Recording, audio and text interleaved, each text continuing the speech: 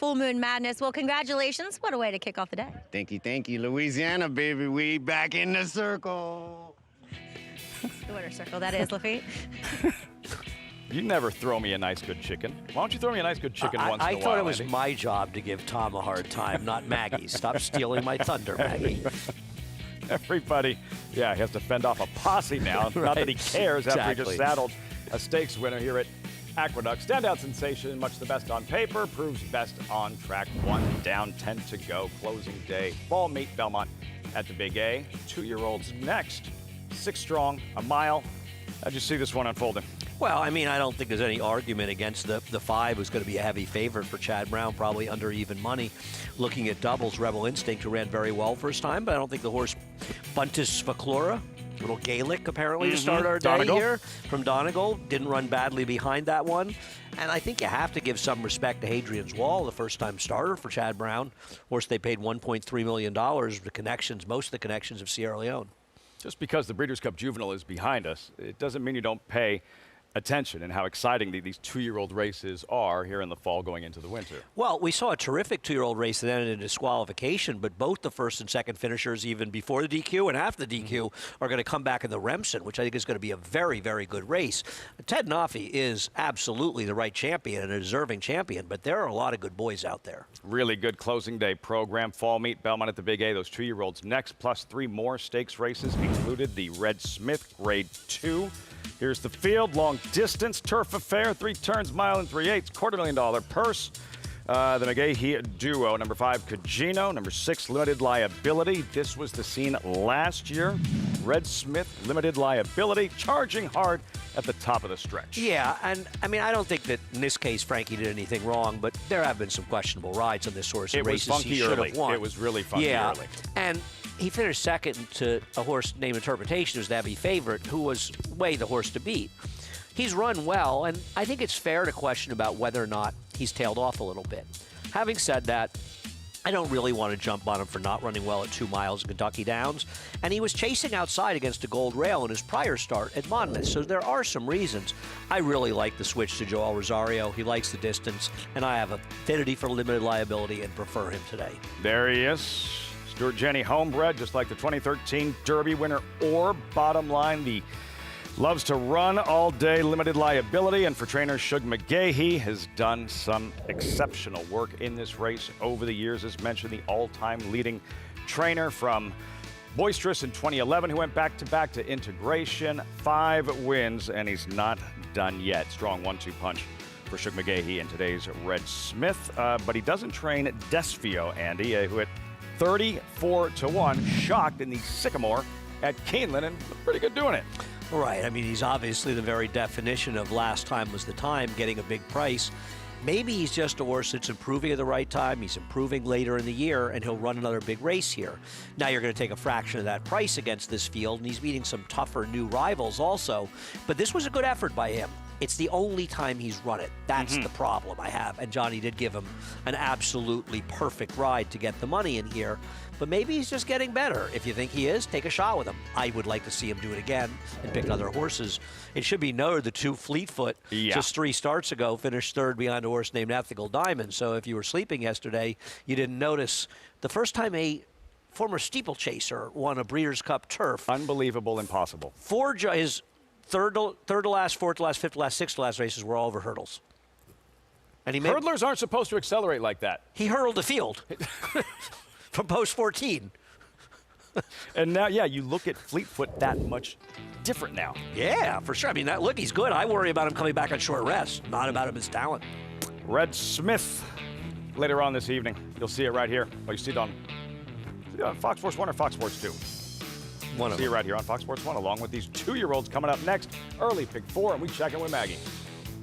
That's right. I'm pleased to be joined here by Adam Kluger of Run Fast Racing. And Adam, you're also a music producer, talent manager. So you've brought some pretty interesting folks into racehorse ownership. Yeah, it's been amazing. We've had a great time, and hopefully today we get a little win. A little win, yeah, a little win for Lil Wayne. Lil Wayne. This horse, actually, Lil Yachty named this horse Concrete Bolt, and he's watching, he's excited. In some tough company here, but we hope that we can pull it off. I want to know, what got you into horse racing? Oh, wow. I guess it started with gambling, then loving the horses. And then when I became an owner about 6 years ago, I fell in love with it. Here he is right now, Concrete Bolt. That's a big boy, huh? He is a big, big dude here, and he's going to stretch out from the 6 to the mile, which I think should help his chances. But, for you, just being kind of a new owner in the game, you've had success out in California. He's your first runner here in New York. Talk a little bit about, the highs that you've experienced so far. Oh, I mean, going on that winner's circle is incredible, especially bringing someone there for their first time. So when some of the celebrity partners of mine got to experience it, I mean, these guys are watching simulcasting at home, which just says a lot about the sport. Once you get exposure, you really fall in love with it, and that's hopefully what we're going to keep doing for people. Well, that's awesome. Well, best of luck with him, and hopefully we get another visit to the winner's circle. Right now, we're going. Thank you so much. It was the best. That's awesome. Adam Kluger, Run Fast Racing, guys, bringing some pretty interesting cats into the game of racing. Including that colt, Maggie, Concrete Bolt. What'll he do in his second career start? Hopefully a better break, better start today with the 2-year-olds in the paddock. Freshman next here at the Big A. We'll be right back.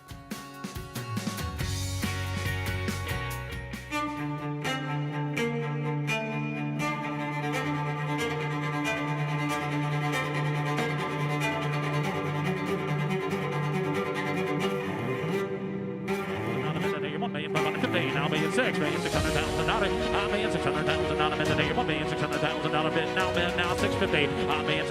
$1,650,000 anybody else want $650,000 bid today. $1,650,000 $1,600,000. Thank you. The world's premier breeding stock event, the November sale at Fasig-Tipton. A night of stars featuring over 70 graded stakes winners or producers, and no less than 30 Grade 1 winners or producers. Champions, millionaires, elite producers, and selected weanlings. One catalog, one spectacular session, one star-studded evening with the highest concentration of quality breeding stock anywhere in the world. The Fasig-Tipton November sale, November 3rd in Lexington, Kentucky. Where will you be? Jockey's Warrior quickly in front here by 2 lengths. Here comes Jockey's Warrior up the inside to take over the lead from Life is Good. Jockey's Warrior remains undefeated here at Saratoga, and he wins an unprecedented Grade 1 stakes at the Spa for the 3rd straight season.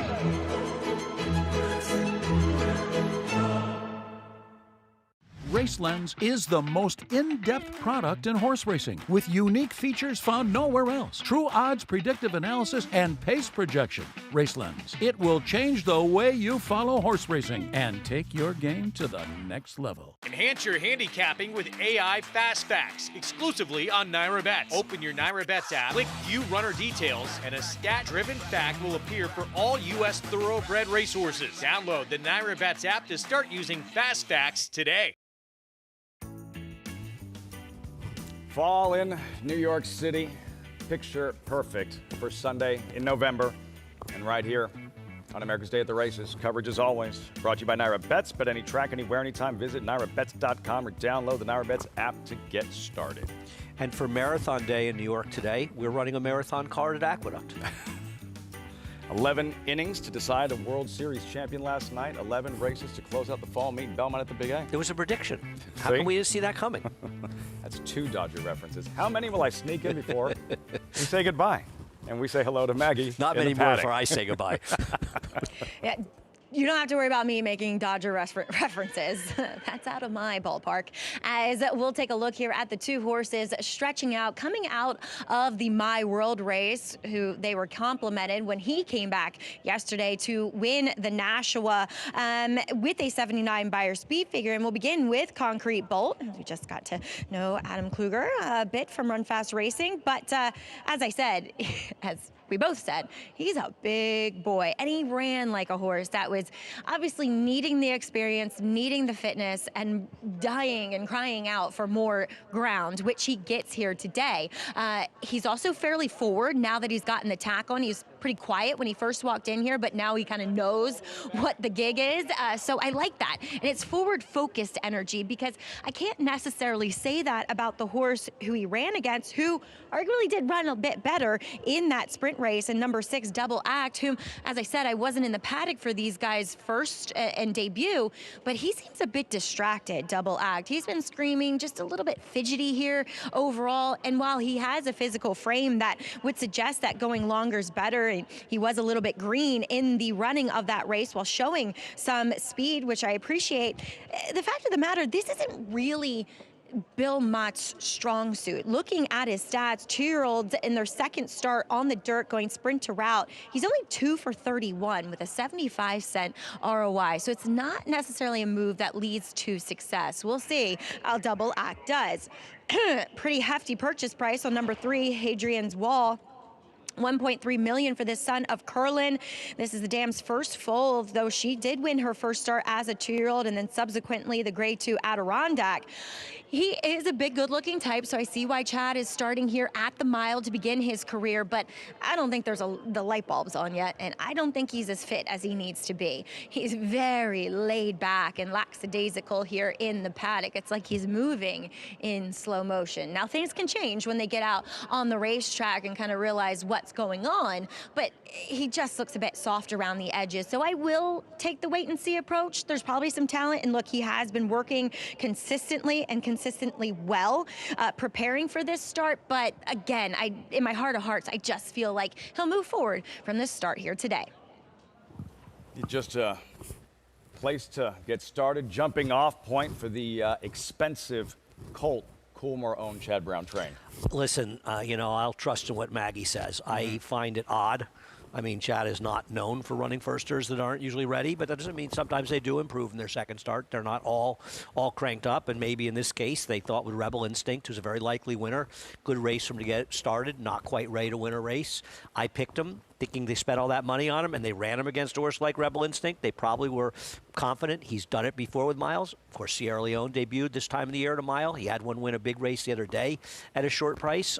So we've seen him do it before, but he didn't necessarily have a chief rival like Rebel Instinct. The one thing that worries me with Rebel Instinct a little bit, he was 12 to 1 first time out. Yep.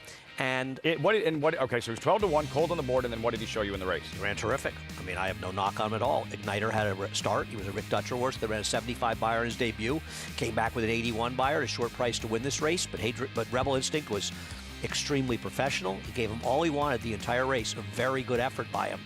He just came up a little bit short. But it worries me a little bit when they don't take money first time. To me, and once again, if people out there think I'm full of it and not telling the truth, they can believe whatever they want. I very rarely ask Chad Brown what he thinks of his firsters, and if I do, I will tell people. I talked to Chad, I heard from Chad, and he likes this one. I might not even bet it, but I'm going to do it. I don't believe in doing things like that. I have no idea, but to me, it usually says when they're that price that they fooled him a little bit. Might not like what Andy has to say, but he ain't going to lie to you. No. He's going to tell you the truth. And with Rebel Instinct, tell you the truth, the pedigree, a half to Unique Bella, 2017 post-time overwhelming favorite in the Breeders' Cup Filly Mare Sprint. Okay, so things didn't work out, but she was really good. And her mother, Unrivaled Belle, 2010, 15, wow. Breeders' Cup Ladies Classic winner, not the Distaff, then Ladies Classic winner. No, I think that we should correct that mistake and call it the Distaff. For some marketing agency must have come up with that idea, and somebody made the mistake of listening to them. You test it. Not everything works. We're horse racing. We don't change anything. If you haven't learned that by now, Lafitte, you haven't been paying attention. We don't believe in change. Stay tuned for that riveting bold ruler conversation later on in the broadcast. Let's see what these 2-year-olds look like. Trackside post parade, there's Swiss Army Knife, a Calumet homebred second start. It came out of a good race first time out, but broke a little slow and just didn't do any running and didn't take any money. Concrete Bolt met the owner, second start, first route. Hadrian's Wall, the lone first-time starter. Yeah, I think the two's a little interesting, though I preferred others. And Hadrian's Wall, I guess with this one, but not really getting bet. Buntis Folklora, Kendrick Carmouche looking to go back-to-back. This horse ran very, very well, had more speed than Rebel Instinct, did a lot of work in that race, and is absolutely a contender to wire the field. That was Rebel Instinct and Flavien Prat, then Double Act towards the outside. Breeders' Cup Distaff winning team, Junior Alvarado, Bill Mott, Silla. That worked out nicely for you yesterday. Well done. Thanks. You know, it's funny watching Silla. Junior didn't send her the lead. She dragged him to the lead. You see her drop her head as soon as they made the way up the I mean, backstretch? she. Just dropped her I head. think Junior realized I can't get in the way of her. She wants to go, and I'm not going to get in her way. She ran yesterday. I know I had heard Bill liked her before the race. Well, he was right. I thought Maggie had a very interesting stat about the 6, where Bill doesn't have a good record stretching these horses out second time out. I think she said 2 for 31, and I thought that was interesting. Sometimes you see trainers and you just assume they're good at doing something. Right. Doesn't mean they are, and that's the beauty of looking things up on Formulator. Double act.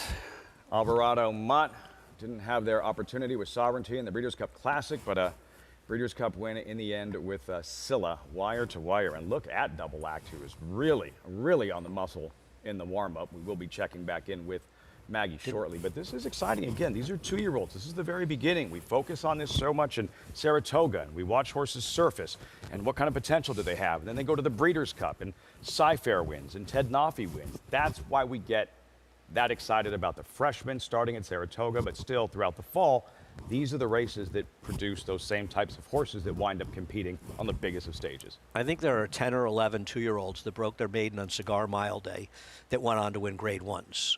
It's a huge, huge, it includes Orb. Orb is one of them. One of my favorite horses, Annals of Time, is one of them, but it's a huge, long list. The notion that all the good horses start early is insane. You know, listen, as good as Ted Noffe looks, there are going to be other horses coming along that we barely even know about. Sierra Leone broke his maiden first time out this time of the year. There are going to be horses we don't even know about. Somebody knows about them, but we don't know about them. And I agree, these races are really fun races, and they're windows into the future of the game. And no knocking Ted Noffe, he's terrific. But things can change, and they can change very quickly. These 2-year-olds getting ready for the second of 11 Belmont at the Big A while we're looking at Double Act. Maggie, what about Buntis Folklora and Kendrick Carmouche aboard, who you just spoke with? What is he showing you? Well, just to get back to what you were saying quickly, though, on Double Act, as I said in the paddock, he was a bit distracted, had a lot of nervous energy, and we saw Junior Alvarado kind of expend that on the racetrack. So we'll see. He is one that should be forward, which could give the horse that I think is the clear-cut speed in here some problems on the front end. That's number 4, Buntis Folklora, for Amelia Green, who closes his blinkers in significantly here for the second time wearing them. He was just wearing a short cup cheater blinker in that last start. Now he's wearing a full cup. So I think they want this horse to go and keep going as Kendrick Carmouche is warming him up with that in mind. So we'll see how far Buntis Folklora can take them / how much company he gets on the front end. I don't think that will come in the form of number 1, Swiss Army Knife for Todd Pletcher. But often we do see, Todd's horses just progress and to progress with distance. This is a horse that does come out of a pretty good race. I mean, 3rd place finisher Further Ado came back with a 98 buyer. And this is one that he didn't have much gate speed. Then he rushed up on the inside to be, 4th, nearly 3rd, dropped back around the turn and then never recovered. He did not take an abundance of money upon debut, but, they can just change so much first to second start. And while he was a big solid horse up in Saratoga, I'm just observing a more streamlined, a more athletic individual who has been very focused and very well tuned for this first start back at the races in about 2 months. So I think there's a reasonable argument that this horse could and should run better here at second, asking Lafitte. Swiss Army Knife, whose stablemate will be crowned 2-year-old champ. Ted Noffe for Todd Pletcher. He's in the gate. Any final thoughts here, Andy? No, like you said, I'm looking forward to seeing these races, and this is the time of the year, November. We have often seen some of the best 2-year-old racing in November. We'll see all year long because people want to get at least a race into them before their 3-year-old season. So I'm not saying it's going to happen here, but we're going to see some good ones over the next month. There's a potential good one. Expensive colt, all kinds of pedigree, Rebel Instinct to the outside, then Double Act. Chris Griffin with a call. 2-year-olds in the second. Belmont at the Big A live on FS1. All set. And they're off. Awkward beginnings towards the inside there. Concrete Bolt and also Swiss Army Knife. They're going to be the distant trailers early.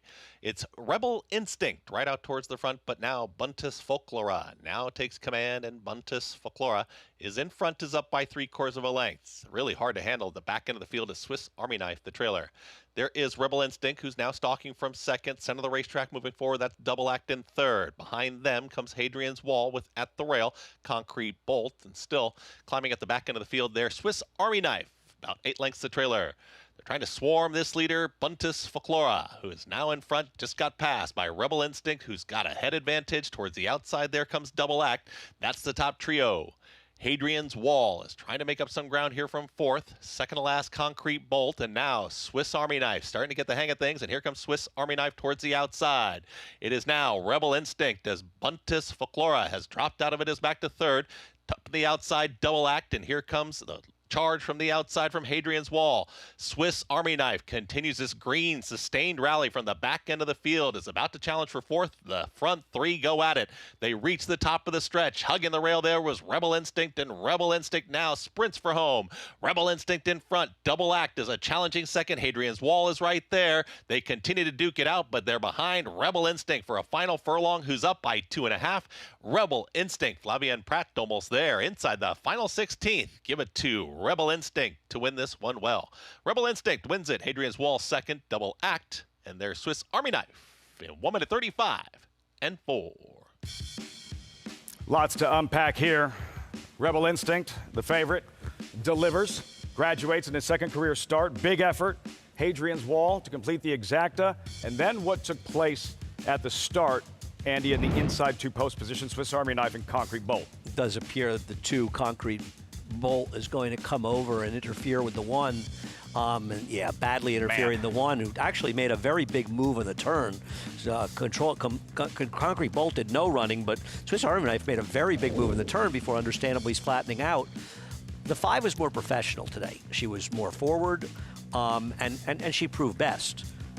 I don't see how you can make an argument that the horse you want out of the race, though, isn't Hadrian's Wall. Because she actually, she was pulling Manny into the race. I think Manny realized at the half-mile pole, I don't want to get caught in this position 3 wide between horses, a first-time starter, not getting the kind of trip you want first time out. And he wisely sort of let her relax a little, him relax a little behind horses. And then he came again, while he was ultimately no match for the winner.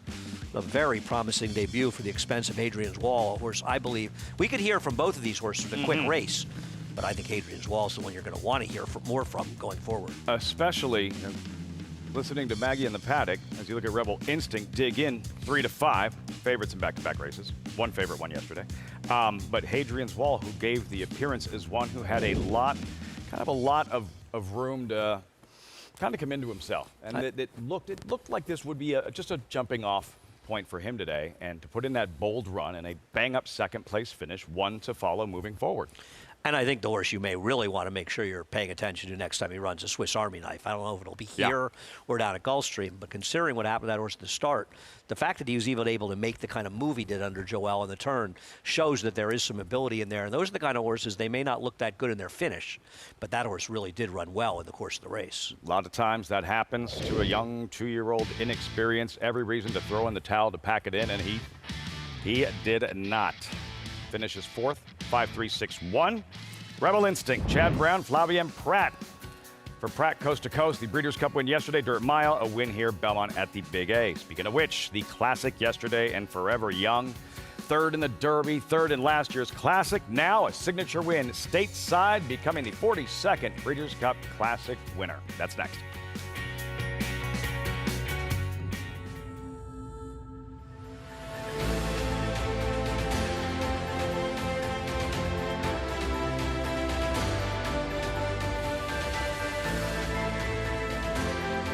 Olympiad gets the gold in the Jockey Club Gold Cup.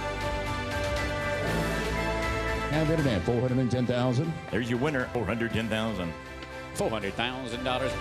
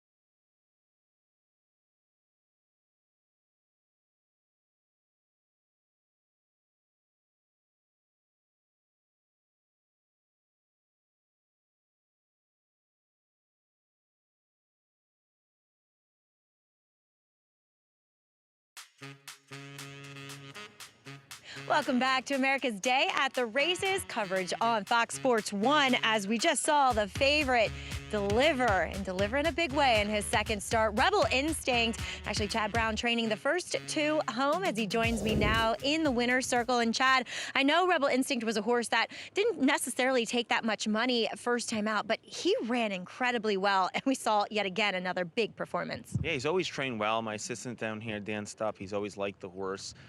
Some of these later horses that we think could be classic horses next year, we just avoid Saratoga with them. These horses, the top two finishers, have been training here all summer. They've done a great job, the crew down here, and both horses trained like they were going to be okay, so I'm not surprised they ran 1-2. Well, talk a little bit about the expensive Hadrian's Wall. You know, he's a horse that kind of just big, laid back.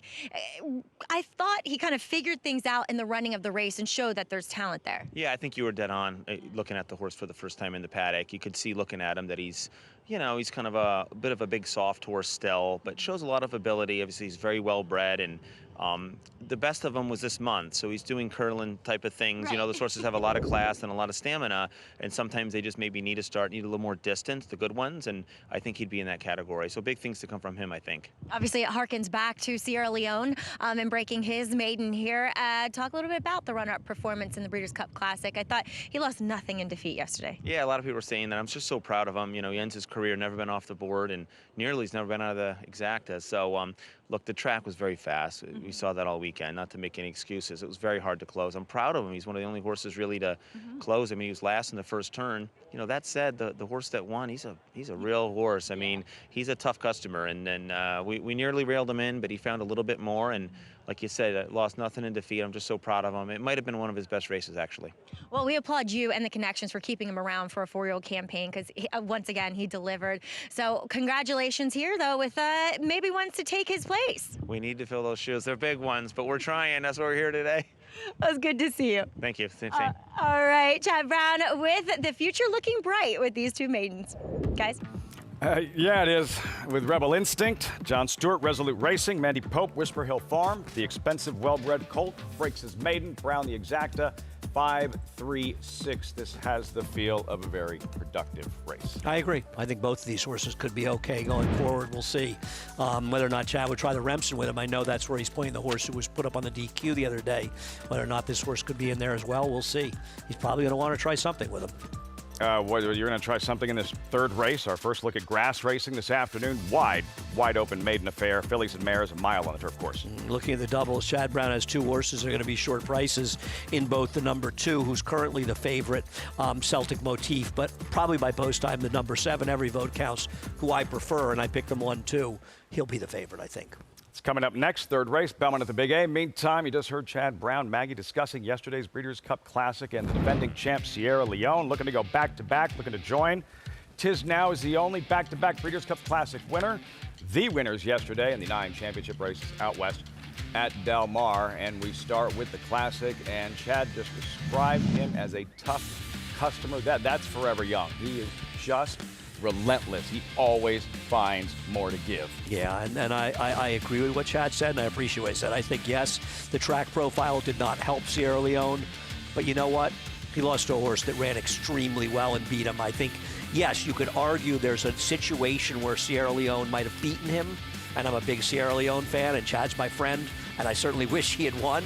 Having said that, he lost to an extremely good horse who I believe ran the best race yesterday. I think it's close, but his record speaks for itself, and that has to be really satisfying, the Connection, to finally get some vindication against fierceness in Sierra Leone after what happened both in the Derby and last year's Breeders' Cup. What about their history, Sierra Leone and Forever Young? You remember them leaning all over each other in the Kentucky Derby, right? Finishing second and third behind Mystic Dan. Last year, 1-3 in the Breeders' Cup Classic. We have the top 3 finishers back a season later. That became the story once Sovereignty was out, and Forever Young kind of returning the favor and becoming just the third ever foreign Breeders' Cup Classic winner. And he didn't do it with an easy trip. I mean, he was right on top of the pace. Mindframe made a bit of a premature middle move in the race, not criticizing the ride, it just is what it is.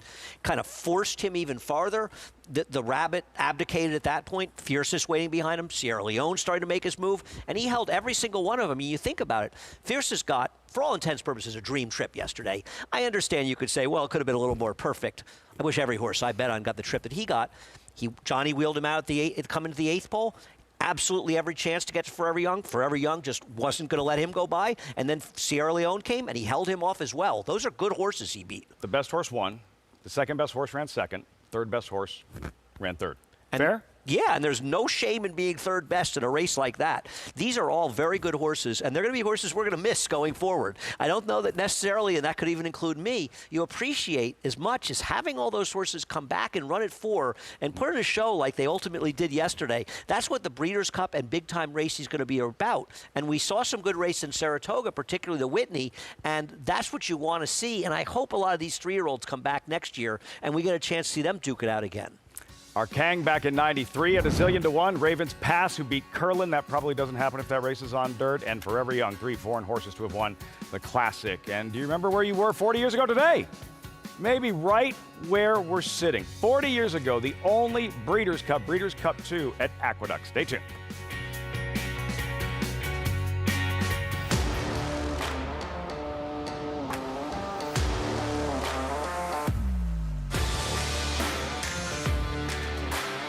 The lead belongs to Epic Ride. He is showing them a clean pair of heels.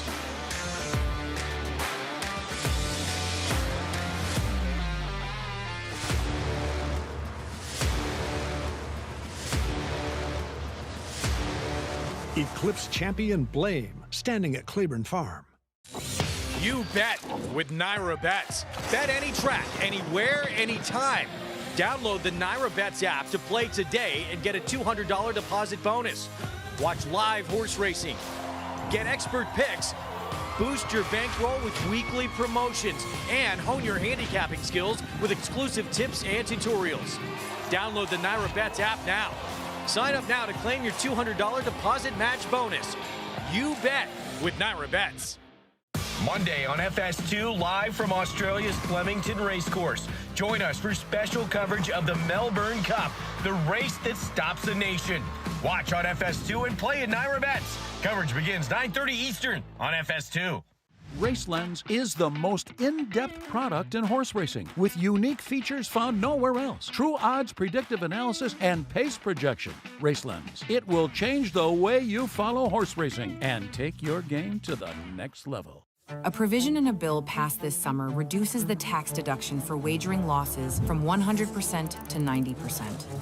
This unfair change would tax horse players on a percentage of their losses, could cost over $1 billion in handle, and threaten thousands of jobs in the racing industry. That's why the NTRA is fighting to pass the Wager Act, a new bill that would restore the deduction to 100%. Tell Congress to pass the Wager Act. Visit ntra.com/wager.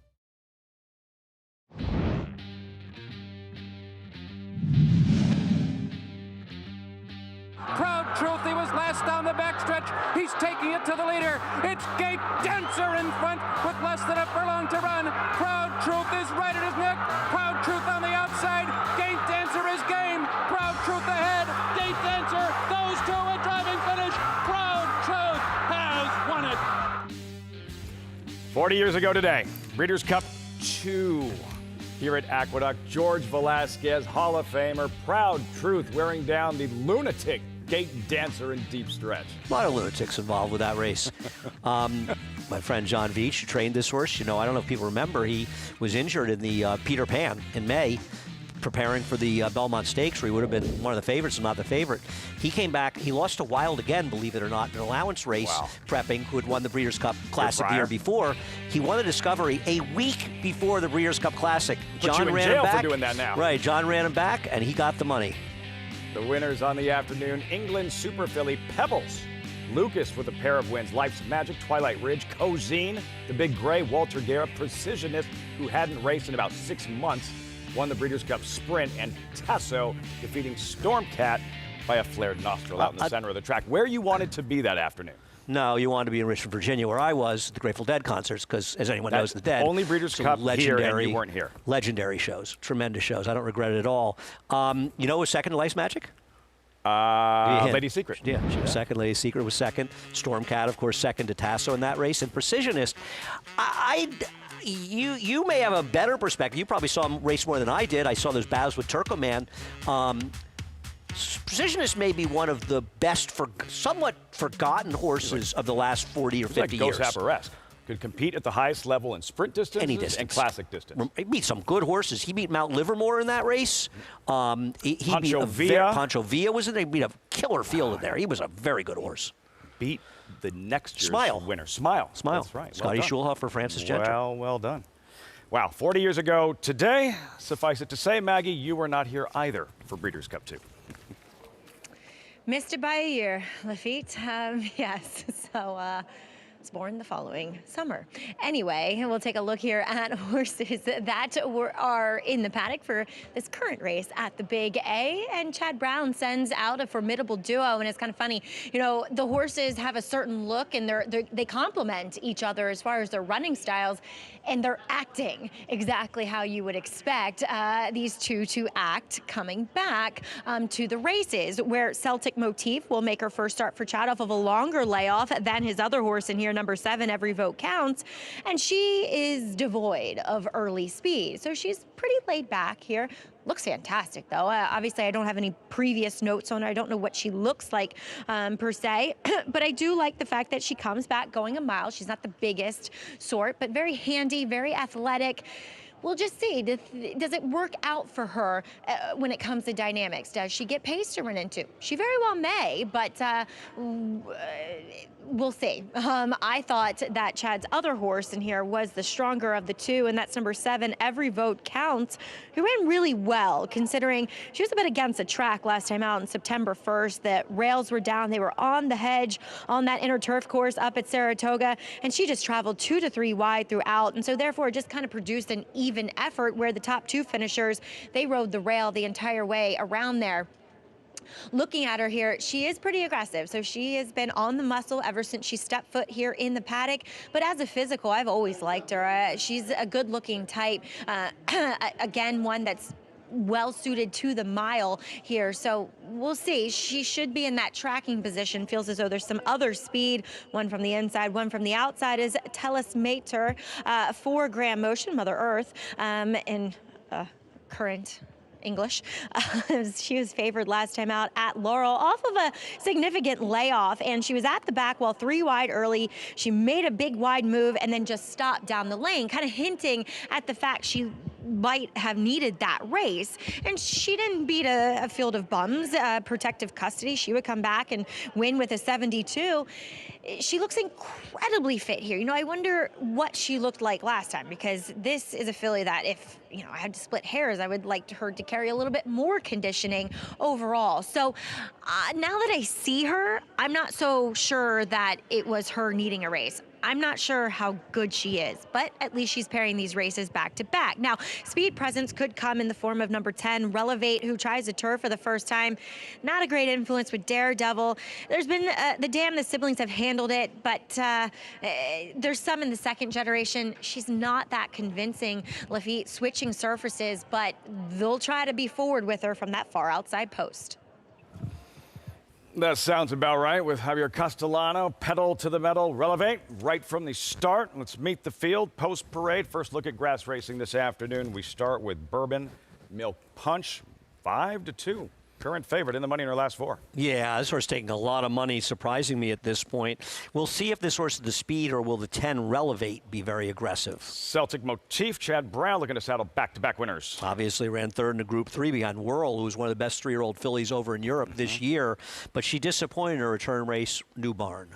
Cheryl's Delight ran okay, switching back to turf, then Private Property, Kendrick Carmouche. Yeah, probably ran all right last time, but it was in a much cheaper race.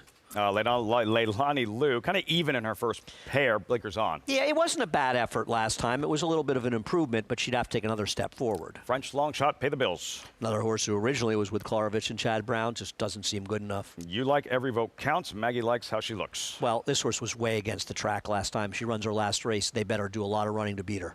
Addressable Market, 17 race maiden. She's the 3rd Klarovich, original Klarovich horse in this race, and she's had her chances. And 8-1 currently. Tellus Mater, who Maggie thought looked all right as well. Yeah, I think the outside 2 horses are the possible flies in the ointment, so to speak, in here, as she could improve second off a long layoff. quick filly relevate. Javier Castellano. She doesn't have no turf pedigree. Daredevil's are more than ready, but it's not a lot of pedigree. But with the right ride, could she get loose here and wire the field? Maybe that makes her a bit of a threat as a wild card. Race 3, graduation day for one of these fillies and mares. Seth Klarman colors there. Flavian Pratt. Every vote counts. All right, so why is this the day for her? Well, you know, this is a horse, I will tell you, that I had picked last time, and Chad Brown thought that she would run a lot better than she had in her debut. And she did. And this was closing day at Saratoga where they took the rails down. And in taking the rails down, there became a huge bias on the inside, particularly on the inner. And she ended up 3 wide around the racetrack that day. And I think Chad was right. I think she would have won that race if they hadn't taken the rails down. In fact, I think the 3rd and 4th finishers would have run 1-2 in that race. I thought she ran very, very well. That was a solid field, and I think she's going to be very hard to beat today. 3-1 feel about right to you? I think it's generous. I think she should be 2-1 here, personally. And I'm not sure she won't be. Right now, the favorite is pictured with Celtic Motif 5-2 and Manny Franco aboard. Celtic Motif, this was 2 starts back, I believe. Yes, this second place finish defeated a neck at Gulfstream before competing with grade 3 types in the Florida Oaks. I thought Tyler gave the horse a good ride. You know, she just had no speed. She was inside for most of the way. He angled out middle of the turn, and then she swung wide in the stretch and just couldn't catch the horse up front. Now, I don't want to criticize horses too much going from real turf courses over the Curragh to Gulfstream. They must get out on that turf course and go, what is this? She disappointed very, very aggressively placed, losing to a pretty good horse. And by the way, I think one Eclipse Award that we know was wrapped up yesterday was Nitrogen as the top 3-year-old, and losing to her. She's okay. I'm not knocking her. I just think the 7 is better. Celtic Motif, Manny Franco, Maggie, and the filly who will break to her inside Bourbon Milk Punch. Number 1, what's she showing you? Yeah, Andy and I saw this race very similarly as number 1, Bourbon Milk Punch, I think has a very advantageous draw given the fact that she has a bit of early speed as she'll apply those shortcut cheater blinkers here today for her 4th start for the Horacio de Paz barn. And I've really liked the job that Horacio has done with her because, you know, she's moving fantastically. She finally is carrying her weight and conditioning well. Just a great coat to her because she was one that really didn't necessarily look as though she wanted to carry good muscle mass previously. So it looks as though he has the cotton in her ears to keep her calm.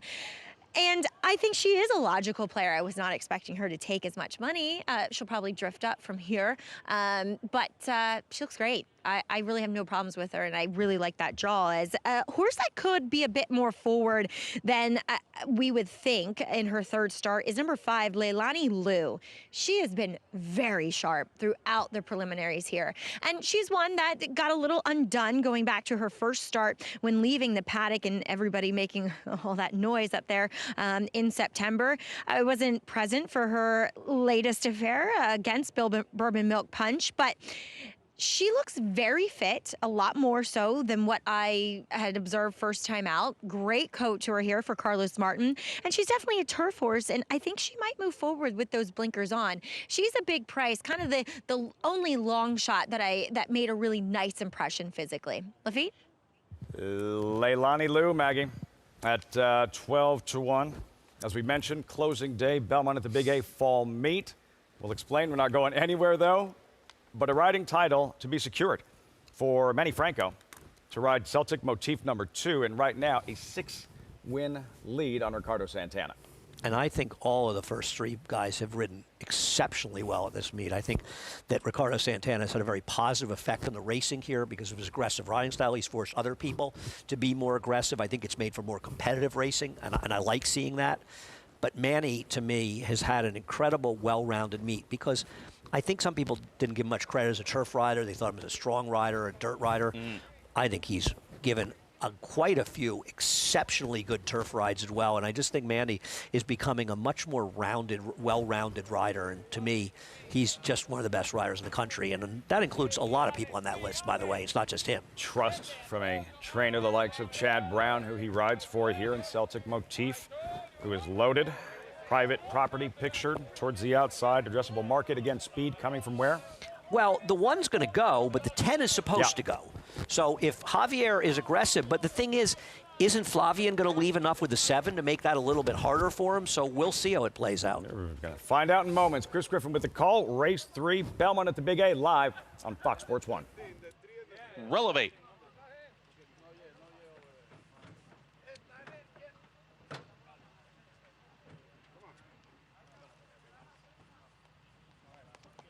Relevate. Goes in. All set.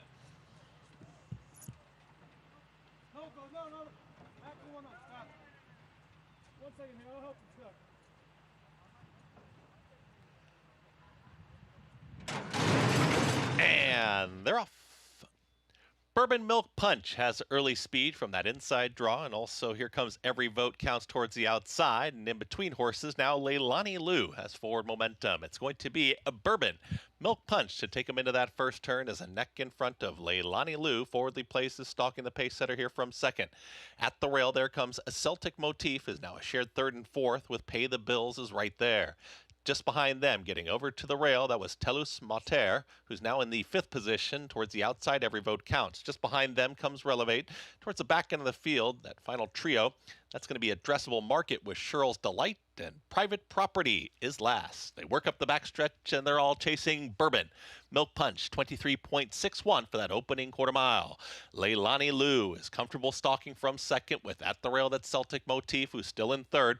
Right there with Pay the Bills in fourth. Telus Mater is there in the 5th position, and in 6th, towards the outside comes Every Vote Counts, as Every Vote Counts is now thrusting forward.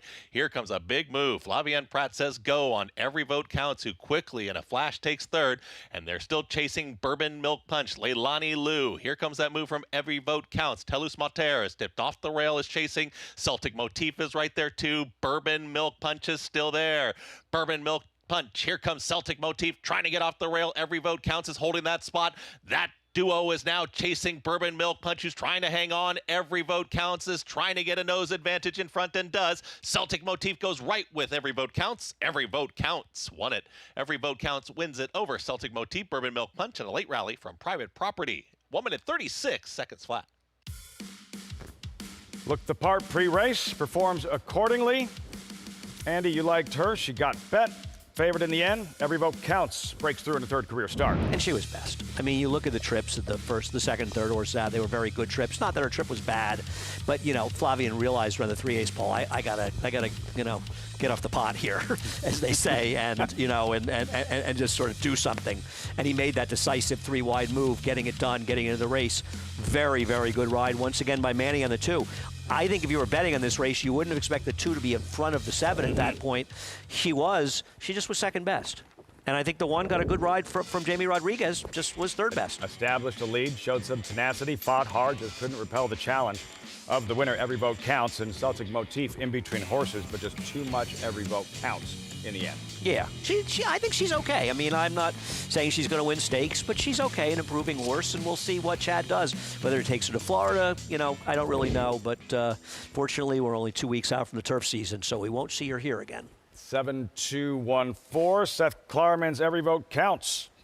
For Chad Brown. Brown back-to-back wins, and Flavien Prat strikes in this 3rd of 11 at Belmont at the Big A.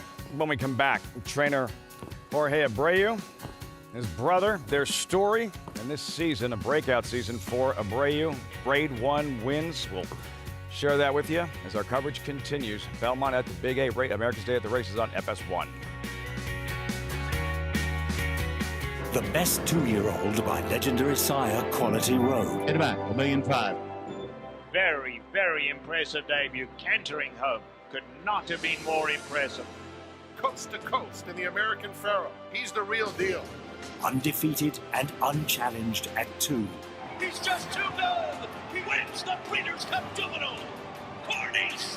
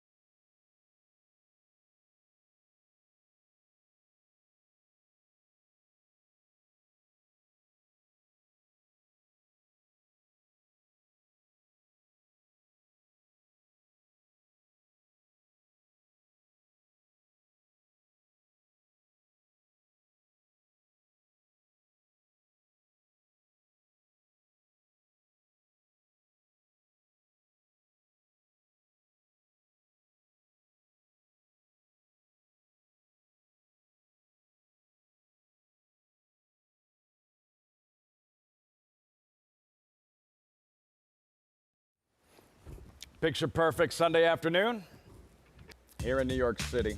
Coverage on America's Day at the Races, brought to you in part by America's Best Racing. For the love of the race, visit americasbestracing.net today. A little different than what we saw yesterday, where it was long shot after long shot, and favorites went 1 for 10, I believe. 3 races in the books, Andy. 3 favorites have struck. So that makes 4 straight favorites winning here. Going back to it was Capitol Hill yesterday? Yes, getting up in the stretch to get it done under Sahin Savachi, who we'll be hearing more from all winter. And you know what? Another race, the best horse won the race. And whether you win or lose, when you feel at the end of the race the best horse won, you can't really complain. It's just the way it goes. I think this horse maybe didn't win by a huge margin, but proved to be best. 7-2-1-4 in the end. And yeah, it's very different than what you see in, I would think, most sports. When you have a marquee event like we did yesterday in the Breeders' Cup World Championships, the fact that these guys are back at work. We heard from Chad Brown in the winner's circle earlier. Flavian Pratt winning the Breeders' Cup Dirt Mile yesterday.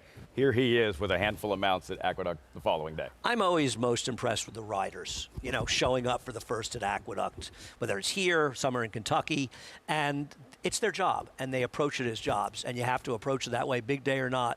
They're not taking days off. We've talked about this with Richie Howe in look, after the Super Bowl. And hey, Patrick Mahomes, you're the MVP. What are you going to do next? So I'm going to Disneyland.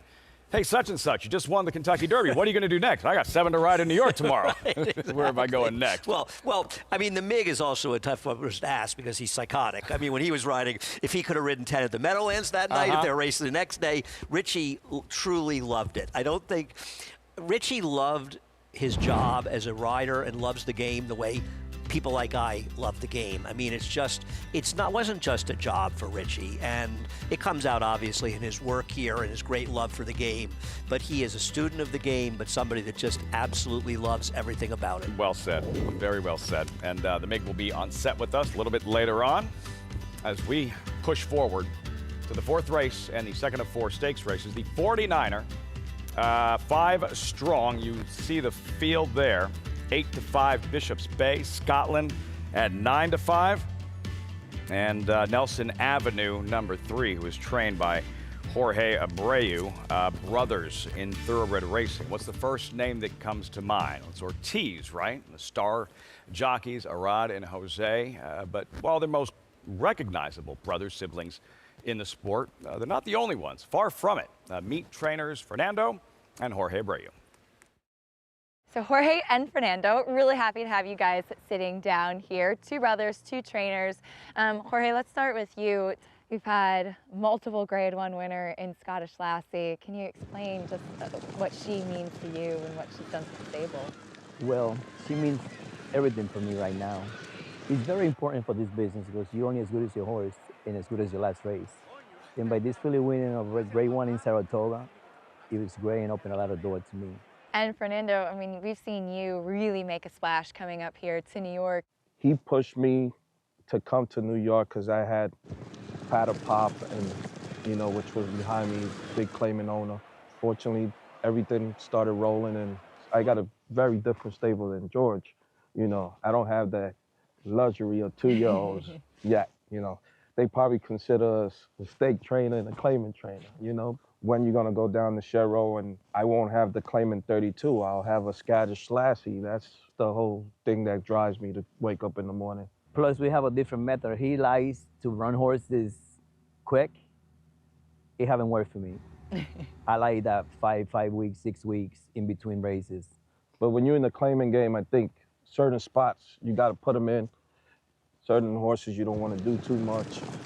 2-year-olds, you come back 14 days, 15 days on work. And I don't like to work horses too much because anything could happen in the morning and they don't make no money in the stalls. So as a claiming guy, you have to go out there and try to perform for your owners.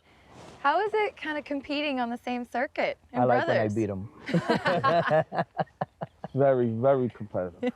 Yeah, we go at it. We talk a lot of crap at home and stuff like that, especially if we got in the same race. Unfortunately, he got the upper hand on me now. But you're coming for him. Yes, and in the claiming game, I don't think he's as sharp as I am. But, he's... Well, that's not my forte anyway. Yeah. Who do you think, if you have 2 horses, 1 for each you in the race, who's going to be the worst loser? If I like my horse, I'm a terrible loser. He could tell you at any level. I live with him. and he have to listen to me like all night long. I don't stop. You have to hear it. Yeah, she's horrible. Horrible when it comes to I'm a terrible losing. loser. If I like my Horrible. horse, if I get beat by somebody that I don't think it should beat me in the race, that's my day right there. I hate losing too, but I take it a little different. I don't complain as much as him. I stay in my room and just don't come out one of the best. I think there's a deep respect, I think, that you have for one another, right? Oh, we do. Oh, yeah. There's no doubt about it. Like, I don't know who's his #1 fan besides me. I always root for him, especially on those big races. And forget Scottish Lassie, I want him to do the Derby. You know, he's in that level right now where he could go on and some owners could see him because he does great with 2-year-olds. You know, I'll sit back and watch. It's like me winning the Derby, watching him do it. Fernando, Jorge Abreu, there's Jorge. Big season, celebrating his first Grade 1 wins this year and last year, Scottish Lassie in the Frizette and that blowout win in the Coaching Club American Oaks. It must be so frustrating for Jorge that he can't seem to keep her really sound and running her best races, because obviously the Breeders' Cup scratch, she didn't run back in the Alabama, she went to Cotillion, she underperformed the Cotillion with what I thought was a great ride and trip, but yet she's had a couple of races where there's an argument she is the best 3-year-old filly in the country on the dirt, and just can't seem to put it together and hold it together. It's got to be really tough. It's a feast or famine with her, and yeah, when she's good, she is very good, and the first 2 Grade 1 victories in the career of trainer Jorge Abreu. As we get set for stakes racing, horses in the paddock there, the 49er coming up next. You're watching America's Day at the Races on FS1. Quality Road, proving Lane's End's tried and true stallion-making tradition. Quality Road has sired multiple Eclipse Award and Grade 1 winners, including champion 2-year-old colt Corniche, champion 2-year-old filly Caledonia Road, champion 3-year-old filly Abel Tasman, Grade 1 winner Bleecker Street, and classic winner National Treasure. He's a leader of his generation. Quality Road, a stallion that stands above the rest. The world's premier breeding stock event, the November sale at Fasig-Tipton. A top filly on the West Coast, Tenma won 3 of 4 starts at 2, including a signature win in the Grade 1 Del Mar Debutante. Tenma has won it. She finished her juvenile season winning the Grade 2 Starlet, besting graded winner Look Forward. This year at 3, she picked up where she left off. She racked up a 6.5-length score in the Grade 3 Las Virgenes for owner Bayoma Corp and trainer Bob Baffert. From there, she captured the Grade 2 Santa Anita Oaks. Tenma is by champion Nyquist from the strong international family of multiple Group 1 winner Misty For Me, the dam of European champion U.S. Navy flag, and multiple Group 1 winner Roly Poly. The family also includes French champion Ballydoyle, European champion Fasliev, classic performers Menifee and Desert Wine, and broodmare of the year Ann Campbell. Grade 1 winner Tenma, selling this November with Hill and Dale at Elapa. Racetrack Television Network brings you every race, from every track, on every screen, every day. With monthly packages starting as low as $5, RTN gives you great value and access to more live HD streaming and race replays than anyone. Visit RTN.tv today to sign up and watch on almost any device, including Roku and Amazon Fire. RTN has packages that start at $5 per month.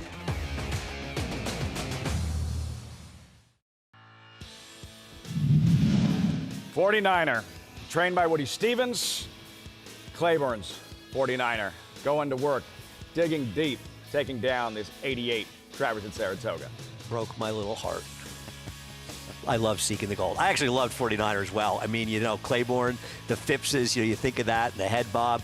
49er was just so game. He followed this up with a second-place finish to Ali Sheba, who is a remarkable 4-year-old, and that terrific Woodward when Wacoy was third. I think Brian's Time for John Beach was third in that race.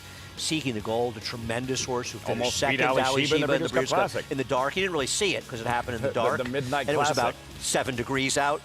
The greatest Breeders' Cup run under the worst conditions in history. The turf course was a bog, but I mean, Miesk performance that day. Ali Sheba in the bog, the personal ensign. I mean, I watched that personal ensign winning colors, that Distaff. And you know, it's like an old joke that I didn't think John Wayne would live this time, you know, whatever. Every time I watch it, I think she's not going to win. Get there. She's not going to get there. Unbelievable races that day. 13 for 13. And 49er, his legacy, well, it's honored here in the form of this Grade 3 Stakes race. 49er. Maggie, what are you seeing in the paddock from the 49er runners? Well, Lafi, we'll start with the horse who just plain looks best here, and that is the favorite in number 5, Bishop's Bay, as he is coming off his first off-the-board performance is in his entire career in that Grade 1 Forgo, in which he did stumble, but he stumbled forwardly. Then he was tracking the pace inside. He tried to go up the rail. He was in quite tight. You know, watching the head-on, he had room. It wasn't like he was shut off or bumped or anything. I just wonder, too, though, how comfortable he was. And furthermore, he feels like a horse that does his best running when he is put in a forward position, either right on the lead or just off of it. Now, I do like his post position for him, getting more towards the outside. There is some other speed in here. I wonder what Over and Ollie does, and obviously, like the way in Kendrick, they're not going to take anything away and probably go from that inside post. Like I said, though, this guy's dappled head to toe. He looks by far the best. I am a little intrigued, though, by number 3, Nelson Avenue, as you kind of isolate the dirt races for Jorge Abreu. In that the Salvatore Mile, it was his first start for the barn, and I wonder how long he actually had him, and he finished second behind Bishop's Bay. Then they go to the turf, and then they come back to the Parks Dirt Mile, and he gets the win. Great trip and ride by Joel Rosario, who is back aboard again here today. But I just feel like he's a horse that might continue to flourish under the tutelage of Jorge here, yeah, he doesn't look as good as Bishop's Bay, but he looks good for himself, and I do appreciate that. And obviously, we know he likes the mile. Guys?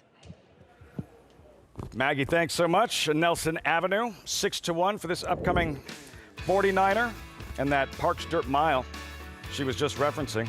Here it is, stalking the pace, strikes the front eventually, goes on to a sharp win. I think the interesting thing with Nelson Avenue is that he's learned to rate. Yeah. Because he really was basically a runoff speed horse who obviously had a lot of talent, but he's gotten to be able to settle a little bit. I don't like him in here. I prefer other horses, but I'm not going to knock his form. To be honest, I didn't totally chalk out because I picked the 6 Scotland over Bishop's Bay. I just thought the 6, 5, and 6 might be better than these horses. You know, sometimes in handicapping, you just go on the old tried and true handicapping angle of finding the best horse, which doesn't usually give you much of a price. I prefer Scotland to Bishop's Bay. Maybe Bishop's Bay got lost on the rail last time out, but I thought that Westchester win was a completely phony win on a gold rail that day, though I love Quince Brew. Unfortunately, never ran again this year. He easily beat Nelson Avenue and Salvador Mile, but those were sloppy seal tracks. And on this day, and in the Grade 1 Forgo, Scotland finishing second to a pretty good sprinter. Yeah, he did. A horse who will probably finish second behind Ben Tornado because he didn't try the Breeders' Cup. I wondered a little bit if maybe Bishop's Bay didn't like being right down on the rail, trying to close up the inside. I mean, he won on the rail 3 back, but sometimes there's a difference between 49er. You look at the race we showed, right? He's on the rail, but he's controlling. He's comfortable. As you and I were discussing off camera, not a horse you want to put in the rail, and that's where Julie had him in the Breeders' Cup Classic, and that was somewhat of a point of contention. I think that Scotland is better, and, you know, Maggie and I were talking about this earlier today. I had made the point last time that maybe Scotland's a better horse than Saratoga. At Saratoga. I have a different opinion with my friend Andy Beyer, who cut the figure on the Vosburg. What's the story there? I have not asked him why, and I should, but I love having a good argument with Andy. He cut that figure and the Forgo figure, and I think particularly he cut this figure too much. I don't know why he did it. I should ask him.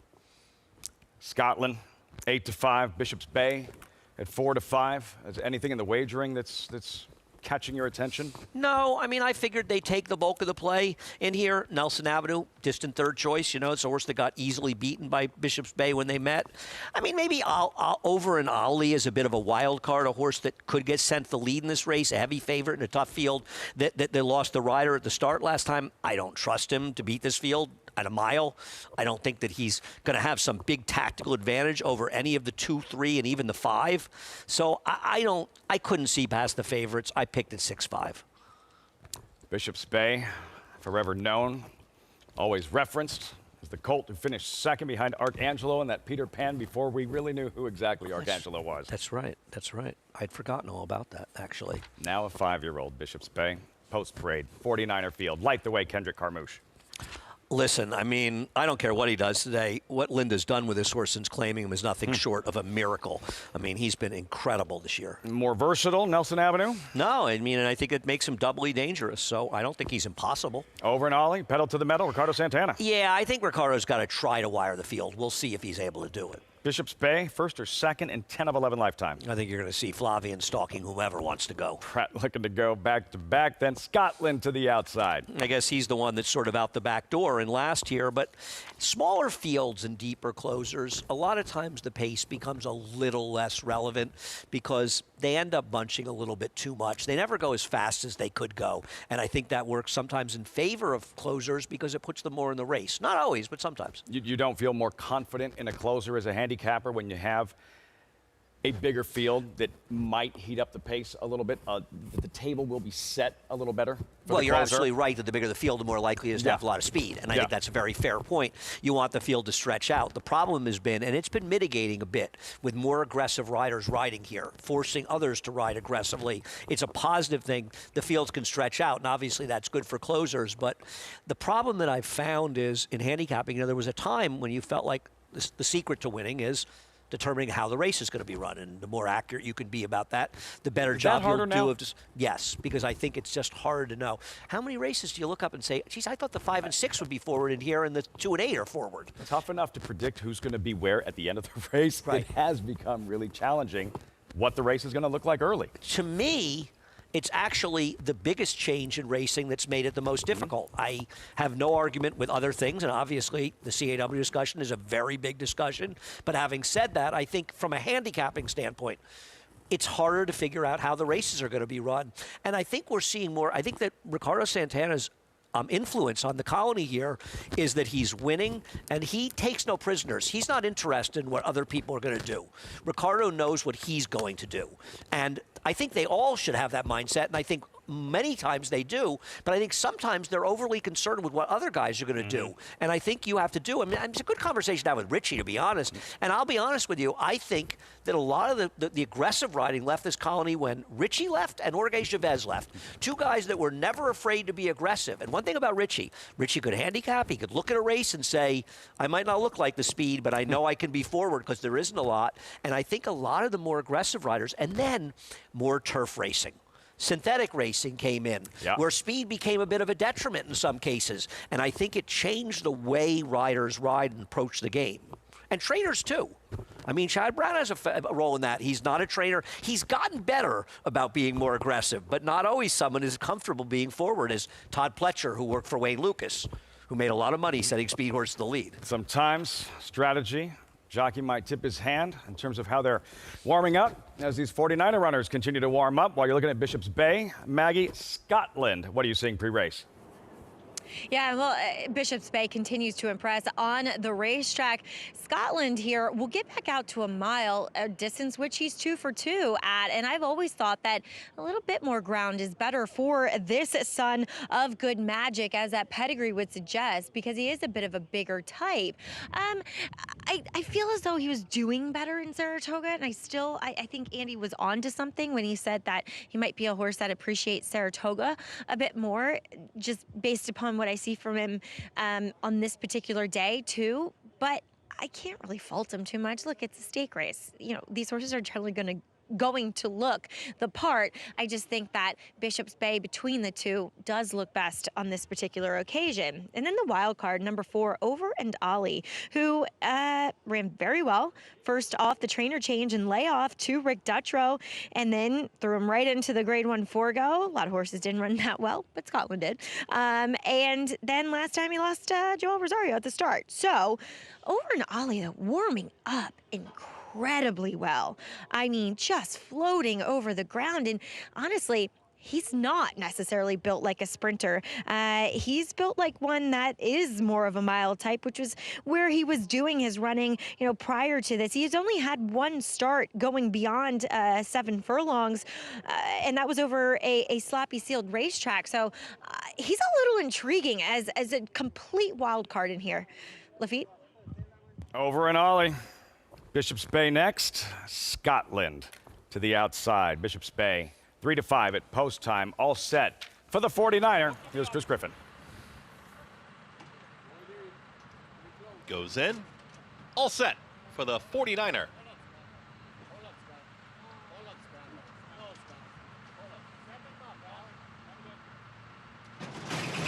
And they're off. Light the Way sprints right to the front from that inside draw, and it's Light the Way. Will Show the Way is up by a head. Right to the outside is Bishop's Bay. Is going to stalk from second. Scotland out wider in third. Just behind them comes Nelson Avenue and the early Triller. Over and Ollie. They come out of the chute and hook up with a backstretch, and Light the Way at a big number is in front. Bishop's Bay applies the pressures within a neck of the leader. The front two start to get away through a 23.56 opening quarter mile. Scotland is a well-settled third, just patiently ridden here by Junior Alvarado. And here comes Nelson Avenue with a move and Rosario at the rail. They're third and fourth. The Trailer, Over, and Ollie. They approach a half mile left to go. Light the Way is still there. Light the Way being shoved along to keep that margin. Here comes Bishop's Bay towards the outside. Nelson Avenue saving all the ground. 46.57 for a half mile time. No move yet from Scotland. And Over and Ollie is trying to make up 5.5 lengths. Light the Way is in front. Bishop's Bay is ready to pounce. Nelson Avenue right there at the rail. Nowhere to go right now as Scotland is progressing from fourth. They get set to reach the top of the stretch. Light the Way has now been confronted by Bishop's Bay towards the outside. Bishop's Bay trying to push on by. Nelson Avenue squeezing through an opening here at the rail. Scotland's trying to catch the top trio. It is Bishop's Bay and an oncoming Nelson Avenue. And Nelson Avenue to the inside of Bishop's Bay, who's only ahead in front. Nelson Avenue fights on towards the inside. Bishop's Bay finding enough. Bishop's Bay won the 49er. Nelson Avenue was second. Scotland and Light the Way in 1 minute 35.31 seconds. Exciting finish in the 49er. And Bishop's Bay just able to hold off the determined, resolute Nelson Avenue on the attack in the inside, but too much. Bishop's Bay in the end, a second win in the afternoon. Jockey Flavian Pratt. Excellent ride by Joel, and Nelson Avenue gave him every chance. Just wasn't good enough. Bishop's Bay was best. Playing himself outside of Light the Way as we expected him to. I'll tell you something, watching this race, I thought Scotland was a cinch. I thought Junior was sitting behind him, and I would actually like to talk to Junior and ask him because he seemed very confident, and he didn't do anything wrong. He wheeled him out into the stretch to make his run, and this was one you talk about guys sitting chilly. Right. It looked like Junior was sitting chilly, and he just was nowhere near good enough. He was third by default. It's a Maggie trackside. I do love and respect Bishop's Bay. You know, the only reason I think we saw that one off-the-board finish last time out is because he just didn't like being down on the rail. And this is a horse, when other horses come to challenge him, when he's more forwardly placed, he fends them off with everything he has. That gameness is there, and that record is there because of it. And now getting his 8th career victory in 12 starts. And that's a record not to be laughed at. And the thing with Scotland, guys, I've always had this theory about this horse, and never would I ever in my wildest dreams tell Bill Mott what to do. But I've always thought blinkers would be really intriguing on this guy who seems to travel, and then when he kind of gets there, he never gets there. Lafitte. We've seen it, where he will just cruise up into contention. Looks like the tank is full until it isn't. Yeah, no, it's interesting with horses, and it's interesting watching them and sort of getting to know them, right? And so you become less surprised that sometimes horses surprise you a little bit less. And, you know, I think with Scotland, there may be something to what Maggie and I were talking about him preferring Saratoga. Maybe he gets good that time of the year. Maybe he's he is a horse that had a lot of stops and starts. He may be a tough horse to keep on the racetrack, and his window every year is a short window, and Bill's timed it well in Saratoga. Very fitting for a horse who doesn't like to be inside of horses to win the 49er. 5-3-6-2 results when we return. Plus, 2-year-olds on Friday out west. Ted Naffy, Breeders' Cup juvenile winner, undefeated. He'll be crowned champion. And the filly beats the boys. Cy Fair in the juvenile turf sprint. Keeneland November is where futures take root and legacies pass from one hand to the next. In the ring, excitement builds. A glance, a nod, a bid. History changes in an instant, and the impact lasts a lifetime. The market is here, The global stage is here. Your moment is here. Keeneland, November.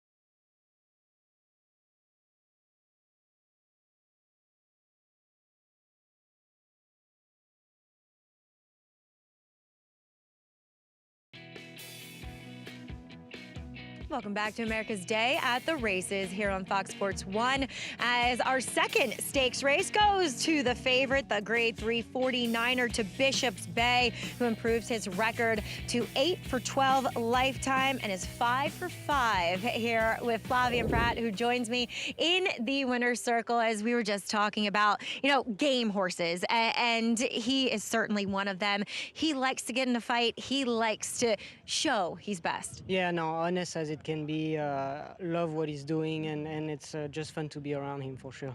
It was a more ideal setup and scenario for him today, posted more towards the outside, had that comfortable stalking trip, and it feels like whenever there's a horse that comes to challenge him, he's there to put his nose back in front. Yeah, absolutely. No, the perfect setup, and like you say, he's just so competitive. He loves to fight back, and yeah, just a very nice horse. Picking up 2 Breeders' Cup wins yesterday, 2 for Bob Baffert. We were discussing the really exciting stretch battle in the dirt mile. Citizen Bull, he did not want to let you and Nysos by. No, absolutely not. No, a game effort from both horses. I honestly turning form. I thought I was gonna go by, and my horse give me a run, and Citizen Bull wouldn't let go, and just a great fight, yeah. What do you have to do as a jockey when you get to one, you think you're going by, and they dig in, fight back? What do you have to do with your horse? I mean, honestly, just focus on your horse and try to keep him in balance and running. Luckily enough, my horse is talented and had that fighting spirit as well, so it was good. Well done. Good to see you back here in the winner's circle, of course. Thank you, Maggie. All right, Flavien Prat, coast to coast. No rest for the weary. He's not weary, though, Lafitte. I'm weary. Can't speak for him. I'm tired from laying around the couch. Flavien, man, that dirt mile was exciting. It was. Nysos and Citizen Bull. I don't think it's going to be a race. The dirt mile's a race that, frankly, it's more memorable because Cody's Wish won it, and Cody's Wish was memorable. It's not a race that's ever going to get a lot of traction, but that was a great race. No. it does at times. It's like a JV Breeders' Cup Classic, right? Yeah. But that particular edition, and yes, I always want to see it at a one-turn mile. That was a two-turn mile. I know. But just the race and how it unfolded, the stablemates and Citizen Bull and Nysos, just 2 horses giving everything they had. And I love Nysos. I'm a big fan. I think he's a cool horse. And I was glad he won. I didn't bet the race. He was a huge favorite, but Citizen Bull ran his butt off. I mean, you look at that card. He's one of the absolute hard luck losers in that race because he was moving up front. Track might have helped a little bit, but he was moving. Fought to the wire. Yep. Nice shows. Big win in yesterday's Breeders' Cup Dirt Mile, and the 2 scores for jockey Flavien Prat on Friday, with the 2-year-olds taking center stage. And the Breeders' Cup Juvenile with Ted Nafi, who we were introduced to at Saratoga, remains undefeated, top of the stretch, shoulder to shoulder with Brandt. Speaking of fighting all the way to the finish, Brandt giving everything he has. Too much Ted Nafi in the end. Yeah, and I think that there are some people who may think, it wasn't that good a field. I actually think Brandt's pretty good. Whether or not he's going to prove to be a horse that's more effective in the Woody Stevens and the Alan Jerkins or going the longer distances, that's another question. Ted Nafi is the real deal. He's, a 3-time Grade 1 winning horse. And I think he's been extremely impressive in every race he's run. In fact, I think this was the worst race he ran, and I still think he ran really well. I thought his hopeful was scary how good he looked in that race. And I don't say that knocking him. I mean, he's run so well in his races, and I think this was more of a workmanlike win. His other races were a little more brilliant, maybe the competition a little bit tougher. He's a good horse. East Coast-based 2-year-olds, post-time favorites in the Breeders' Cup Juvenile, now 3 for 7. Going back to the very first Breeders' Cup race ever, Chiefs Crown, Hollywood Park. Todd Pletcher, Shanghai Bobby, he was favored at post-time, just like Ted Nafi yesterday. And oftentimes you watch the Breeders' Cup Juvenile and you're saying, okay, that's a really good 2-year-old right now. He'll be crowned champion, but this feels like the ceiling. This doesn't feel like the ceiling for Ted Nafi. No, I don't. I mean, I always find these Derby future pools to be ridiculous. He was 9-1. He probably even went lower last I looked at the pool. I don't know if it's closed or not. I'm not going to play them. I think he should be the favorite of the horse that ran, but I still think he's 25-1, if not more, to win the Derby. And I don't say that knocking him. How can you possibly say a horse is better than 4% to win the Derby at this point? They get hurt, they get injured, unfortunately. So many things can happen. So, yeah, I think Ted Nafi is the favorite for the Derby. I just have a different view of what his odds should be as the favorite than other people may have. Undefeated to be crowned champion, Ted Nafi, Maggie, and then earlier in the card, a very fast filly handled the boys brilliantly. Cyfair in the Breeders' Cup Juvenile Turf Sprint. As she did in her start before in Canada, Lafitte Cyfair. She has just been sensational this year. Did suffer that one defeat in her second start of her career, but I just remember her leading up to her first start. Actually, she was a 2-year-old report, not to give myself too much praise, but I thought she was really interesting given her OBS workout where she did go 9-4, the way that she just kind of attacks the ground, which is in full display here, and for the connection to Crimson Advocate, George Weaver's first Ascot winner, who her dam is a sister to. So this was very fitting for George Weaver and his team to get their first Breeders' Cup win with a turf sprinter, of course, and she has just been dazzling. I love her, affinity for running, and she's shown an ability to be adaptable, whether she's forwardly placed or she's rating from off of it. And tip of the cap to Reagan Swimbank, who is one of the dear friends of our show and such an enthusiastic owner, and named this one after his mom's hometown. Guys? Yeah, and what that win must have meant to him to celebrate a Breeders' Cup victory at Del Mar with the Cyfair on Friday. Yeah, he texted me on Saturday morning and he said, I'm still celebrating or something. And I said, as you should be. I think we're all, Jonathan's been friends with Reagan for a long time. I kind of know him through Jonathan, but also my friend Nick Tamaro. And yeah, I can't say enough good about him. To know Reagan is to like Reagan. He's a good guy. That sprinter that gives you that second move, like she was trying to like a slingshot in the stretch. Yeah, she was good. Yeah. No, I was impressed by her performance. I thought there were some really good races over the weekend, in these races. It was a little exhausting, to be honest with you, all 14 races, but we saw some good races. I thought one of the horses that lost yesterday that kind of was in a lot of ways, and a horse I didn't like in the race, I bet against her, is She Feels Pretty. I don't know if she's being retired or not, but I don't think you could give enough credit to Cherie DeVaux.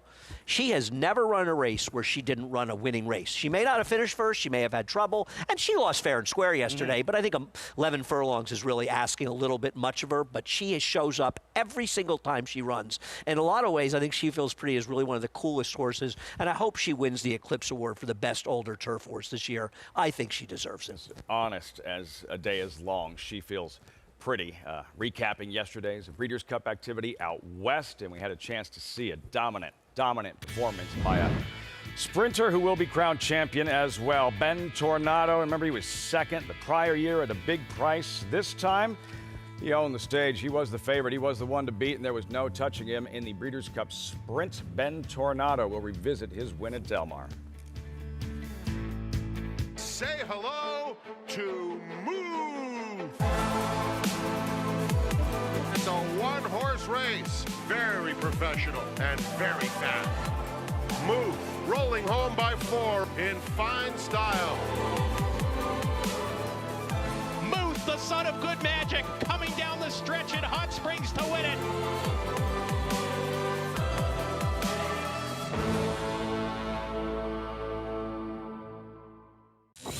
You bet with Naira Bets. Bet any track, anywhere, anytime. Download the Naira Bets app to play today and get a $200 deposit bonus. Watch live horse racing. Get expert picks. Boost your bankroll with weekly promotions and hone your handicapping skills with exclusive tips and tutorials. Download the Naira Bets app now. Sign up now to claim your $200 deposit match bonus. You bet with Naira Bets. A dynasty in motion, reshaping the sport's greatest tradition, channeling the legends of his line and surpassing them. 4 of the last 6 Derby winners carry his genes. A Golden Son, a Horse of the Year. Another chapter written beneath those iconic spires. Derby dreams fulfilled for the titans of our industry. From authentic to sovereignty, a legacy both real and supreme. Into mischief.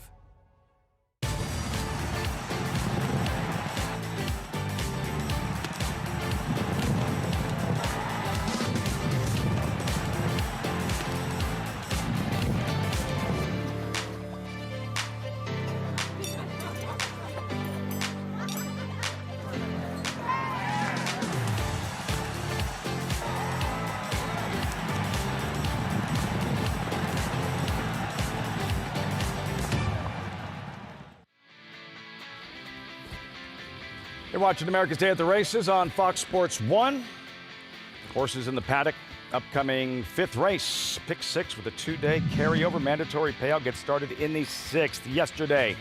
And the Breeders' Cup Sprint, one of the original 7. And Ben Tornado, the favorite, right alongside Straight No Chaser. Last year it was Straight No Chaser. But he doesn't have it late. Ben Tornado does and puts this field away. It was pretty clear that he was able to run back to his prior race at Churchill Downs. This field was in a lot of trouble. He did, and they were. Much the best. Much the best. A dominating winner. You know, I can see why he'll probably win the Sprinter of the Year, and I get it. And if I felt that the voters really followed the game and they knew about Bookham Dano running all the good races he ran, they decided to go to this horse, whether or not I think it's close, I don't have a problem. I think there's just too many people that have a vote that don't follow the game, and they just look at who wins Breeders' Cup races and vote for them, and those people shouldn't have a vote. Because I do think you should be careful about giving the Eclipse Award to a horse that runs twice this year as well as he ran, just because one was a Breeders' Cup. Does it feel like that will be the closest category when it comes down to the voters and who will be crowned champion? That's a good question. I guess the 3-year-old filly and colt is pretty definitive. I don't know. That's a good question. You know, the turf ones are always a little weird because you give it to a European that came for one race. I don't think Ethical Diamond's going to win it. Who really gets it there? I don't really know. Maybe Notable Speech will win it, having won up in Canada as well. I don't know. I think that's a really good question. Is the She Feels Pretty one cut and dry? I don't know. It's a good question. I don't know. But just playing devil's advocate regarding Bookham Dano, if the Breeders' Cup is designed as a stage where championships are supposed to be decided, and they didn't show up, and he wasn't sidelined, not injured, it was a choice, yeah, not to compete. You could understand why voters might hold that against him. I think that's more than fair. That's absolutely more than fair. I understand it. I would vote. I don't know who I'd vote for. To be honest with you, I'm not saying that I think a Bentornato vote is a bad vote. I just would respect it. If you said it to me, if Richie said it to me, if Maggie said it to me, I respect your opinions. You know, if anybody we work with, anybody I know, even people not in the air that follow the game, I just feel like there's too many voters that don't follow the game as closely as they should. You have a vote. You should also be responsible about your voting. And as we know, every year there's a handful of clowns that vote for horses, and they should lose their votes. Another big Breeders' Cup weekend. Gerard Ortiz, Jose D'Angelo, Ben Tornado, sensational in yesterday's Breeders' Cup Sprint. Horses in the paddock, New York breds, $30,000 maiden claimers. Who graduates today here? Well, I'm surprised the 7's his biggest favorite as he is. He gets Lasix, as Maggie pointed out to me, as I somehow missed. He bled last time. I'm not buying it. Either this horse was bad last time in defeat. Maybe I'm wrong. Maybe it was the bleeding. It could be the case, and he'll win. But I think Rout's a more likely winner dropping down, running in a dirt race. He's got a dirt pedigree, and I'm interested in the 6. I picked Liberty Rising because he had a tough trip last time. He's run races, a couple of races that are fast enough to compete in here, and he's a much bigger price. He was one of my 2 horses today that, if they win, will be better prices. I picked a lot of short prices today. Why would this be different? Why do you think he'll figure out how to polish off the competition today? Something that when the real running starts, he's struggled to do. Well, that's a fair question. He's been running against better horses. I mean, take a look at some of the horses he ran against. Kenny B ran a huge race. You know, Man in Finance, Train the Trainer. These were really good horses. You look at his dirt races. And then he got back in the dirt in Saratoga. And Longport ran a huge race that day. He chased a fast pace. It's not like he didn't do any running. Then last time out, he clearly would have been second. And the rider got caught behind a horse and got completely shuffled out of the running. I don't love him at 7-1. I was hoping to get closer to 15-1, to be honest with you. But I think he's a little interesting as an alternative. He's kind of hidden from us, Maggie. We can't see that well, but you have eyes on Liberty Rising. Yeah, Liberty Rising kind of holding up proceedings, not to his fault, but he's a horse that is just very narrowly framed. And so therefore, they're equipping him with a breastplate, and they were just having a little bit of difficulty getting it to where it needed to be. As you see him coming out now, it looks very secure. And you want it to be on the sides of the horse, not interfering to where, you know, the jockey's foot is. Actually might need to push down a little bit more, but definitely holding that saddle in place nicely where it is. So now we've got that sorted. Horses are going to get riders up and head on out, Lafitte. We will check back in with you momentarily. Riders up indeed. 5th race, Belmont at the Big A. Don't forget, race 6 starts the Pick 6 carryover, 2-day Pick 6 carryover mandatory payout. How difficult, how challenging did you find the sequence? Well, I think that's a good question. I mean, the public's going to, you know, lean a lot heavily in the 7 and 9 here, both horses that can win. I think the next race a little more open, though concurrently is the horse to beat. But I think horses like the 2 and 8, even the 1, might be a little interesting. I don't think the Red Smith's easy just because it's a 5-horse field. I think the 2, the 5, the 6 can all win that race. I don't think the Sprint, the next race, I like the 1 and 5, but I think the 3 can win. Maggie likes the 8. I prefer Full Moon Madness, but I think a lot of horses can win that race. The 10th race, the 6 will take a lot of money, but I think the 3, the 5 are also players in there. And the last race ain't an easy one, so it's not an easy sequence. Really good, challenging closing day program. Fall meet Belmont at the Big A. First things first, this 5th race, and Ethereum, Jose Gomez at 20-1. Yeah, I just didn't see this horse do any real running. It took no money in those races. Sol Makosa, first-time starter, cold on the board. Taking no money and 2 horses that couldn't run. Dr. Merciless back sprinting today. Yeah, I don't know what to say. It was a muddy track going long last time at Delaware. Maybe run better. Hello, Newman. This horse has a dirt pedigree. You know, I was talking with Maggie about it in the show, and Maggie was saying, oh, she's worked him. He may be a horse that shows nothing when you work with the dirt. But as Maggie said, sometimes those horses can come alive in a dirt race, but that's why he's been in a race. He's supposed to work out. That's why he's been in the turf. 5 Preakness winner, looking at Lucky. You saw Army Proud, then Andy's top selection, Liberty Rising. Yeah, I think he's a horse that has some upside. I think at 5-1, he's an underlay, but I think he has some upside. Gelding showed speed in his debut. Vibrant Express, Flavian Pratt looking for a 3rd. And maybe his ultimate excuse is he bled, or he would have won that race easily. And that could be the case, and he'll win here. 80. But I don't like his race. Gold would be a shock, and then a route to the outside, second choice. It's a give up. Paid $280,000 for a horse, and it's kind of more dirt pedigree than turf pedigree, and he did a little running last time. Looks like he did more running than he did. I prefer him to the 7. The public looks the other way. There's giving up, and then there's giving up. Do you care that they're giving up after 1 start, after giving a horse a few more chances to prove themselves? I almost felt like Chad Brown was giving up running him in a turf sprint up in Saratoga for his 3-year-old. I think when he did that, he was saying, I don't think he's that much. So I don't know. I feel like he'd already given up. I hear you. Vibrant Express, 7-5, the favorite. Maggie, what is the choice showing you? Lafitte, the fact that he bled first time out does concern me. Obviously, he was racing without LASIK, so he gets that addition today. But sometimes when you are dealing with a horse that may have the propensity to bleed, it's reflected in their coat. You know, they look a little bit dull. They don't necessarily carry their weight well because it affects their lungs. You think about a person that, you know, struggles with asthma and doesn't treat it effectively, they're just not healthy types. They kind of look that in their coloring. So that does concern me a little bit with this horse as he returns very fit for George Weaver, and we know that he has speed, which could be dangerous. Moving on to the other horse taking money at 2-1 is the 9 Root. I think that's how you say it. I agree. It looks like a complete give up, but there is dirt pedigree. This guy looks as though he should handle the dirt, and if you're blindly picking horses in the paddock, he looks best.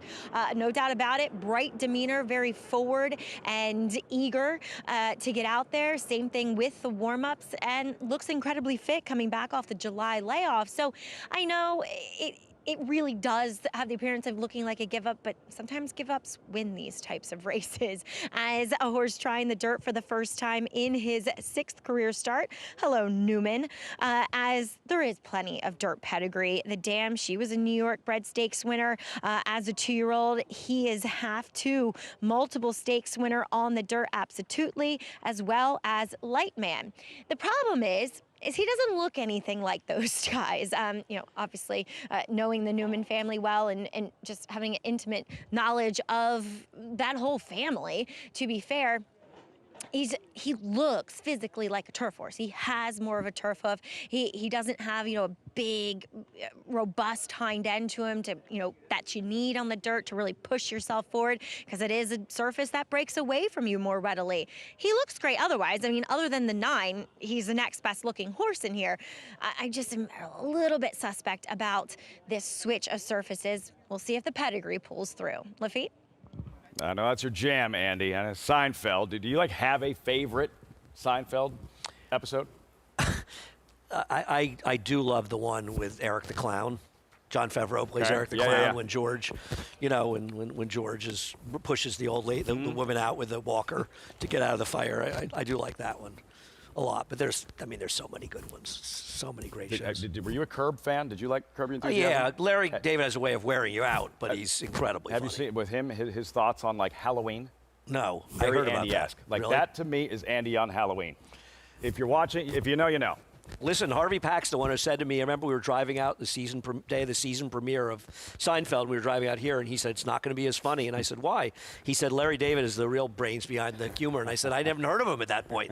And he said, you watch. And he was right. It was never as good when Larry David left the show. See about Hello Newman. There he is. But the favorite, Vibrant Express, 3-2 at post time. Chris Griffin with the call, the 5th Belmont at the Big A. Moves in. Route to the outside. Route stepping forward and in. All set. And they're off.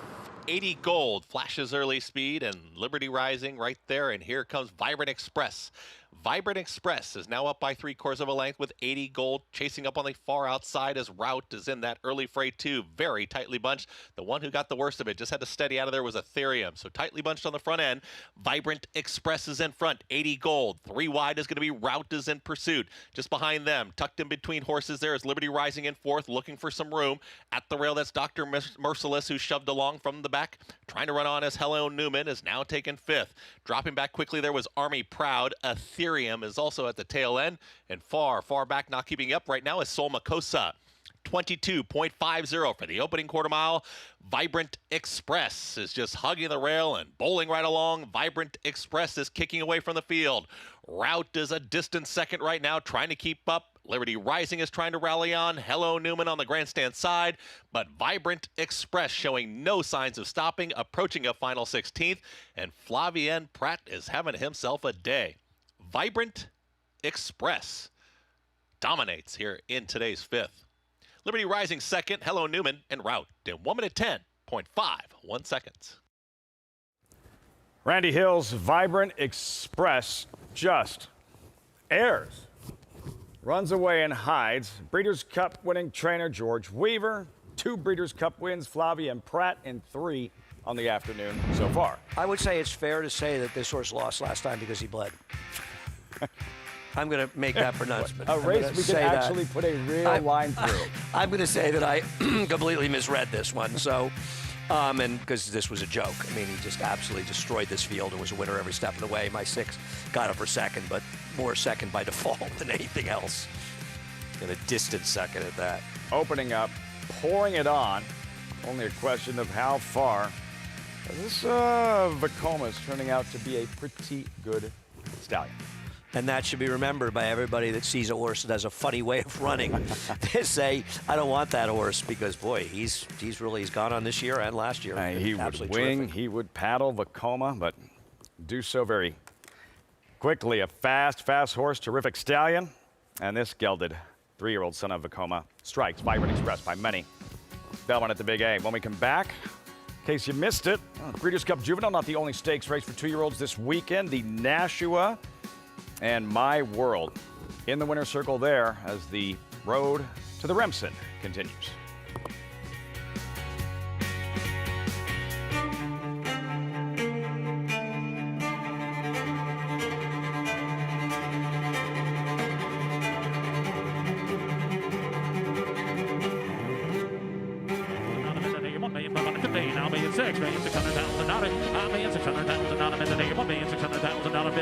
Now 650.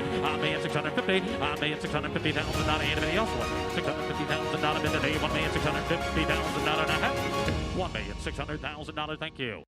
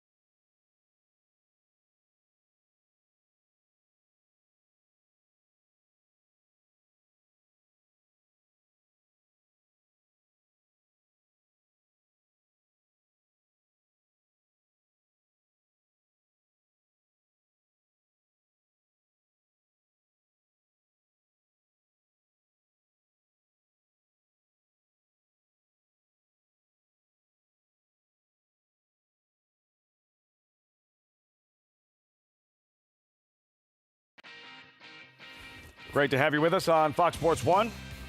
America's Day at the Races. Gorgeous first Sunday in November from the Big A, where Flavia and Pratt is simply dominating. I shortchanged him. Not only 4 on the afternoon, Andy, 4 straight for Pratt here on this Sunday program. Vibrant Express, impressive in victory. Man, he's just glad he hasn't been riding more often. Came in 12 behind him. He can't catch him. They were only running 11. He didn't win the first somehow, so he's only won 4 today. This horse, I mean, this was a joke. I mean, this horse just absolutely destroyed this field. A horse you liked Gets up there for second, but second by many default. others had the same idea. Second by default and ended up at 4-1, so I didn't have a clever ideas. Randy Hill's Vibrant Express, the Vekoma gelding, breaks through in his second career start, onward and upward. And yeah, there's races that you can excuse and races that you can draw lines through, and it's probably done too often. His debut, yeah, that's one we can ignore moving forward. Yeah, I agree. And clearly this horse needed Lasix.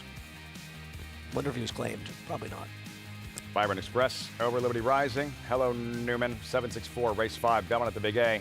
Time for the Pick 6 and the two-day carryover. Mandatory payout closing day. And we start with these 2-year-olds running a mile, maiden special weight conditions. Competitive race on paper. I agree. I mean, I don't think there's anything wrong with saying that the number 7 should be the real favorite, and I imagine it doubles. He is a big favorite. He ran well. Believables coming back actually in the Tempted, which was supposed to be run on Thursday, being run on, or last week on Friday, and I think it's being run on Thursday. That was a good race, and I have nothing against the horse. I was interested in Irresistible. I think the 1 Baffle's not impossible. I think the 2 Smitten's not impossible. I think the 4 Come On Get Happy's not impossible. I don't know what all the money, though, is for the 6, who did no running first time out and is somehow the favorite. But he is a West Point horse.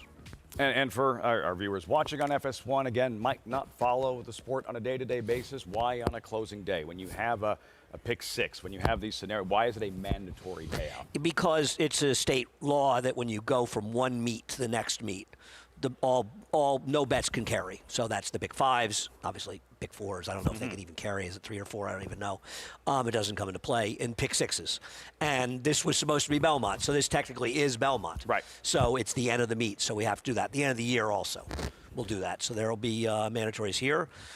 Whatever the last day we run this year, I don't know if it's 31st or not. And then at the end of the Aqueduct meet, and then at the end of the Belmont, at the Big A meet, we go to Saratoga. So yeah, the meet ends, the title of the meet changes, but we're not going anywhere. But nothing changes when we go to Saratoga for Belmont Stakes Week. That's still considered Belmont and part of the Belmont at the Big A meet. So it's all Not in there. confusing whatsoever. Won't happen too often when we finally get to Belmont.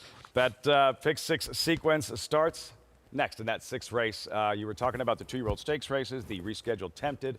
The Nashua did take place yesterday afternoon, and my world in his 3rd career start for Brad Cox, jockey Jamie Rodriguez. How impressed were you?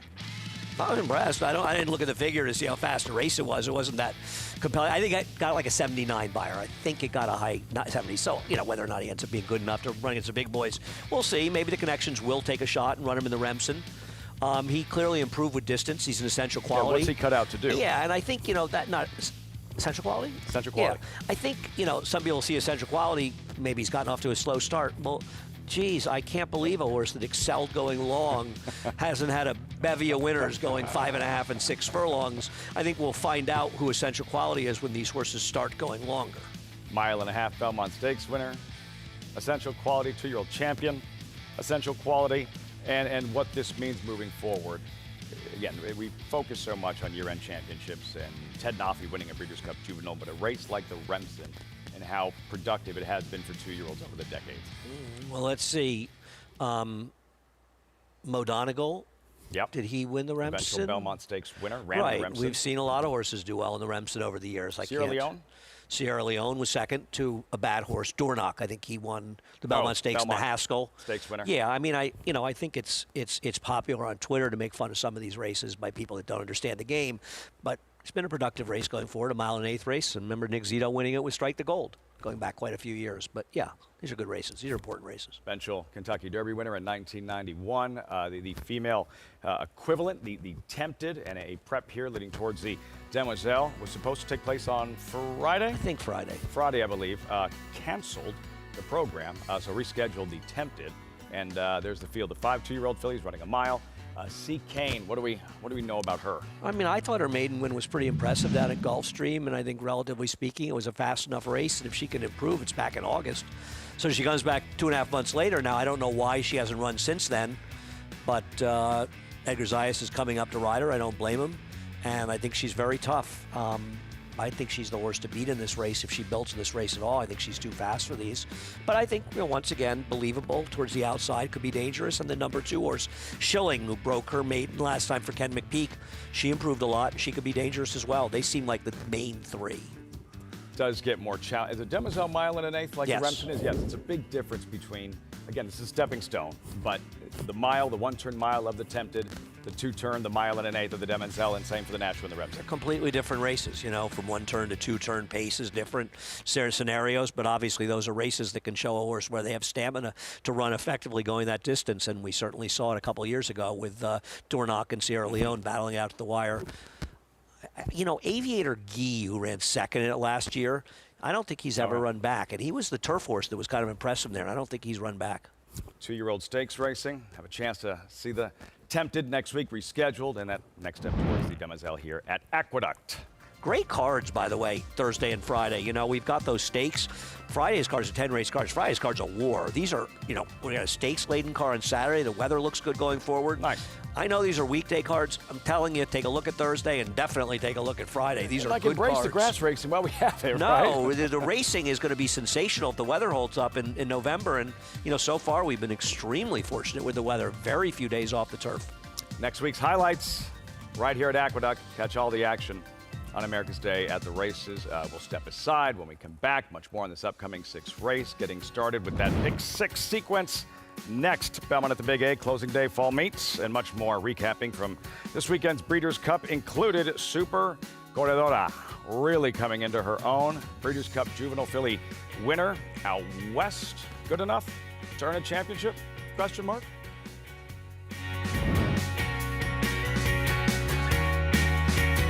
New York in 2025. A proven sire with over 200 wins, 16% wins per starts, and one of only 2 New York-based stallions to have a graded stakes winner at Saratoga in 2024. Now, with 3 different racing surfaces coming to New York, and with New York breds running for equal purses as open company, Peace and Justice is the sure choice for 2025. Peace and Justice, now standing at Irish Hill and Duchess View Stallions in New York. You bet with Naira Bets. Bet any track, anywhere, anytime. Download the Naira Bets app to play today and get a $200 deposit bonus. Watch live horse racing. Get expert picks. Boost your bankroll with weekly promotions and hone your handicapping skills with exclusive tips and tutorials. Download the Naira Bets app now. Sign up now to claim your $200 deposit match bonus. You bet with Naira Bets. The brilliance of the legendary Arrowgate and the speed and stamina of the sire of sires, Uncle Mo. Introducing Petulante, the first son of Arrowgate to stand in New York after winning handily at first asking. Petulante! He's got a kick here, and he's going to prove much the best. He won or placed in all 7 of his lifetime starts, including the Grade 3 Salvatore Mile. Petulante, Nimbus class, Petulante! Petulante, now standing in New York. For information, visit IHDVStallions.com today. Why wait for fortune to be revealed when you can make your own move? Because no one ever talks about the time they played it safe. So go ahead, press your luck, tempt fate, and claim your destiny. Because once in a lifetime can happen every night. Welcome to a world that revolves around you. Your rules, your world. Resorts World.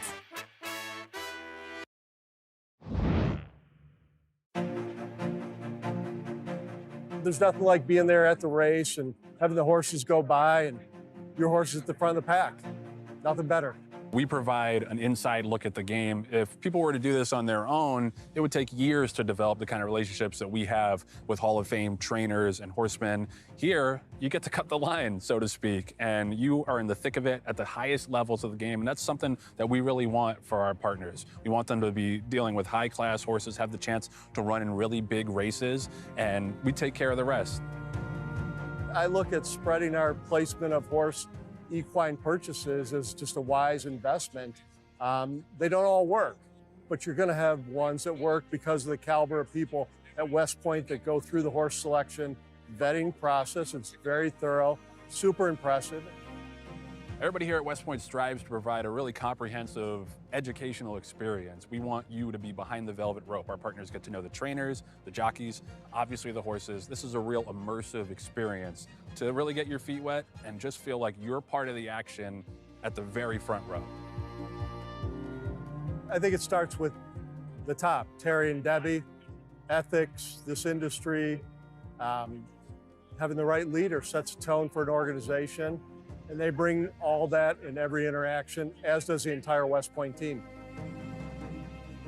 You know, there aren't that many investments where you feel like part of a team, part of a family, but that's really true here, and that's what makes West Point Thoroughbreds so special.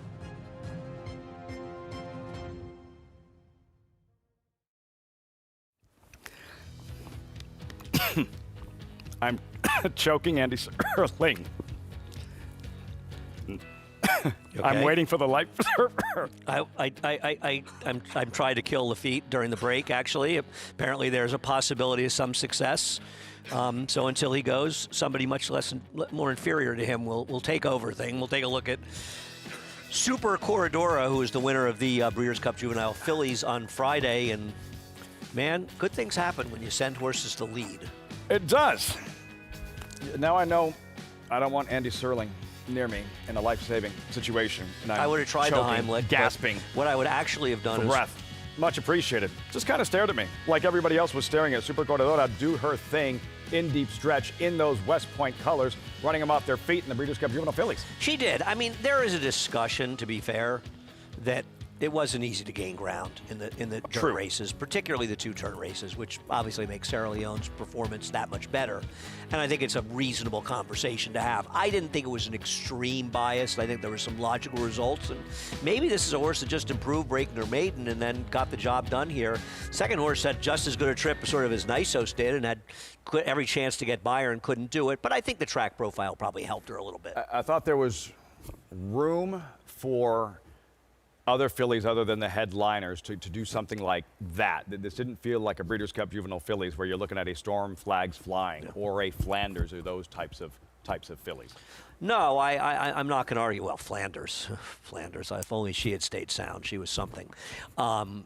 Yeah, I agree. I didn't think it was a very good field coming in. I don't think it was a very good field coming out, to be honest. I think there's a very real chance that the good 2-year-old, 3-year-old fillies next year were not horses that were in this race. I think it's not dissimilar to the last couple of years, where I think the boys, we saw, particularly the winner, a very, very good horse. I don't know that that's the case with the fillies. I think that, listen, all credit to the winner, but I don't know necessarily she's a horse that's going to be a force in the division next year. This year with the 3-year-old fillies, a good cheer winning her first 7, and the Kentucky Oaks, and topping out right around 91, 92. Yeah, she never improved, and that was true. Like that. Yeah. And she won the Oaks, but after that, others improved, and she went the other way. These 2-year-old fillies, maiden special weight, a mile. Updated odds you see there, and the sequence that we'll take a look at here in the next 6 races, and we touched on it earlier, but looking at these 6 races, what stood out in evaluating today's Pick 6 races, Andy? I think even in the smaller fields, these are highly competitive races. I mean, this race, yeah, concurrently is the favorite, but the 2 is getting bet. I think horses like the 1, 4, and particularly the 8, who I picked, are alternatives, all of whom are interesting. I mean, I don't know what the money is coming for the 6. I don't know what the money is coming for the 5. They're taking money coming from good outfits. Just because there are only 5 in the Red Smith doesn't make it an easy race. I think both of Shug's horses can win. I kind of prefer limited liability. I think Cogino and Flavian can wire the field.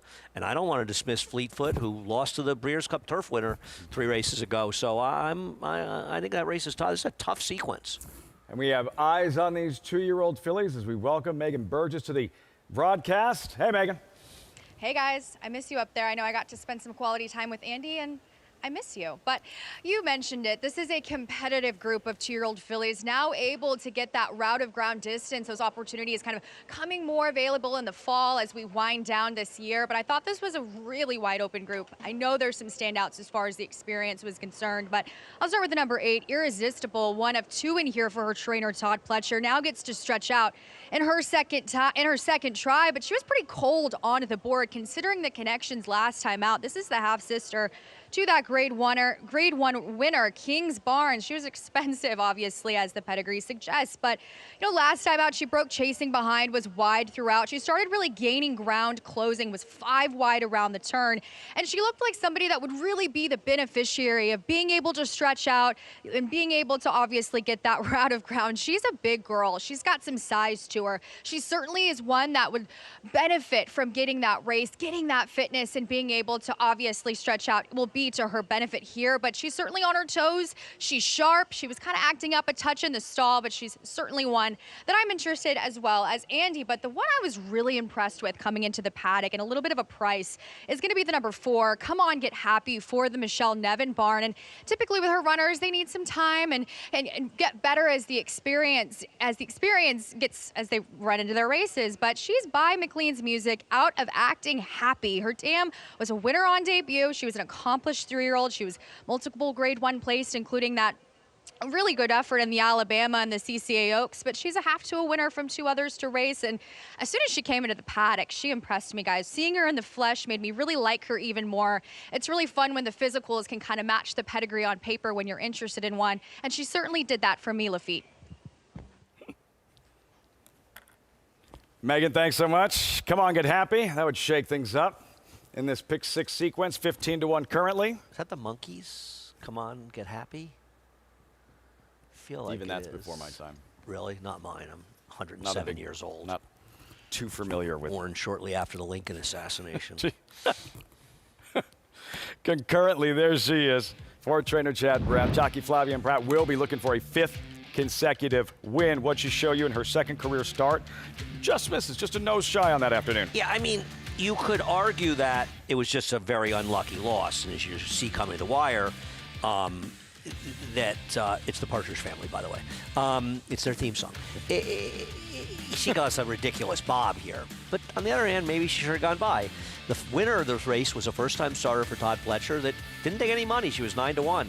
She was very game down on the wire. Now, she kind of had it won. She kind of lost a excruciating bob there.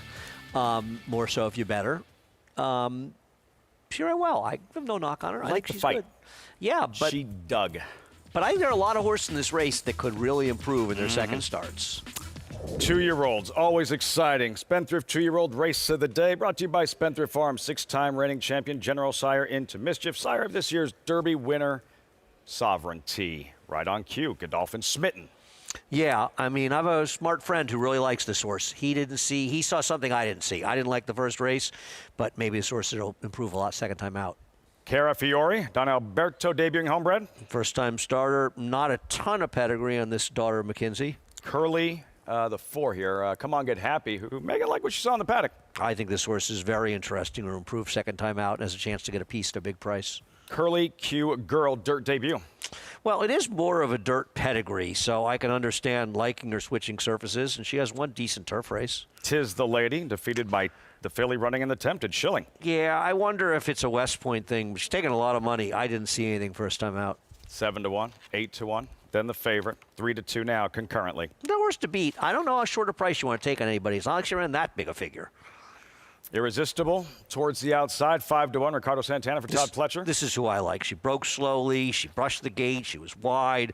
The speed held up. I like her chances today. 2nd at 2 for Todd Pletcher, who also has Baffle, and then a long shot to the outside. Essence LV back to the main track. Yeah, she doesn't appear to have shown much in her races. The other Pletcher, Baffle, I actually thought she was very interesting off her first race.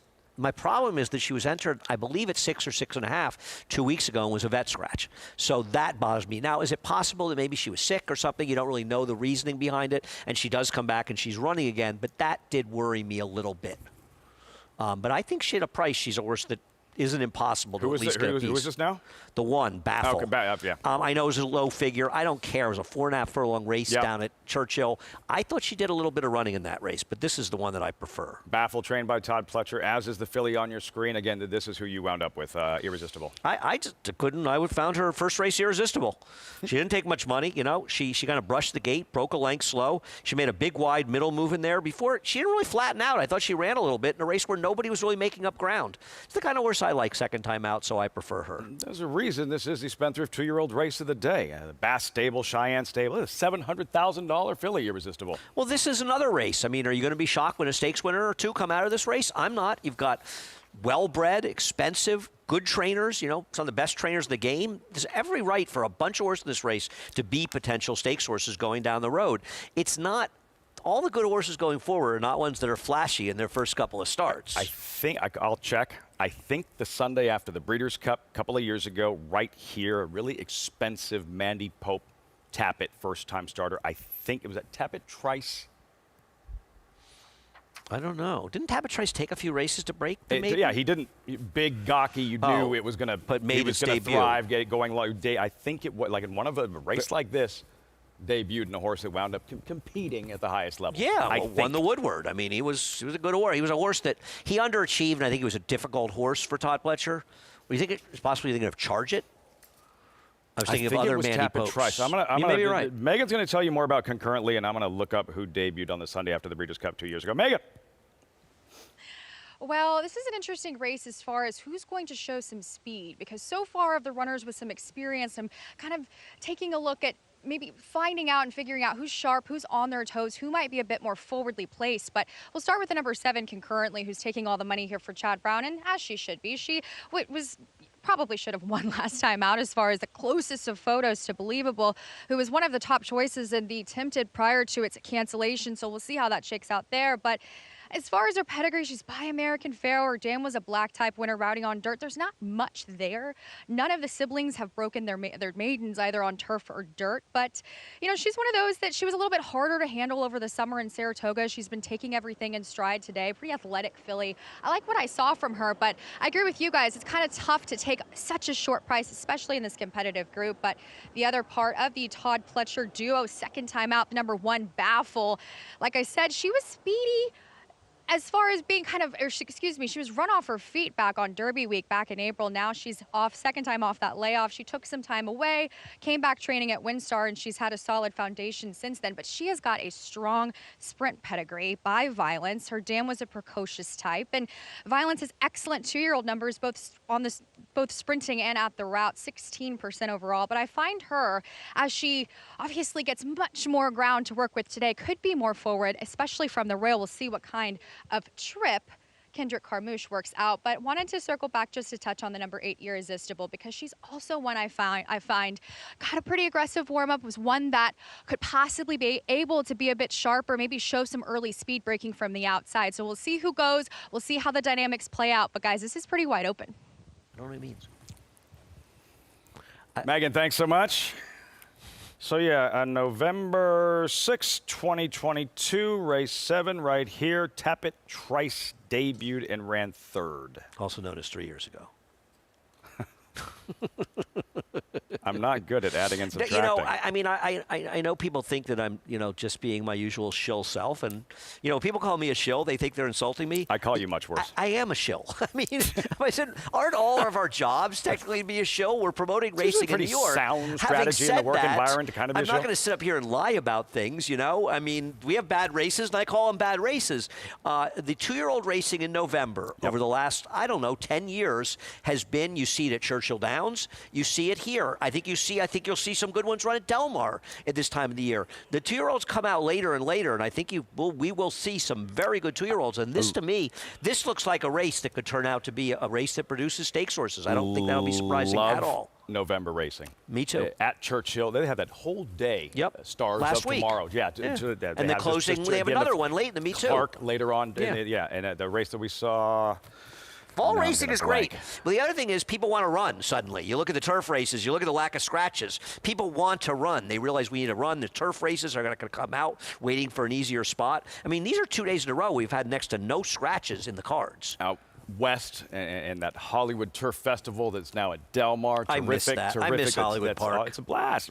I really do. Those races, though, at Del Mar, it's high quality, really good competitive turf racing. Maker's a great race. Getting a lot more shippers now for Hollywood those races. Derby, Hollywood Derby was terrific. And here, the lead up, we have the Remsen and the Demoiselle Cigar Mile. So much terrific racing coming your way. And this pick 6 sequence coming your way. Starts here, mandatory payout, 2-day carryover, Baffle, who you think could outrun her odds here. I do. I like the 8 Irresistible. That's who I picked in here. Yeah. But I picked Baffle 3rd, and I don't like that she was scratched a couple weeks ago. The list was scratched, injured. My friend Scott just sent me that on Twitter. I appreciate that. But I do think she's a little interesting, and she might be a horse to watch here, and maybe she'll be more interesting in her next start. Story within the story. Flavien Prat on the favorite Concurrently, looking to knock down a 5th straight on the afternoon. Here's Chris Griffin. 2 out. Come on, get happy. Essence LV. Last to load to the outside. Pick 6. Mandatory pay starts here. All set. And they're off. Carafiore breaks well, and so does Come On Get Happy from In Between Horses. Smitten is in the early mix, very tightly bunched. Concurrently up on the far outside, joined by Irresistible, and also up on the far, far outside is Essence LV. They're lined up here as they get set to come out of the chute and hook up with the backstretch. Come On Get Happy is ahead in front. Right there, In Between Horses concurrently. Irresistible is going to be 3 wide in that group. 4 wide is going to be Essence LV. The one taken back will be Baffle, is now a well-settled 5th in behind the leaders. Smitten starts to move forward. Towards the outside of that one comes Curly Q Girl. Carafiore is at the back end of the field with Tis the Lady. Still tightly bunched, and they went 22-4 for the opening quarter mile. Concurrently takes it to Come On Get Happy. Irresistible is watching the action here from 3rd. Trying to run on in behind Horses. There is Baffle. Smitten starts to warm to the task. Carafiore is in the mix. Essence LV. Tailing off there was Curly Q Girl, and Tis the Lady is the trailer. They've dispatched of Come On Get Happy, who's dropping out of it.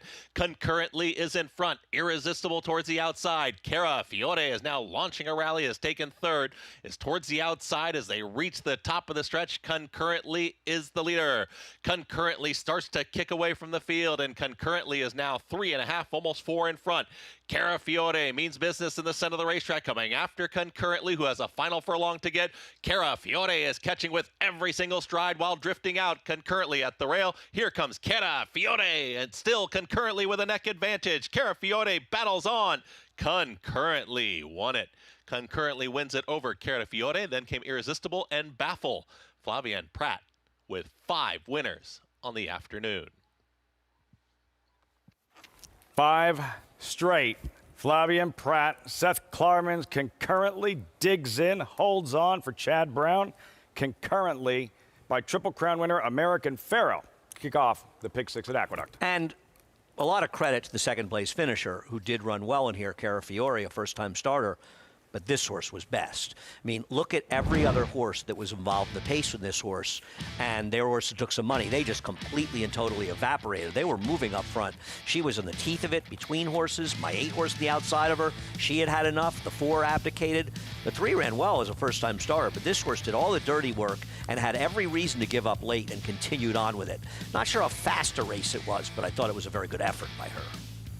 Chad Brown earlier talking about some big shoes to fill. Once Sierra Leone, his last race yesterday in the Breeders' Cup Classic with his 2-year-olds today, running 1-2 with the boys earlier. Rebel Instinct, impressive, and running 1-2 with the fillies here in the 2-year-old, Spendthrift 2-year-old race of the day. Yeah, the boys' race was over 2 seconds faster than this one. So I think it is worth noting how quickly they ran. That was a very good race. But 1-2 there, 1-2 here. These are all promising horses. And, you know, Chad did not have a single run in the 2-year-old races, which isn't that surprising because he hasn't really had that much with his 2-year-old so far. But suddenly some horses are popping up, and I think we'll see him in the Remsen races and maybe in the Demoiselle and as we go further into next year.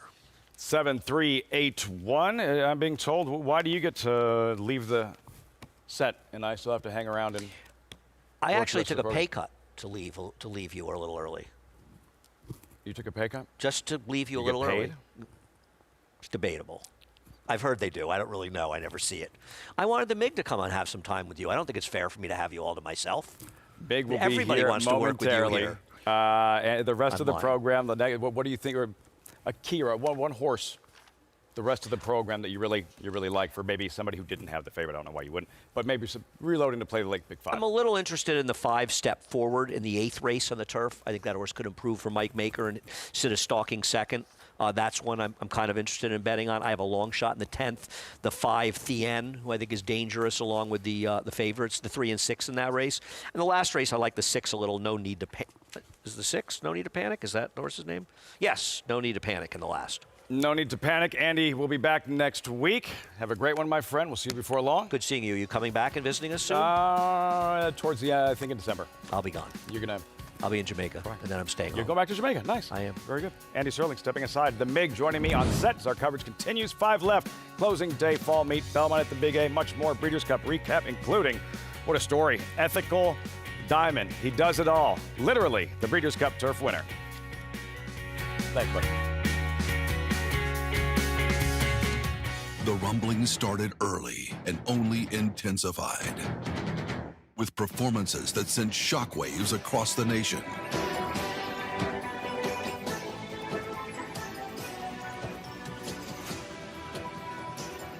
the center of it all? Epicenter is at the top of the 3-year-old class in the Run Happy Travers. Epicenter, 3-year-old champion by Not This Time.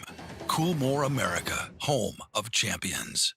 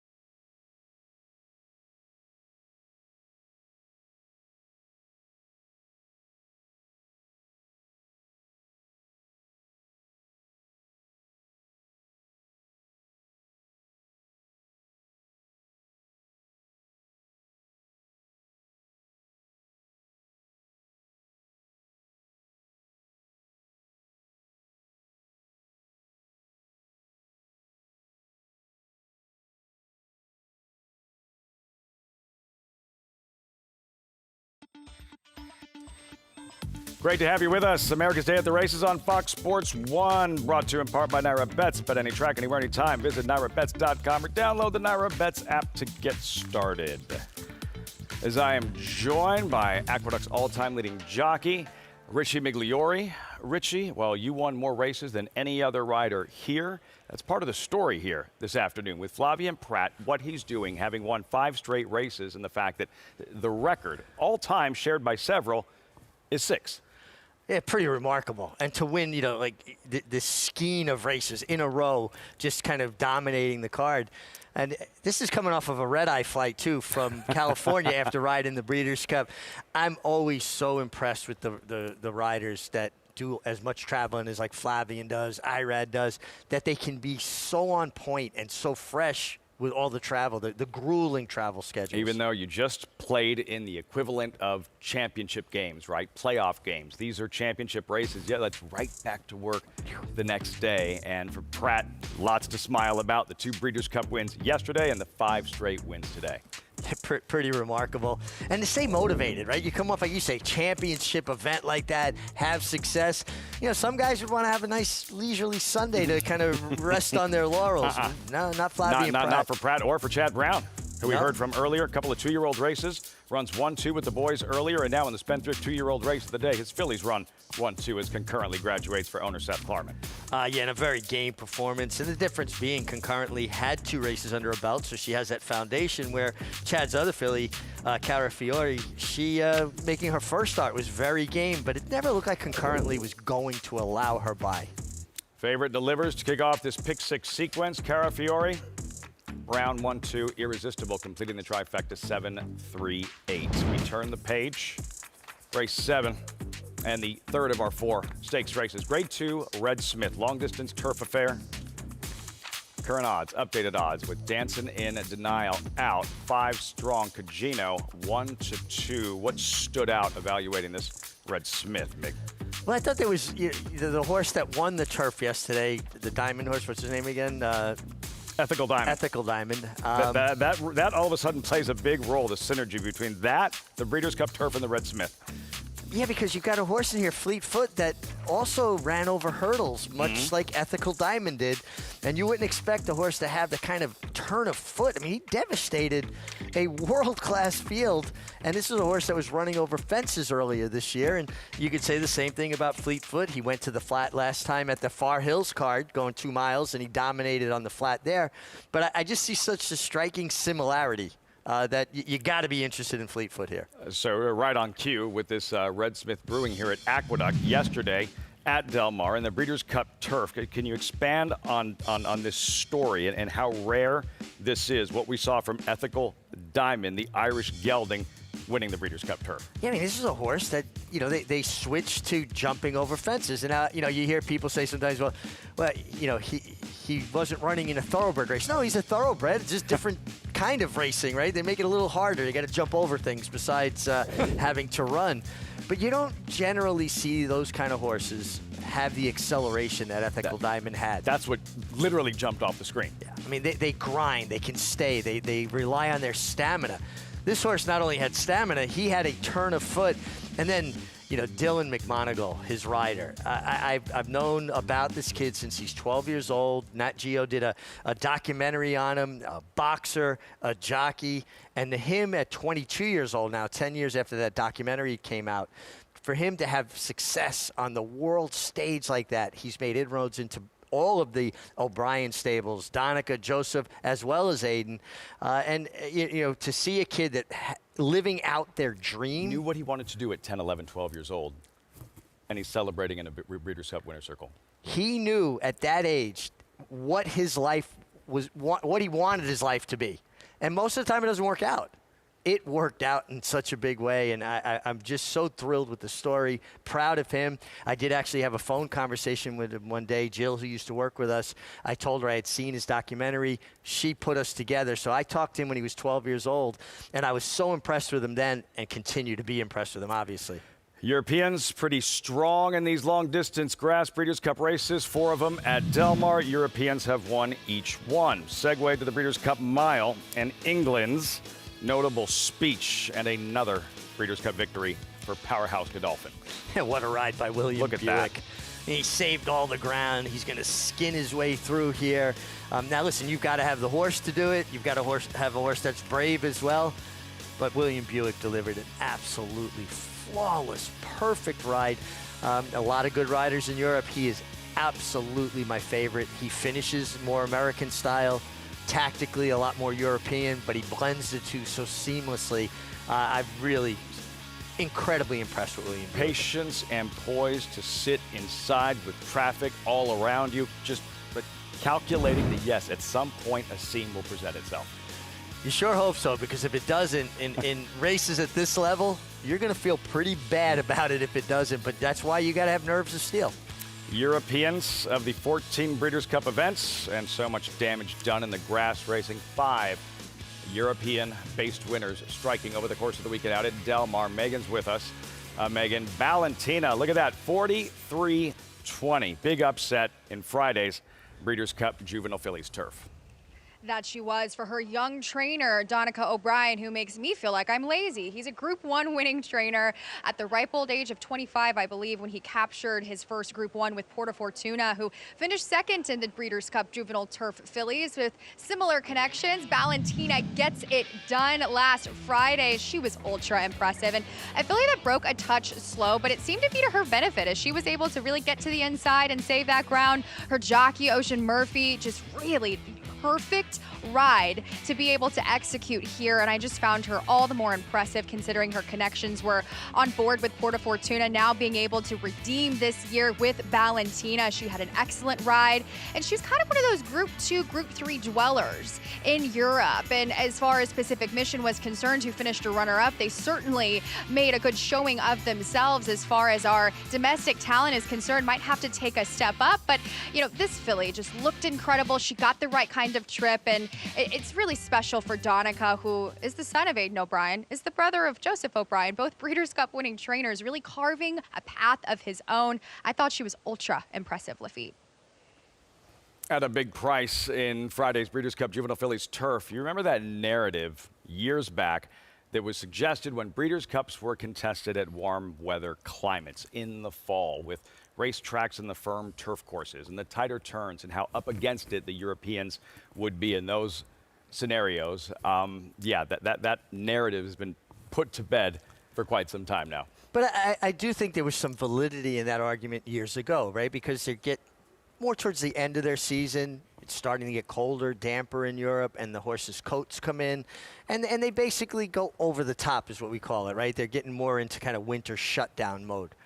I think the horsemen realizing that Breeders' Cup, they've kind of extended their horses' seasons. Not an afterthought, but something that's pointed to. That's on their radar, right? And I think that they campaign their horses in a way that they are not done. They're not all in come Breeders' Cup time. Just remember at Santa Anita, 03, 100 degrees temperature for the first race. That was when the Breeders' Cup was 1 day, 8 races, 3 grass races. 6 Perfections won the mile. Islington won the Filly Mare Turf. High Chaparral, dead heat. Joe Harn the turf. European clean sweep. That's pretty much the last time we heard about the conditions working against the Europeans where they wouldn't be able to thrive and succeed in those Breeders' Cup scenarios. Well, at the risk of sounding like a homer, I've always thought that the Breeders' Cup at Belmont Park would be a benefit to the Europeans because of the circumference of the turf courses Wide at Belmont. sweeping turns, Give them colder more an weather. opportunity to really finish their races. We get to do it all over again.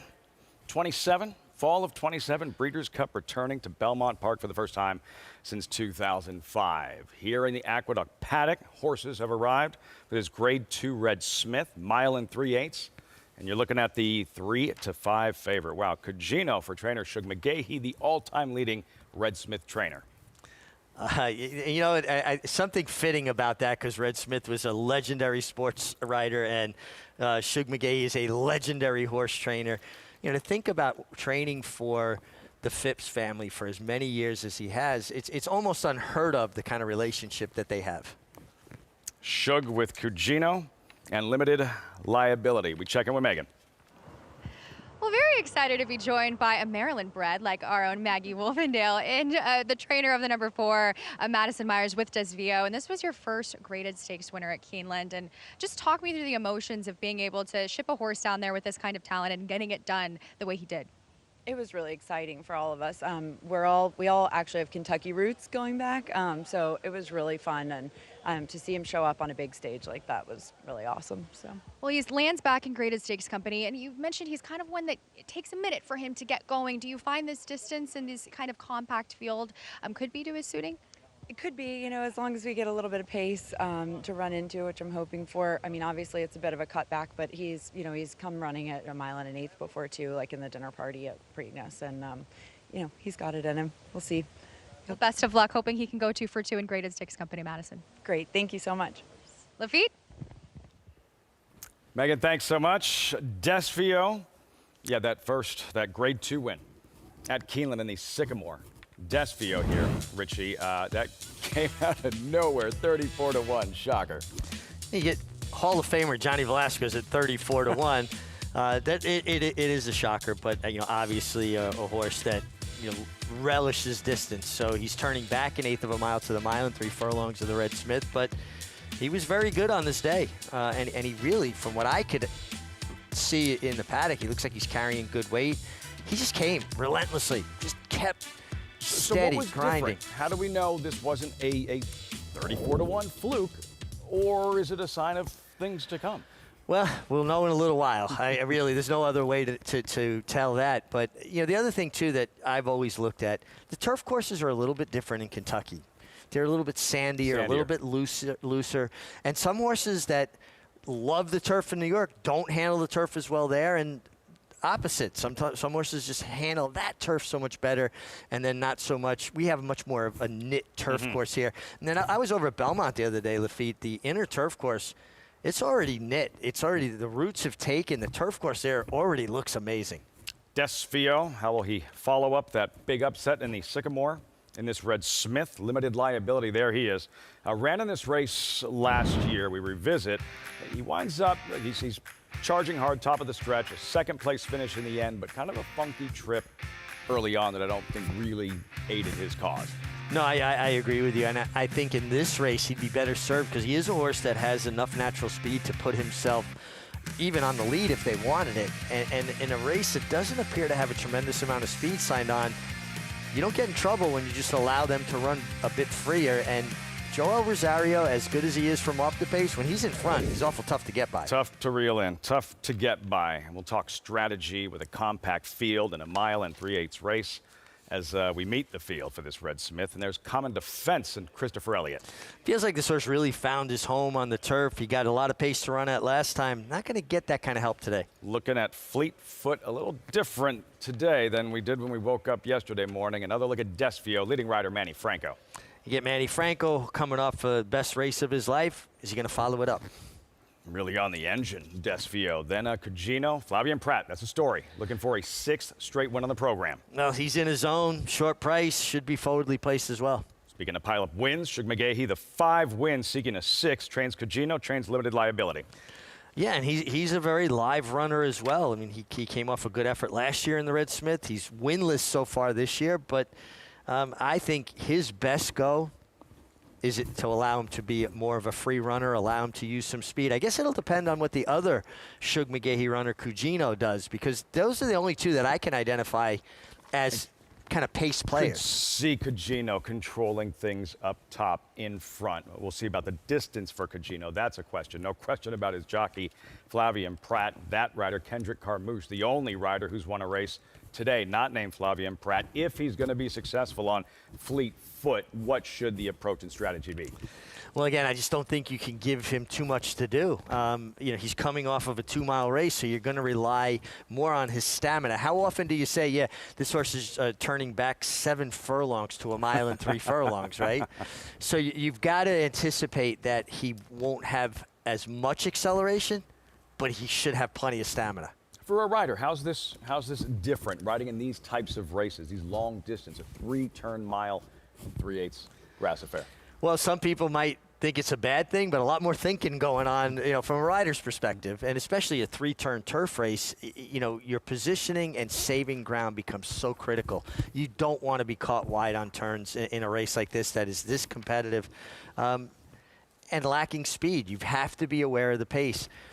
I've always contended, Lafitte, that this generation of riders, and it's a generalization, there's notable exceptions, don't have as strong a clock in their head, judge of pace in their head, because trainers nowadays, when riders go out in the morning to work horses out, they want to put headsets on them and talk them through the work. So they're going to tell them, you just went the 1st, 8th, and 13, pick it up. You went the 1st, 8th, no, slow it down. How does somebody develop a clock if they're being told the fractional times in their ear in the workouts? They're not allowed to use headsets in the afternoon. It's a case of, I think, micromanaging where it's going to hurt you in the long run. Allow guys to do it right in the morning, learn from their mistakes, and develop a clock. And when you were told by a trainer, I want this distance in this time, you felt confident you could hit it? Very rare that I didn't hit it, especially if it was the second time I worked a horse, because the first time a horse could fool you if you don't know their stride. Crossing over to the turf course for the Red Smith, we check in with Megan.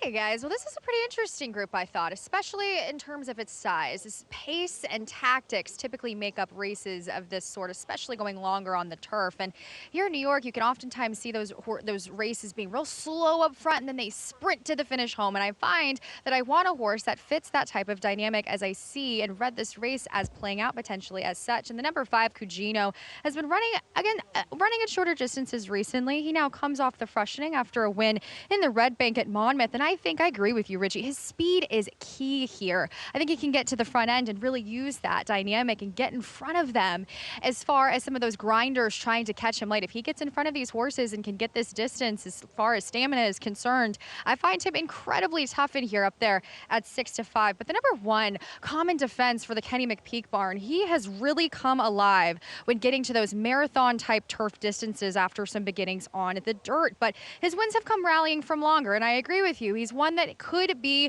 exposed by the lack of pace on deck, but he breaks from the inside, and I find it hard to believe he's going to be too far off of things.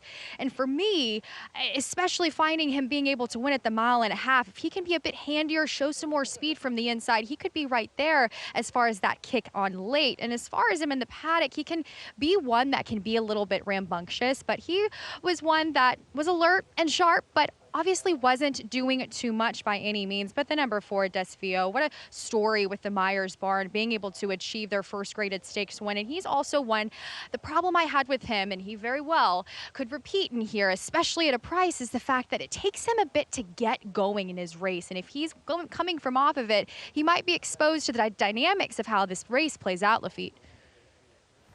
Desfio, Megan at 9-1. Approaching the starting gate for this Grade 2 Red Smith closing day. Belmont at the Big A fall meet and second leg of this Pick 6 sequence with a 2-day carryover, mandatory payout. Another look at Fleet Foot, who you're going with, Richie. Yeah, again, the ethical diamond angle, and also Maggie Wolfendale, an assist, thank you, Maggie, just pointed out to me 3 starts. Who won the race he was in? Ethical diamond. So he's already kind of kept, maybe they compared notes. Hey, listen, we don't have to jump stuff. You can just run faster than everybody. We watched that Breeders' Cup turf together and could not believe what was happening in front of our eyes. I did not see that one coming. This doesn't happen. And hurdlers don't accelerate like that. No, they grind. He didn't grind. He quickened. I mean, he threw in a real finishing kick. Like his best Kodashan impersonation out there. Ethical Diamond, Fleet Foot at 7-2 at the gate here. Those West Point colors. West Point with a win in the Breeders' Cup. Juvenile fillies over the weekend. Flavia and Pratt in an absolute zone, looking to join the list of riders who have won 6 races in one program at Aqueduct. That is the record, 5 straight for Pratt in what could be a history-making afternoon. And we're running 11 races today. This is only the 7th. He's got more mounts. I mean, he could stand alone on this mountaintop at Aqueduct with the most wins in one day. I told you when we were off air, I never won 6 in a day at one track. I won 5 in a day multiple times at one track, but did win 6 in a day riding night and day, 2 different tracks. It's hard to do. This must be the equivalent for a baseball player where the baseball looks like a beach ball. Right? Sure, where you're seeing everything as clear as possible, trusting your instincts, feeling like every move you make is going to be the right one. When you're riding well, your confidence is up. It's almost like it's slow motion. You see every minute detail in the race. He's on Cugino. Does he go after the lead? The 6-5 favorite. Pratt seeking a 6th straight on the afternoon. Chris Griffin with the call. Grade 2, Red Smith live on Fox Sports 1. To load. Steps forward. All set for the Grade 2, Red Smith.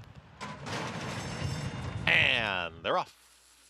Cugino's got early speed right towards the front, and Common Defense is going to hold that rail position. Leisurely pace early on, and Common Defense is now a half length in front. Cugino's content to stalk from second. Limited Liability is the gray. Single file now as they work around this turn. The 2 at the back, Desfio, and Fleetfoot is the trailer. Common Defense, little on the muscle, a little keen here as they get set to get to the top of the lane here for the first time. And Common Defense, Christopher Elliott in front.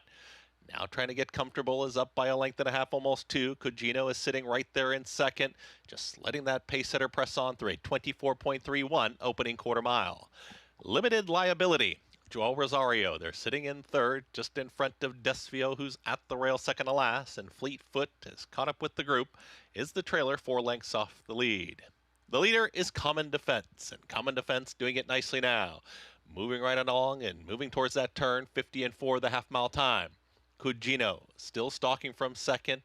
Cugino watching this pace setter just show the way as they get set to work to the backstretch, and the leader is Common Defense. Common Defense gonna go all the running, is up by 2.5, almost 3 now, stretching the margin with Cugino content still right there in second. Limited Liability is patiently ridden from third. Desfio is tugging, wants to go. Manny Franco is just holding that rail position right there in fourth, and the trailer Fleetfoot as they get tightly packed now as they've caught the pace setter through 1:17 flat 3/4 of a mile, and Common Defense has got company. Here's Cugino now within 3/4 of a length of that leader. Limited Liability is still right there too with Desfio. Fleetfoot has trailed throughout. It's going to be a sprint for home as they turn up the pressure now, and Common Defense is still there. Common Defense now took out another length on Cugino, who gets the hurry up here from Pratt, is right towards the outside from second. Desfio is trying to run on. Limited Liability's got to pick it up, and Fleetfoot, the trailer, The leader, Common Defense, is trying to gut this out. Cugino with every shot right towards the outside. Cugino trying to put a nose in front. Common Defense battles on the air, shoulder to shoulder. Desvio's trying to catch the top two, approaching a final 16th. Can Cugino push by the stubborn Common Defense, who just keeps battling on? Head and head down the line. It's a photo. Photo finish, Common Defense to the inside, Cugino to the outside. Then came Desvio in 2 minutes, 17.13 seconds. It's a photo in the Red Smith. What a finish. Common Defense digging in, trying to fend off Cugino and Flavian Pratt, heads bobbing, nose to nose in the Red Smith. Wow. A mile and 3 furlongs, and it comes down to an inch at the end. Common Defense so game, and then they linked up late. Cugino lunging, whose nose was down on the wire first. They kind of linked up here. Late surge Cugino. They were on the same stride. It looks like Cugino got his nose on the line first, but it's tight. I will wait on that photo. So close. Common Defense inside. Christopher Elliott digging, fighting. Cugino right to his throat latch. Noses bobbing. Flavian Pratt trying for a 6th consecutive win on the outside. Elliott doing everything he can. Game, Common Defense, Cugino surging late. And it's revealed. Cugino by a flared nostril in the Red Smith. Flavian Pratt equaling a record. Most wins ever by a jockey in a single day here at Aqueduct. 6 wins, 6 straight wins. And he's not done yet. 6 straight. That might be a record, because I don't know that anybody ever won 6 straight on a card, right? They might have won 6, but over the course of the card. This was one heck of a horse race. And first I want to talk about Common Defense. Christopher Elliott, I'm very impressed. Here he is in a big race. He's a young rider getting more and more opportunities. He decided, I'm not going to the crop anymore. I'm hands and heels. My horse is giving me everything he has. That's a hard thing to do, and he got the most run out of his horse. Common Defense really ran hard, but Cugino had his nose down at the right moment. And flared nostril, good thing that nostril was flared. Shug McGahee, 6th win in the Red Smith. Flavian Pratt, 6th straight on the afternoon. Cugino by millimeters in the Red Smith.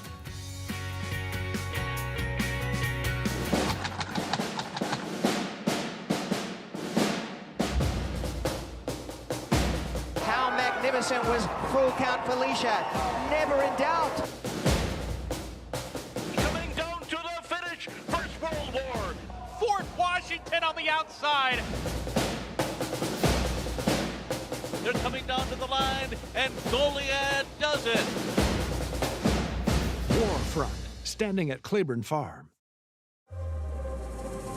And it is a beautiful evening for the inaugural championship sale. We just are always trying to think of things that are additive to the market, exciting ways to offer an opportunity for people to get involved. I applaud Keeneland for stepping up and something new, and let's go.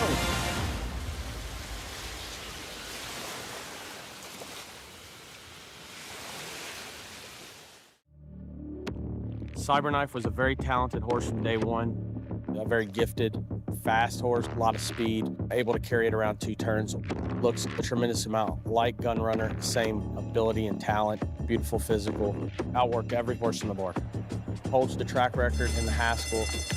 He won it in impressive fashion, beating a very good group of horses. And Cyberknife has won the TVG.com Haskell over Tama. Jack Christopher finished 3rd. The Arkansas Derby was one of his best.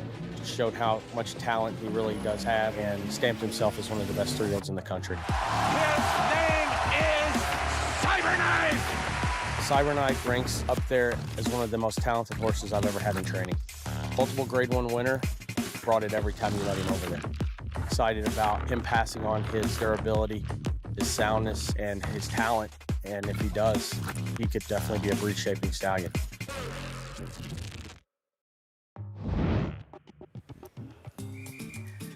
Welcome back. America's Day at the Races on Fox Sports 1, stirring edition of the Red Smith Cugino and the Fasig-Tipton Winter Circle lead-in, brought to you by Fasig-Tipton, the November sale. Right now, after the Breeders' Cup, November 3rd, in Lexington, Kentucky. Where will you be?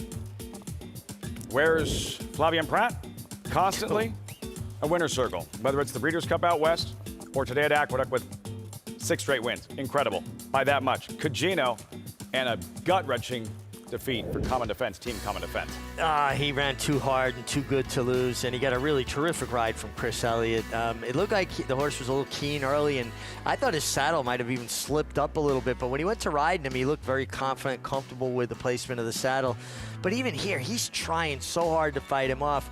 And again, Chris Elliott, strong hand ride, and Cugino, relentless. And when you're hot, man. Flavien Prat, those bounces go your way when you're on fire. Refusing to lose. Cugino with the all-time leading Red Smith trainer, a 6th win. Shug McGaughey with Megan. Well, this is my real baptism, getting to interview Shug McGaughey for the very first time in his 6th Red Smith win here with Cugino. What a shrewd decision on your part to be able to use his speed now stretching out. Well, you know, we've been wanting to run him a little farther. We've been running him, and so this race came up, and I thought, I really thought he would be in front easier than he was, to tell you the truth. And but you know, he's a hard-running horse. He runs good. He's consistent, and he's sure a nice horse to have. He's definitely seemed like one that was with the dynamics with his speed and being as they came away pretty quick there in the end. Yeah, they were running, and you know, it looked like that horse. Well, he did. He got by him a little bit, and then he would have fought back and came back to win. So, you know, I thought it was a good race, and you know, I seem to be always proud of him. He's gotten beat a couple times. It was really disappointing, like in short margins, but you know, he made up for it today a little bit. It certainly did. Well, I have to say, I'm so impressed by all the West Point hats that I see around me. Little Matthew was probably the highlight of my day here. I had so much fun in this race thanks to him, and congratulations on this show. Thank you. Thank you. Lippy? Megan, thanks so much. Shug McGaughey, Cugino, and yeah, just neither of them giving an inch in Common Defense, and he looked like he was going to fend him off, hold him off, and one late surge from Cugino. Yeah, and late, and they linked up. Their strides actually kind of linked up the last 4 or 5 strides, so I thought, ooh, maybe we're going to get a dead heat here, but Cugino just had a little bit more in the tank there. Heck of a horse race, and I love when you see a photo finish like that, both jockeys folded up tight on their horses' backs. Got to get low for the dose, you know, that wind resistance. Fascinating that you touched on. Mile and 3/8 horse race. In the end, millimeters separating the top 2. What an addition. Red Smith. And we're not done with the stakes racing and push forward on the Sunday closing day fall meet. Belmont at the Big 8 program. Race number 8. And look at that. Handicappers zeroing in on one Flavien Prat. Step forward as Flavien looks to make history, become the first ever jockey to win 7 races in a single program here at Aqueduct. And he has a mount here that's live, and he has the favorite in the last race for Chad Brown as well. So he very well could make this record all his own right now, tied for it. Are you surprised that this horse is favored? Do you think maybe the Flavien Prat money A little bit of both. Yeah? A Okay. little bit of both. It looks like the captain ate the canary there, Flavien Prat. And looking, this is the company he has just joined.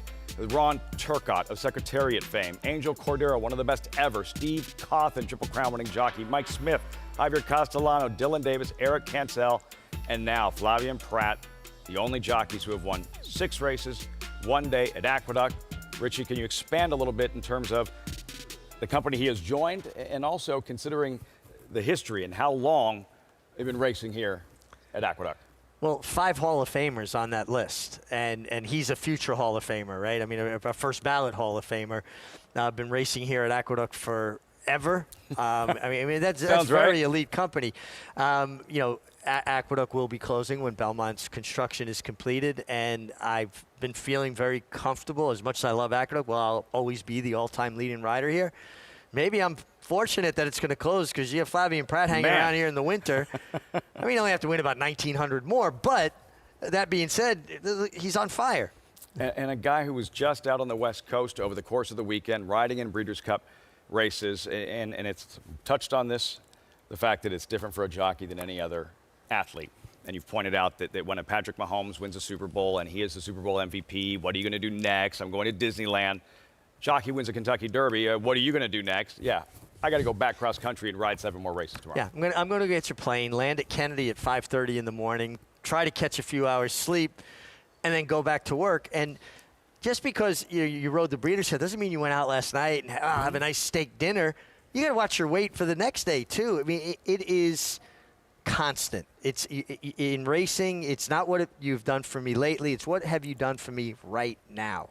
Right back to work. I mean, for Flavien Prat, we'll see how much more damage he does on this Sunday program at Aqueduct. And we promise more stakes racing. Bold Ruler coming up. Familiar name, Nutella Fella, shocked us in the hopeful at 54-1 in Saratoga a couple of years back. His Aqueduct debut in the Bold Ruler today at the Big A. As they say, Book 'em, Dano. Prince of Monaco in between. It's going to get very close. Book 'em, Dano. if you can make it here, Book 'em, Dano in a thriller. Book 'em, Dano wears him down. Book 'em, Dano under a perfect ride from Paco Lopez to win the True North. you can make it anywhere. It's Book 'em, Dano in another stellar display, winning the Alfred G. Vanderbilt going away. Bucaro, proudly standing in New York at Iron Horse Stallions.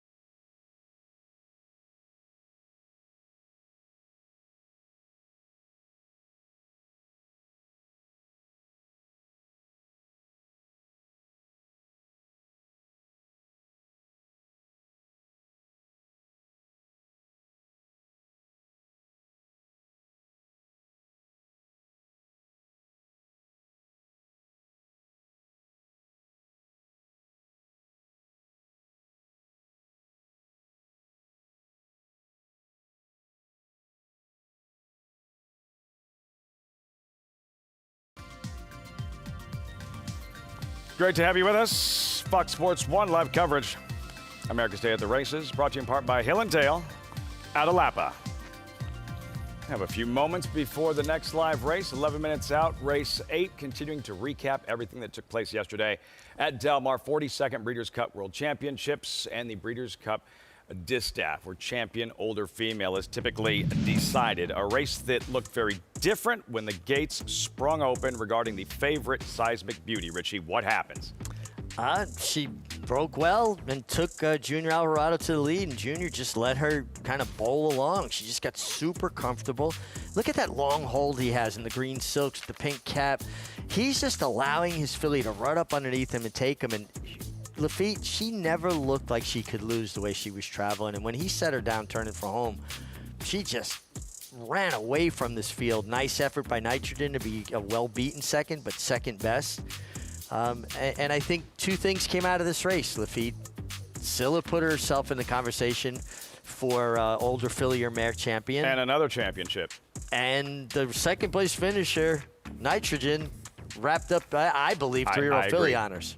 Come and catch me if you can, and they couldn't with Scylla, Junior Alvarado, Bill Mott. This one had to be satisfying, not having the opportunity to try and win the Classic, that devastation with Sovereignty not having the chance to perform in the Classic. And for Seismic Beauty, the favorite, right from the start, it's not like she face planted, but not a sharp start, and she wound up in behind horses, Scylla making the lead, and that's not those conditions of which Seismic Beauty typically, she likes to be in front, in control, to be at her best. Also, the way she came out of the gate, it wasn't dramatic, it wasn't a huge stumble, but she was definitely off balance.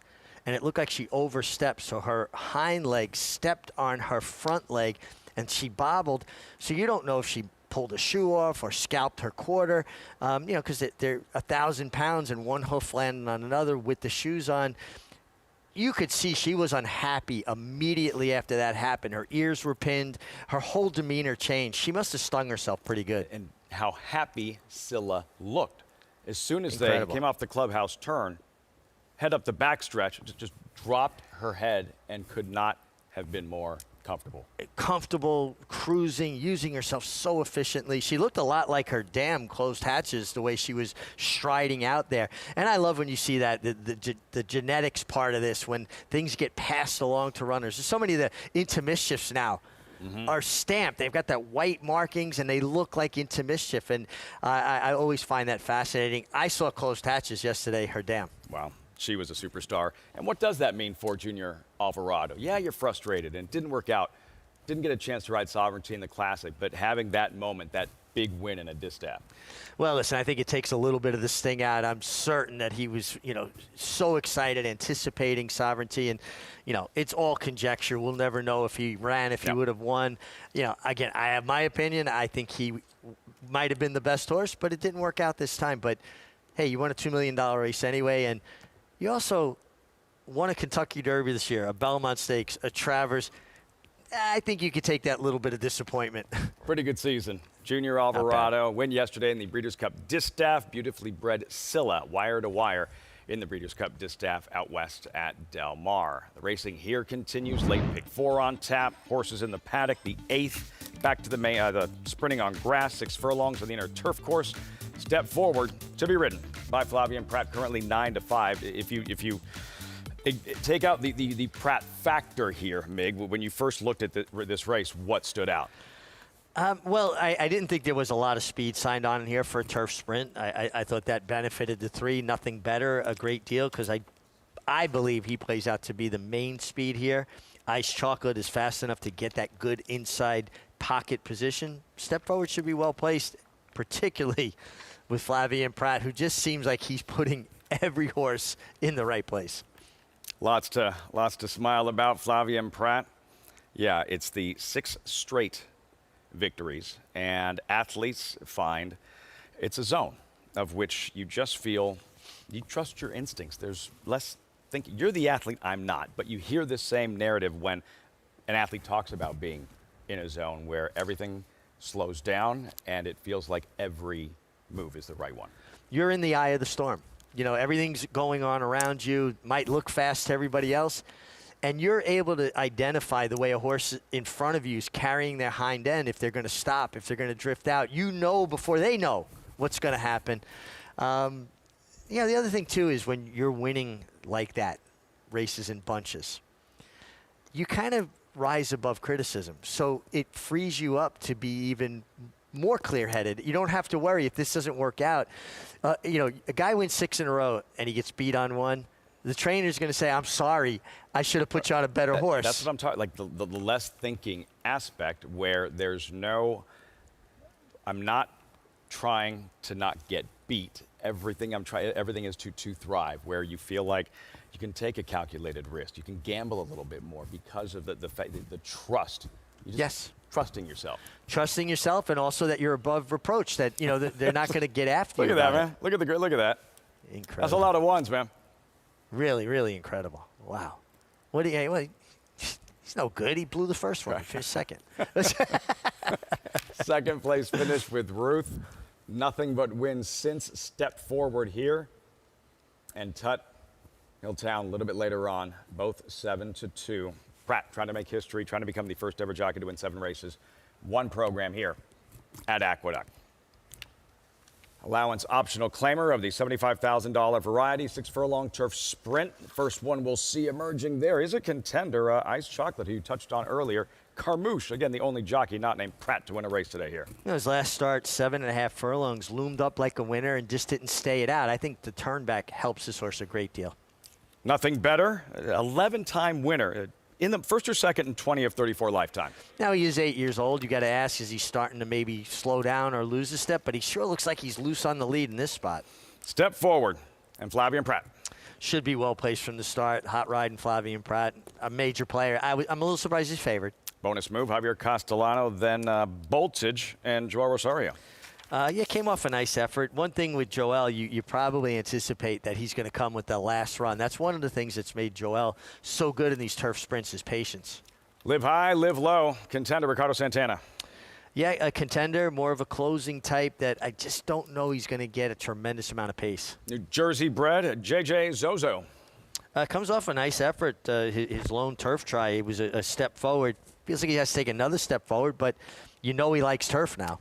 Turf sprinters about to rev it up. Late pick 4 starts here. Race 8, 4 minutes. Coverage coast to coast from Aqueduct and Del Mar. You can earn a 10% bonus today. Your exacta bets at Del Mar. Opt in at NyraBets.com for a 10% exacta bonus today. Revving his engines is the favorite. Step forward. And Ice Chocolate. Megan, what are you noticing here pre-race from the 7-year-old? Yeah, first of all, thanks, Mig, for the coat. You were right. It does get quite chilly out here once the sun turns away. But the #1 Ice Chocolate for his trainer, Mark Casse, is one that shortens up to the 6 furlongs for the first time. I found it was interesting breaking up from the rail. And I do, Richie. I find this race is a little devoid of pace, which could be an issue for him. But last time out, he was a bit more forward and went 2 turns at the 7.5 configuration at Woodbine and sat just off the outside and made that early move around the far turn and was in front at the top of the stretch, but closed upon. And he kind of gives the impression of a more closing type center sprinter making his run. And as far as his last race, that could have exposed his early move. But at the same time, I loved to see him more forwardly placed. Now, coming into this race, as far as his breaking from the rail and wanting to have him more engaged here and physically, he looks great in his flesh. He's dappled out with more of a selective campaign overall this year as he climbs in age. But as I mentioned, he could be compromised by the pace, but I'd imagine that his jockey Kendrick Carmouche will get him out of there and get him in a good position. But the #3, Nothing Better, scratched out of that Aqueduct Turf Sprint stake yesterday and ran behind the runner-up in that event in Fierce and Strong in that Wolf Hill 2 back. And the problem is, which version of him are we going to get? He could very well be the controlling speed and get things his own way on the front end, which drew me to him in this field. But, you know, last out in the Van Cleef at Colonial, he was involved in that pace early. He flattened and he really didn't do it much of any running. But as far as him physically, this was the first time I got to get my eyes on him, and he is a compact, round sprinter. He's got powerful hind end. As soon as he got to the racetrack, you know, in the paddock, he was a consummate pro. He was relatively switched off. He wasn't, you know, doing anything too much. He was handled himself really well, but got his usual hood and blinkers with that shadow roll. And then immediately once he got to the racetrack, he got his wake-up call there from Jose Lezcano, and he's one that will certainly be involved there early. But the #8, Live High, Live Low, for trainer George Weaver, rolling off a Breeders' Cup win in a turf sprint over the weekend. You know, got the best of a starter field that he just absolutely outclassed last time out, dropping in and got a perfect trip when doing so. And to me, he's one that's competitive here, breaking from the outside. He was tacked outside of his stall. He was very much switched off and very laid back, even throughout that process that seemed to be pretty routine for him. But another compact, out-and-out sprinter. He looked good in his condition and looks fit for the task, Lafitte, for a trainer who certainly knows how to win these kinds of races. It's like you hate to pigeonhole the guy, but man, so much success with these turf sprinters. Cy-Fair, terrific in the juvenile turf sprint, the filly on Friday. Out at Del Mar, George Weaver, first ever Breeders' Cup victory. Another look there, Nothing Better, as Megan mentioned, scratched out of the Aqueduct Turf Sprint Championship. This was 2 races back. This was at Monmouth Park in the Wolf Hill, where he was a 7-5 favorite, defeated by Fierce and Strong, who was 12-14 to 1 in that race. But Fierce and Strong coming back yesterday and running well in that Aqueduct Turf Sprint Championship. Yeah, only beaten a half a length to Dancing Buck, you know, the son of War Dancer, who's just was so good and led throughout, and Fierce and Strong came with a late run and just ran out of real estate. Yeah, the other interesting thing about Nothing Better is that I think he is the clear speed here. Mm-hmm. He also is competing with Lasix for the first time in about his last 8 or 9 starts. You know, and he is 8 years old. That could be a wake-up call.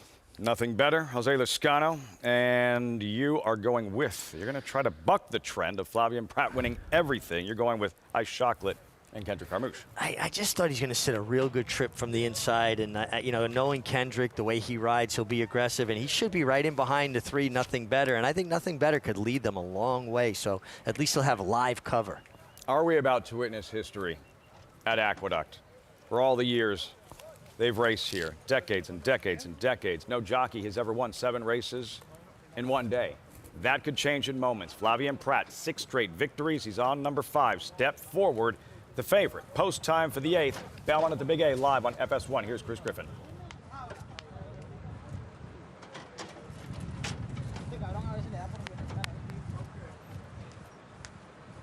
JJ Zozo goes in, all set. And they're off. Nothing Better shoots right out towards the front. It's Nothing Better. Step Forward in that early mix and Bonus Move. That's the top trio. And now turning it up is Nothing Better and stretches that margin quickly up by 2.5. Right there in second is Bonus Move. Tightly at the rail is Step Forward. In traffic in between horses is Voltage. Just getting shuffled back a little bit. Is to the inside here of Live High, Live Low. The 2 at the back. That's JJ Zozo and Ice Chocolat. They move into the far turn. Nothing Better is in front. 22.27 for the opening quarter mile for Nothing Better. Bonus Move in full pursuit right there from second. Step Forward now gets the cue here from Practice in third. Is tightly at the rail with Live High, Live Low from the back. Trying to get loose as Voltage. Nothing Better is in front, and Nothing Better is just moving right along. Can Nothing Better hold off the closers? Is still there. Step Forward now emerges as a danger here. Is taken second. Nothing Better approaching a final 16th. Still has about a 4-length cushion. Step Forward is going to try to catch this leader. Nothing Better looking for the line. Step Forward getting closer. Nothing Better. Step Forward. Nothing Better holds on. Nothing Better over. Step Forward. Then came Bonus Move and Live High, Live Low. Final running time, 1 minute 8.27 seconds. Driving finish, desperate finish. Flavien Prat and Step Forward, a bold run, but too much. Nothing Better. Too fast early, builds that big cushion, and takes down this 8th race. Belmont at the Big A. He built that big cushion, and I think there is a little bit of give in this course, but he went 22-1, which is not super fast for a turf sprint. And the fact that they finished up in 108-1, he really kind of got away with murder and had a 3-length lead at one point. And, you know, speed's always dangerous. It was a good move scratching yesterday. He controlled things, and the 8-year-old, Nothing Better, gets it done and Step Forward, ran well. You referenced the Lasix for the first time in a while, Nothing Better, and you thought he was the quickest on paper, that he would be in front. Were you at all surprised by how much of a cushion he was able to create between himself and the rest? Yeah, I actually was. I fully anticipated him being in front, but when he had about a 3-length lead coming to the 3/8 pole and was traveling so easily under Jose Lezcano. And hey, listen, we got to talk about Jose Lezcano too. He came back off a serious injury. He got hurt in Saratoga, had surgery on his collarbone, came back in, I think, 4.5 weeks, and he's riding in tremendous form. And I'm going to tell you from personal experience, it is not easy to get hurt as badly as he got hurt and come back in the form he's coming. Usually it takes you a little while to build into it. Not Jose Lezcano. Riding tremendous from the first day back. Explain how different it is for the scenario when other athletes in other sports, franchise sports, when those athletes are injured. The difference in that case for that individual versus a jockey who's sidelined and injured. Well, jockeys are highly motivated to get back to work because if you're not working, you're not getting paid. Other athletes have contracts, they're on a team, they have the support of the team staff, you know, doctors and trainers and massage therapists. Riders don't have those luxuries, and if you're not riding, You have no income coming in. And those horses you would be riding, they're still running with other jockeys in the saddle, and there's no guarantee you get those mounts back. And if they win on them, chances are you're not getting them back. Lafitte, the first time I got hurt really bad where I was out for half a year, I was shocked that they still ran the races without me. I thought they can't run without me. The world, the sport that revolves around Richie Migliore. He is the all-time leading rider here at Aqueduct. This chase for history in Flavien Prat continues, but it's going to continue on Fox Sports 2. Always a pleasure, my friend. Great being with you this weekend, watching the Breeders' Cup racing and the exciting racing here at Aqueduct as well. Always thrilled to be on with you. I'm better when you're here. Pleasure. We'll see you soon. Coverage continues. FS2 not done just yet on its closing day. Fall meet Belmont at the Big A. We'll see you on Fox Sports 2 as our racing earlier today. Look at that. It's not Pratt. It's Kendrick Carmouche in the first race earlier today. Standout sensation in the Turn Back the Alarm. One of 4 stakes races today at Belmont at the Big A. Easy victory there in the 49er with Bishop's Bay. One of many wins for Pratt. That driving finish a little bit later on that we watched. We're not done yet. Still 3 races left. Coverage continues on FS2. Flightline is in full flight. Flightline turns it on at the top of the stretch, and he's in cruise control. And Flightline takes off! Take a good look at this, because you're not going to see this too often, maybe never again. Flightline, 20 lengths clear. World-class racehorse, world-class performance at a world championship event.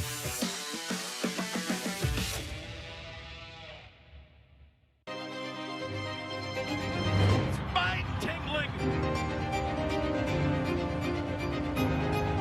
Jaw-dropping. Awe-inspiring. Secretariat-like.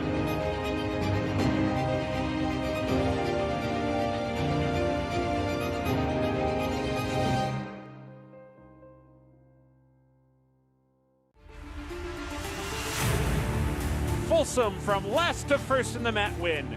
And Folsom is flying to the finish. Folsom is taking the front, and Folsom kicks for home. And Folsom sticks his neck out and runs to the wire. It is Folsom! It's Folsom in front, and Folsom wins the Governor's Stakes.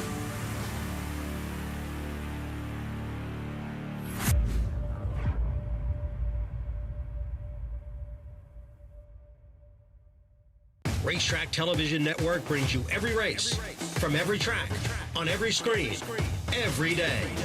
With monthly packages starting as low as $5, RTN gives you great value and access to more live HD streaming and race replays than anyone. Visit RTN.tv today to sign up and watch on almost any device, including Roku and Amazon Fire. RTN has packages that start at $5 per month.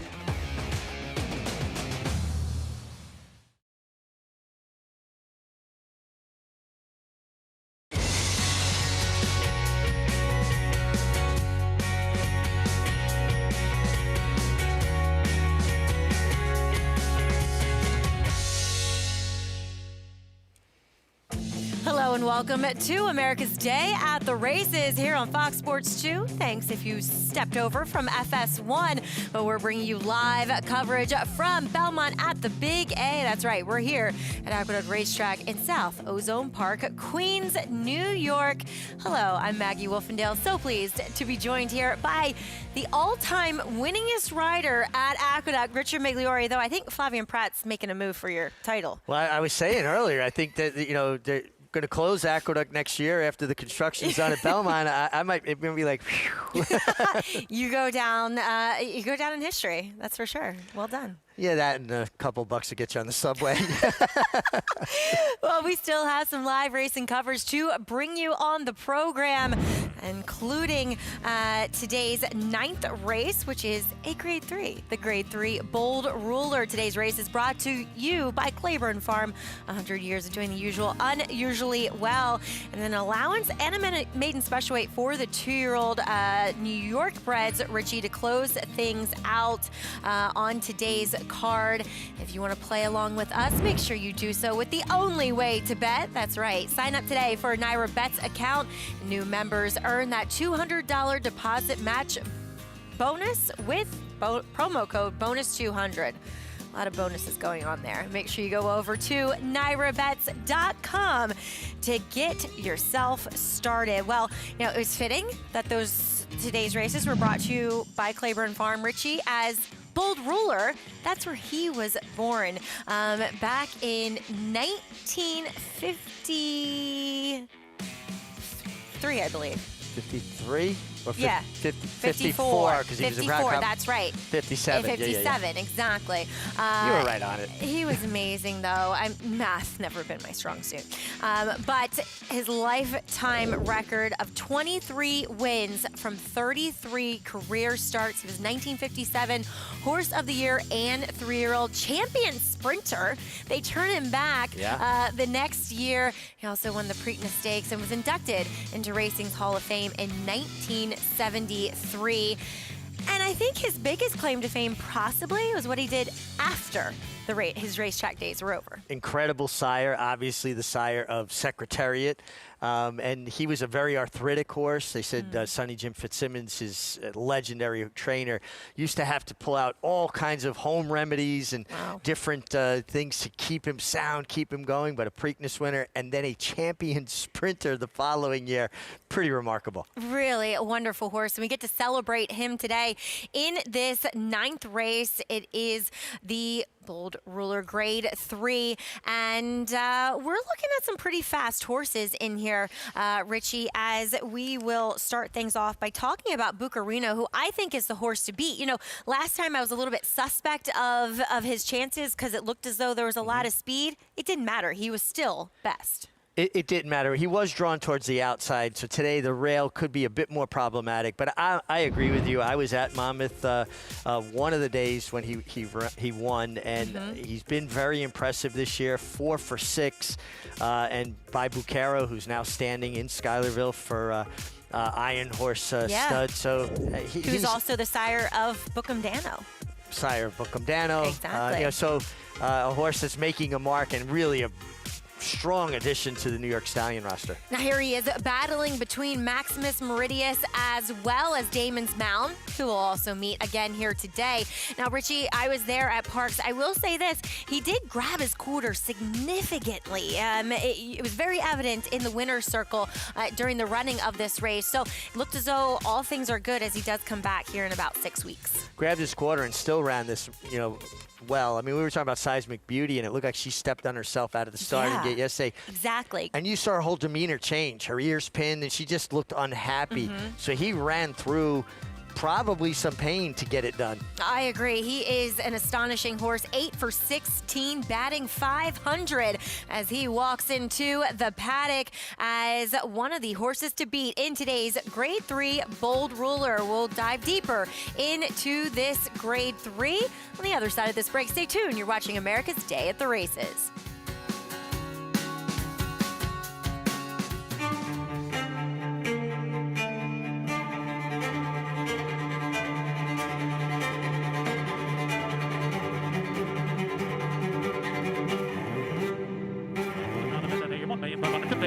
$1,600,000, $1,600,000 bid now $650,000, $1,650,000. Anybody else want $650,000 bid today? $1,650,000 $1,600,000. Thank you.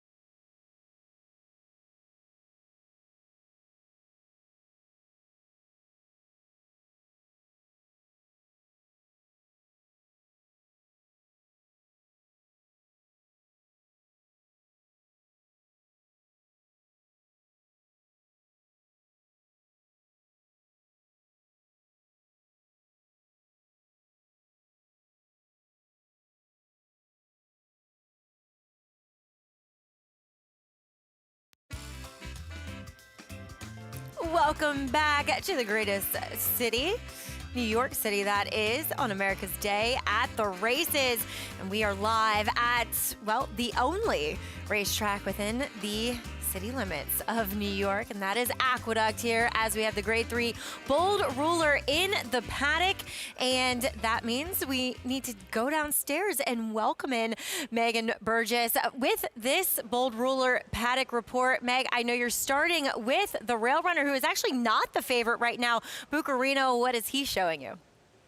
Yeah, I'm a bit surprised by that, Maggie. I agree with you, as I do believe that he is the horse to beat in this group. He's faced a number of the same familiar faces in some of his prior efforts and has gotten the best of him. You know, this is my first time seeing him in the flesh here, and he is an out-and-out dirt sprinter. He kind of is reminiscent of the quarter horses that I grew up on in Texas. He is fast, very short, very compact in his frame. He's got all that muscle in his hind end. He's certainly powerful from there when making his runs. And he, to me, has really carried himself well in the paddock. He's pretty switched off. He's got all the equipment on there, his typical hood, his blinkers, and his shadow roll. He's pretty, you can kind of tell that he gets a bit amped up. He's kind of tossing his head of sorts at his groom at the moment. But he's one to me that I do believe is the horse to beat, especially with his speed, breaking from the inside and getting out in front of his foes, as he's been able to contend for the lead with the same kind of horses. Full Moon Madness, Damon's Mound also participating last out when he won as the favorite in that Parks Sprint. He was toe-to-toe every step of the way on the lead and was just so game to finish off there. But he's pretty plain to me, honestly. He's just a horse that is quick and likes to run. He's not overly flashy. He's kind of the kinds that I really love in this game. But we'll switch over to a horse that's kind of been my pet for a number of years in the number 6 Nutella Fella for Gary Contessa, who is a closing type. Will try to seek advantage with some of the pace on board here. But back winning the Pelican at Tampa earlier this year, he really ran well second off the layoff. That was all the way back in May. And to me, showed the most rateability that he ever had. Silver Slugger didn't break all that well that day. He was right there on the lead. He settled just off the inside, bottling up behind where Junior made that winning move, altering up to the inside, and was game to win up the rail. But as far as him here, the last time I was able to kind of see him was on Belmont Stakes Day, where he had 2 handlers in the paddock. He's very sharp, kind of tossed his head. He certainly came in today on his toes and alert, but he's one, Maggie, that I find could possibly be the beneficiary of some of the tempo up front, as he does come back off a layoff here for Gary Contessa, and a horse that is the lone Grade 1 winner in this field as he took the 2023 hopeful at Saratoga. And he came from out of the clouds that day. He'd like to see a couple of these get involved with each other early and, you know, create a bit of a pace scenario that would help his style. Do you see that kind of pace signed on? I'm not feeling like there is. The problem is Bucarino is arguably the fastest horse in here, but he's shown that there's no give up in him. There is a lot of fight, and you're going to have to earn it to run by him. Yeah, you're not just going to, run by him. He's going to latch onto you, and you're going to have to fight him for it. The rail draw kind of, I think, simplifies things for Jose Lezcano, who picks up the mount. You got to let him use his speed. If he was drawn outside, you could say, well, maybe I'll let one lead me for a while. Yeah. With the rail, you got to protect your position. I agree. I mean, he does have fast number 7, Hurricane Nelson, and Damon's Mound drawn towards the outside. With number 4 in here, Subrogate, he definitely has a very patented running style in the way that he carries himself and the lead that he favors. Mig, I have watched his horses. This is the wrong race, guys. We need to not show this. This is not Subrogate. So if we could take that down, that'd be great. Thank you. Because his last race, Richie, was at Laurel. And this is a horse that I have frequently watched his races, and he runs the entirety of them on his inside lead. Yeah, I mean, some horses just not comfortable changing leads. We can go back as far as Aladar, who never wanted to change from his left lead. Southpaw, right? They're just left-handed, I guess. I like when horses change leads, though, and the tougher the races, the more important it becomes, because you need that little bit of extra energy. Well, and too, sometimes it's common in the heat of the race, they're not traveling anymore on the bridle, that maybe they won't switch. They may have run the backside on their outside lead and they switch on the turn and then they never switch. This horse leaves the gate on his left inside lead and never switches off Breaks of it. into his left lead and just stays on it the entire time. And it often will lead to him lugging in as well. Yeah, he gets a little bit sideways. I Mhm. noticed that because we were actually at Monmouth. I was at Monmouth in the Mr. Prospector when Bucarino beat Subrogate.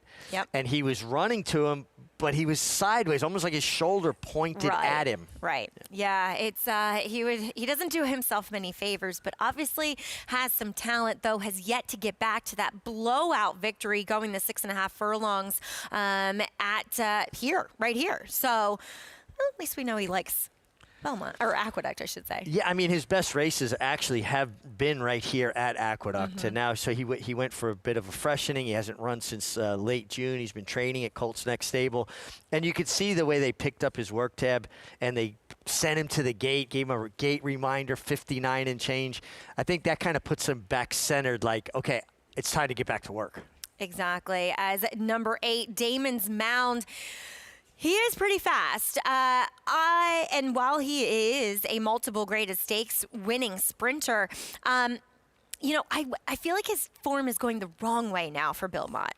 Do you feel that way? I kind of felt that way. I thought this summer, you know, I was looking for him to take a big step forward. You know, in the Vanderbilt, obviously extremely tough. I thought he ran well. But it seems like since that race, it's been a little bit of a backward step. There he is in the paddock, looking classy as ever, though, as they prepare to get jocks up for this bold ruler. 5-2 now on number 1, Bucarino. We have seen number 5, Full Moon Madness, taking a lot of early money. I think he's the horse that this race could set up for. I thought he ran very well behind Bucarino last time out when he heated with Maximus Meridius. And he was the one, you know, closing. He was cutting into the ground. He does have a win over Bucarino if you go to the race at Delaware back in June. So you know he's competitive with this group, and I agree with you. He could get the perfect kind of setup. Yeah, he is who I like, as they are making their way up out of the paddock as we'll meet this field momentarily. And we will kick things off with the favorite in here, who is Bucarino. I will forget the celebration in the Parks Winner's Circle from Alfredo Velasquez and, you know, his team, his son. They were so happy, and they deserve it because this horse is a warrior. 8 for 16 lifetime, 2 seconds, 3/3. He just shows up and runs, and that's kind of the benchmark of his sire. Bucara throws consistent, hard-knocking horses. There's Longshot, the Golden Gorilla, who goes by. Number 3, Bouncer for Jamie Ness. This is a horse who could hold the key to the race because he can have high speed at times. There's number 4, Subrogate, who has learned to rate and be effective. Tough, hard knockings, 1/2 his starts. Don't like that not changing leads thing. I know. As we just saw, number 5, Full Moon Madness, Kendrick hit the track and said, giddy up. As number 6, Nutella Fella, Javier Castellano in the irons for the first time. Yet more of a closer, lone grade 1 winner in the field. Hopes there's pace. Hurricane Nelson got things his own way, more pace this time around. Yeah, first quarter in 23. I don't think they're going to get away with that today. And rounding out the field is Damon's Mound. Can he get back to some of his better races? I'd like to see them take a little bit more of a rating tact with him. You know, if you go back to his good races when he was 2, he won the Saratoga Special, he could just stalk, sit from just off the pace. And I think that outside post gives him that luxury. Gives Junior Alvarado some options, but looking good on the racetrack is number 5, Full Moon Madness. And Meg is standing by with his trainer, Michelle Nevin. Well, very pleased to be joined by his trainer and Michelle Nevin, as you mentioned, who is going for another stakes win potentially on the weekend, as she took one yesterday with Dancing Buck. But Michelle, this horse now second off the layoff. He ran incredibly well last time out to just miss to Bucarino. He really did. He ran a game race that day. You know, maybe had he gotten out and a little bit earlier, he might have gotten up. Who knows? But we'll try to run down this guy again today. And you mentioned that he's kind of one of those easy keepers. He really carries himself well. How do you find, especially as a 5-year-old, he's been able to really transfer that into his form?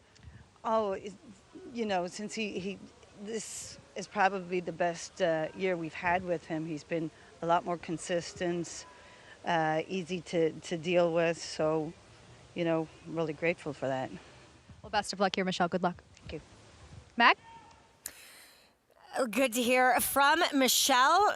Meg not choosing easy interview subjects. I love Michelle, but you gotta warm her up. Gotta really get her. She's a bicycle interview. She's a bicycle interview. That is the perfect way of putting it, as you are going to land on Full Moon Madness. So I gotta say, it looks fantastic on the racetrack. Yeah, he really does. Out of By the Moon, who's been, tremendous producer, strong family for Samantha Siegel's JMS stable. I've always been a big fan of this horse, and I was telling you off camera, I won some stakes on the Grand Dam by the Light. So I always have a little bit of a soft spot for horses that I have some familiarity with the family. And a shout out to Samantha Siegel, her family of JMS stable. They just consistently, those bloodlines produce stakes horses year after year. And going back to the early 80s. Exactly. I mean, this has been decades that they've been doing it. Yeah. And considering they don't breed that many horses to be able to do what they've done. They're on top of it. They're passionate students of the game, and the success is evident. I mean, it's consistent. There's Subrogate getting his final warm-ups, but for more on Full Moon Madness, we check back in with Meg. Yeah, just caught up with his trainer as we saw in Michelle Nevin. But Maggie, I agree with you. This horse is very competitive. And right back here now, second off the layoff, I find him tactically to be a sort that's so handy and can really sit and potentially make the right trip. But the break can be key for him. At times, in his past races, he did break all that well. And I find that this is something Acacia has mentioned way back in May, is when they gelded him, and as far as him as a mover, he really seemed to free himself up. And I go back through his races and I see the exact same thing, and that can oftentimes help when getting those horses to break. So just something, a quirk about him.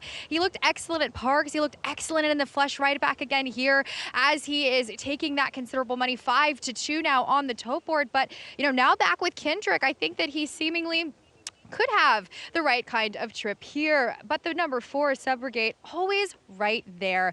He has won one or been second in each of his last starts in the last 2 years, other than that grade 1 try. He's been methodically managed this year, a bit lighter of a campaign, just the 2 starts, and overall pretty lightly raced for a 5-year-old, but ran well off the layoff earlier this year. He was right behind Bucarino,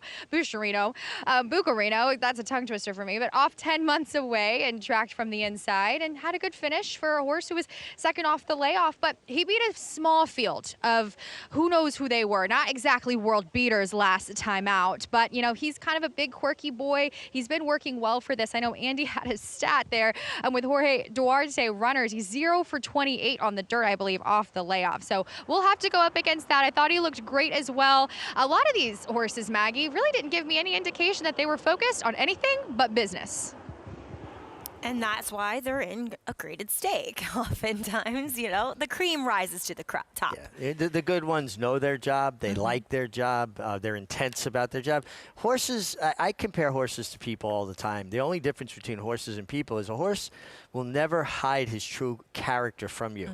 Where a person might. They want to portray something. If a horse is generous, he's generous. If he's mean, he's mean. He's kind, he's kind. They're not trying to be devious. No, they don't know how to be such a way. You get your impetuous little boys sometimes that are naughty, but they outgrow that, and that's why they develop into horses like this. Yeah, but again, too, if they are that way, a little cheeky. Yeah. They're that way, and you know that. You know what to expect. Right, exactly. As Nutella Fella being a little cheeky, and a horse that is a bit slow out of the gate. So obviously a place he doesn't love to be, but they're going to coax him in to the stalls, I hope. Tough job being an assistant starter and link up behind a thoroughbred the way they do to help guide them into the gate. And like people, some horses are a little claustrophobic. Yeah. You find that more with the bigger horses, and I know that Nutella Fella isn't necessarily the biggest horse. So they've got him in there, and we will head up to Chris Griffin for the call. The grade 3 Bold Ruler, lots of speed. Sign on for this one. Subrogate is next, and Damon's Mound last to load to the outside. Grade 3, $175,000. Bold Ruler. All set. Opening the front of the gate there was Bouncer. Bouncer just popped the front of the gate open. Will be led back around. Didn't go anywhere.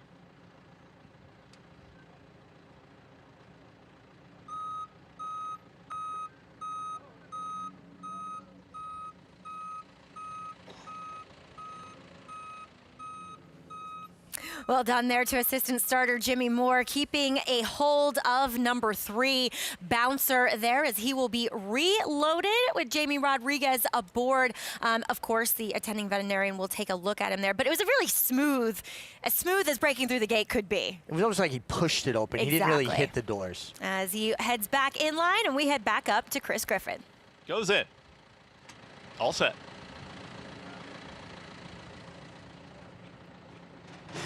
And they're off in the bold ruler. Bouncing right out of the gate was Bouncer, and Bouncer very quickly is now up by a half length. Buccarino at the rail is going to apply the pressure. Buccarino now puts a head in front. Bouncer is back to second. Damon's Mound up on the outside is a close-up third. Just behind them, Hurricane Nelson, a well-settled fourth, and just behind them comes Full Moon Madness in fifth. Nutella Fella is going to be in the 6th spot now with less than 4 furlongs to go. Sub Brigade towards the back end of the field, and not keeping up right now, the Golden Gorilla, the distant trailer, 22.32 for a pressured opening quarter mile. Buccarino and Jose Lescano, they're up by a head. Bouncer is within range right there from second. Damon's Mound is patiently ridden from third. It's a 4-wide run. Full Moon Madness. Kendrick Carmouche, they're on the move. All in Hurricane Nelson, Sub Brigade trying to run on with Nutella Fella. They reach the top of the stretch. 45.38. Buccarino is still there. Damon's Mound is trying to run this rival down. Buccarino is finding more. Buccarino now gets closer to his rival, and Damon's Mound is ready to pounce up on the outside. It's between these two, a final 16th, and Damon's Mound now puts a head in front. Damon's Mound has extended the margin. Damon's Mound wins the bold ruler.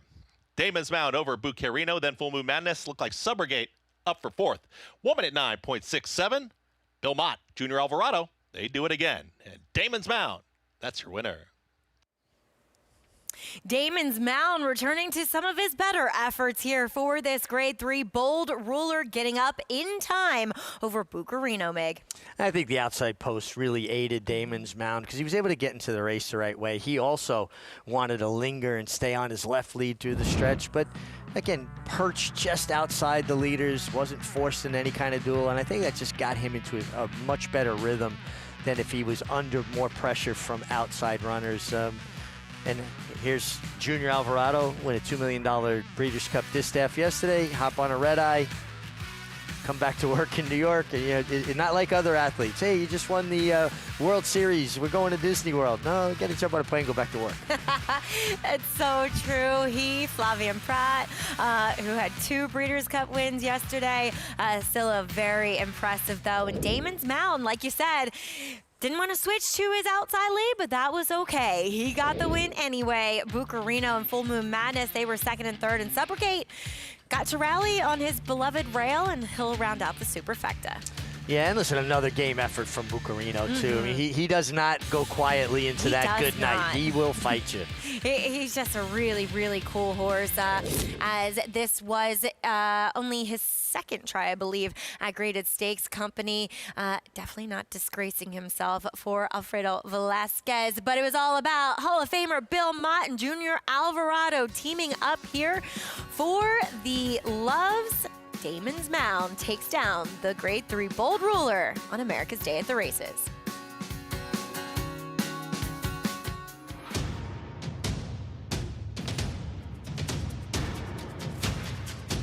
Drain the Clock will win and win by as much as he wants. Drain the Clock will bound home the winner. Drain the Clock, Jockey's Warrior, drain the clock by a head. $270,000 in the back. $250,000. You bet with Naira Bets. Bet any track, anywhere, anytime. Download the Naira Bets app to play today and get a $200 deposit bonus. Watch live horse racing. Get expert picks. Boost your bankroll with weekly promotions and hone your handicapping skills with exclusive tips and tutorials. Download the Naira Bets app now. Sign up now to claim your $200 deposit match bonus. You bet with Naira Bets. The world's premier breeding stock event, the November sale at Fasig-Tipton. Dorth Vader has carried sustained form from ages 2 to 5, starting with a pair of stakes wins as a juvenile. She made her bid as one of the top fillies of her class the following spring in the Grade 2 Devona Dale, defeating 2 Grade 1 winners. The winner, Dorth Vader! Runner-up in the Grade 1 Acorn Stakes, she returned this year to win the Grade 1 Ogden Phipps at Saratoga. Over 3 Grade 1 winners, including Raging Sea. It will be Dorth Vader! In August, she came within a nose of Horse of the Year Torpedo Anna in the Grade 1 Personal Ensign, earning a 100 Beyer speed figure. That effort put her over $1 million in earnings for owner John Ropes and trainer George Weaver. By the rising sire Gervin, Dorth Vader's family features Kentucky Derby winner Mandaloon and Arc de Triomphe winner Blue Stocking. Grade 1 winner Dorth Vader, selling this November with Vinery Sales Agent. Thanks for tuning in to America's Day at the Races, and we are proudly brought to you by America's Best Racing. For the love of the race, check out americasbestracing.net today. As Junior Alvarado, Damon's Mound, they return as winners here at the Big A, and he is trained by Bill Mott and owned by Cliff and Michelle Love, as Megan Burgess is standing by with winning pilot Junior Alvarado. Well, excited to catch up with Junior, who I believe just got off a red eye and now gets another graded stakes win on the weekend. But this horse you've ridden in the past over the summer and seemingly been against these types of horses, but seemed to put it all together today despite being reluctant to switch leads. Yeah, he's a horse, I know him pretty well. And, I guess today, when I start asking for a run, he responded very well. But I knew sometimes he will hang in the left lid. And, I think sometimes it's just best leave him alone, don't bother him. I think he's that kind of horse. If you try to make him do something too much, he will probably slow down. And, like I said, I wasn't going to get in his way. We keep going in the left lane. He was moving forward, so we left him alone. Well, tactically, he seemed to really benefit and get into this race from that outside draw as well. Yeah, I think the pole position helped us a lot. We get out of there moving forward, but then, we got to sit whatever we want to beat and then make the move whenever we were ready. Well, speaking of the best of trips and the right moves you made, coming off a win in the Breeders' Cup Distaff with Scylla, it looked like she just got you there to the lead and she ran lights out. Can you just talk me through what that was like in the early stages as she really got you up front there?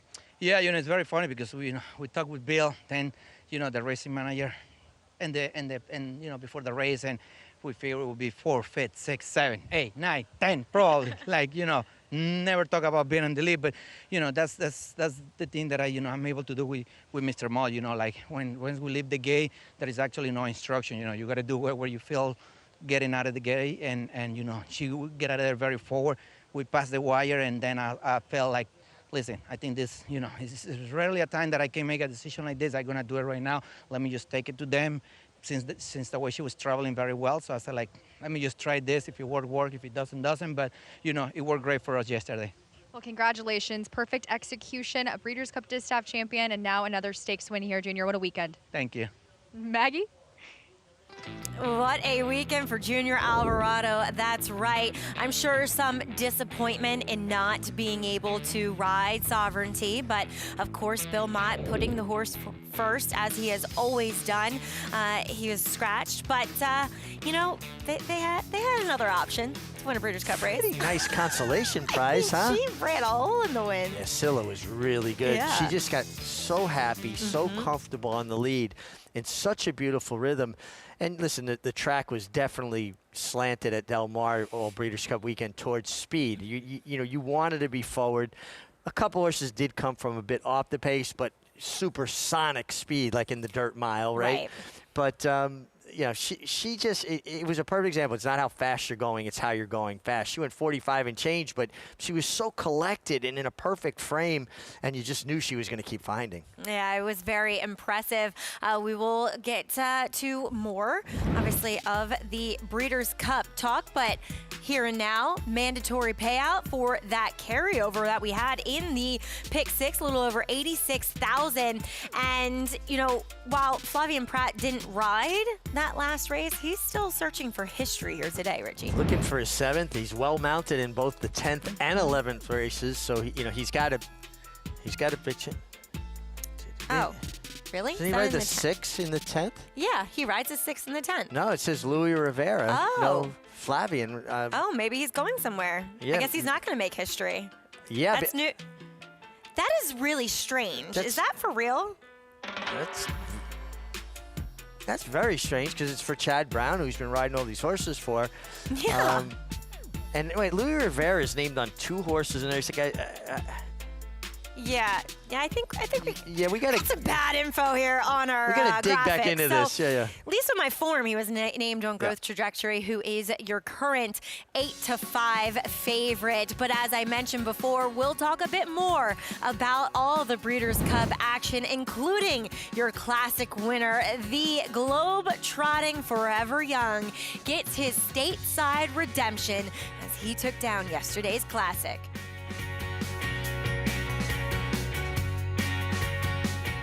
This proven son of Giants Causeway has sired 7 millionaires. With over 10% stakes performers, his recent top runners include Tarabi, placed in the Grade 1 Spinaway and Breeders' Cup Juvenile Fillies, Grade 2 winner Plum Ali, plus these standout performers.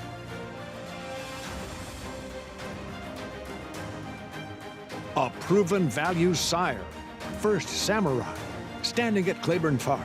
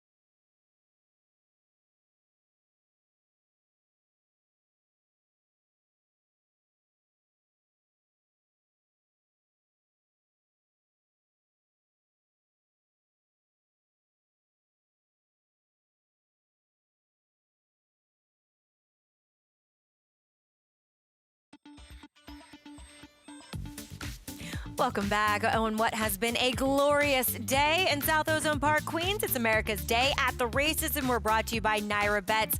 Bet any track, anywhere, anytime. As race 10 coming up, as Megan and I were right, Flavian Pratt has the opportunity to go for history here as he is on your 3-2 favorite, Growth Trajectory. Teaming up with Chad Brown again. They've been a very hot combination all day long. And Chad's won 3 races, and in all 3 of those, he has also had the exacta. yeah, he's the only one that didn't have to worry about which one was going to get up at the 8th pole. He had both bases covered. Yeah, it's a pretty impressive feat. We'll see if they can team up again to get another win, but they had to settle for second yesterday with Sierra Leone because it was all about the Japanese Forever Young, as he deserved this win. I watched the replay again. He was on top of this heavy pace, right on top of Sierra Leone's Rabbit, and he put them all to bed. He got a tremendous ride. His rider really He gave was it. very confident. So confident. That was the Yes. thing that stood out, Maggie. Mhm. You know, he was laying second just off the Rabbit. He had fierceness to his inside.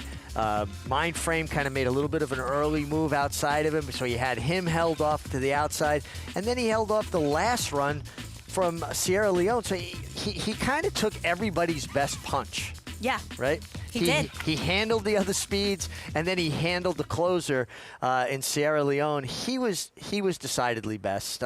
Sierra Leone ran another big race, which he always does. He's never run a bad race. No, he has not. He's never been off the board. No, and Fierceness, I thought, ran well. I mean, I think he wasn't going to win, and he had his chance. So I'm not making any excuses for Fierceness. Yeah. But I also think he's a horse that when he was full of run, if Johnny would have had a place to go, it might have suited him better. Yeah.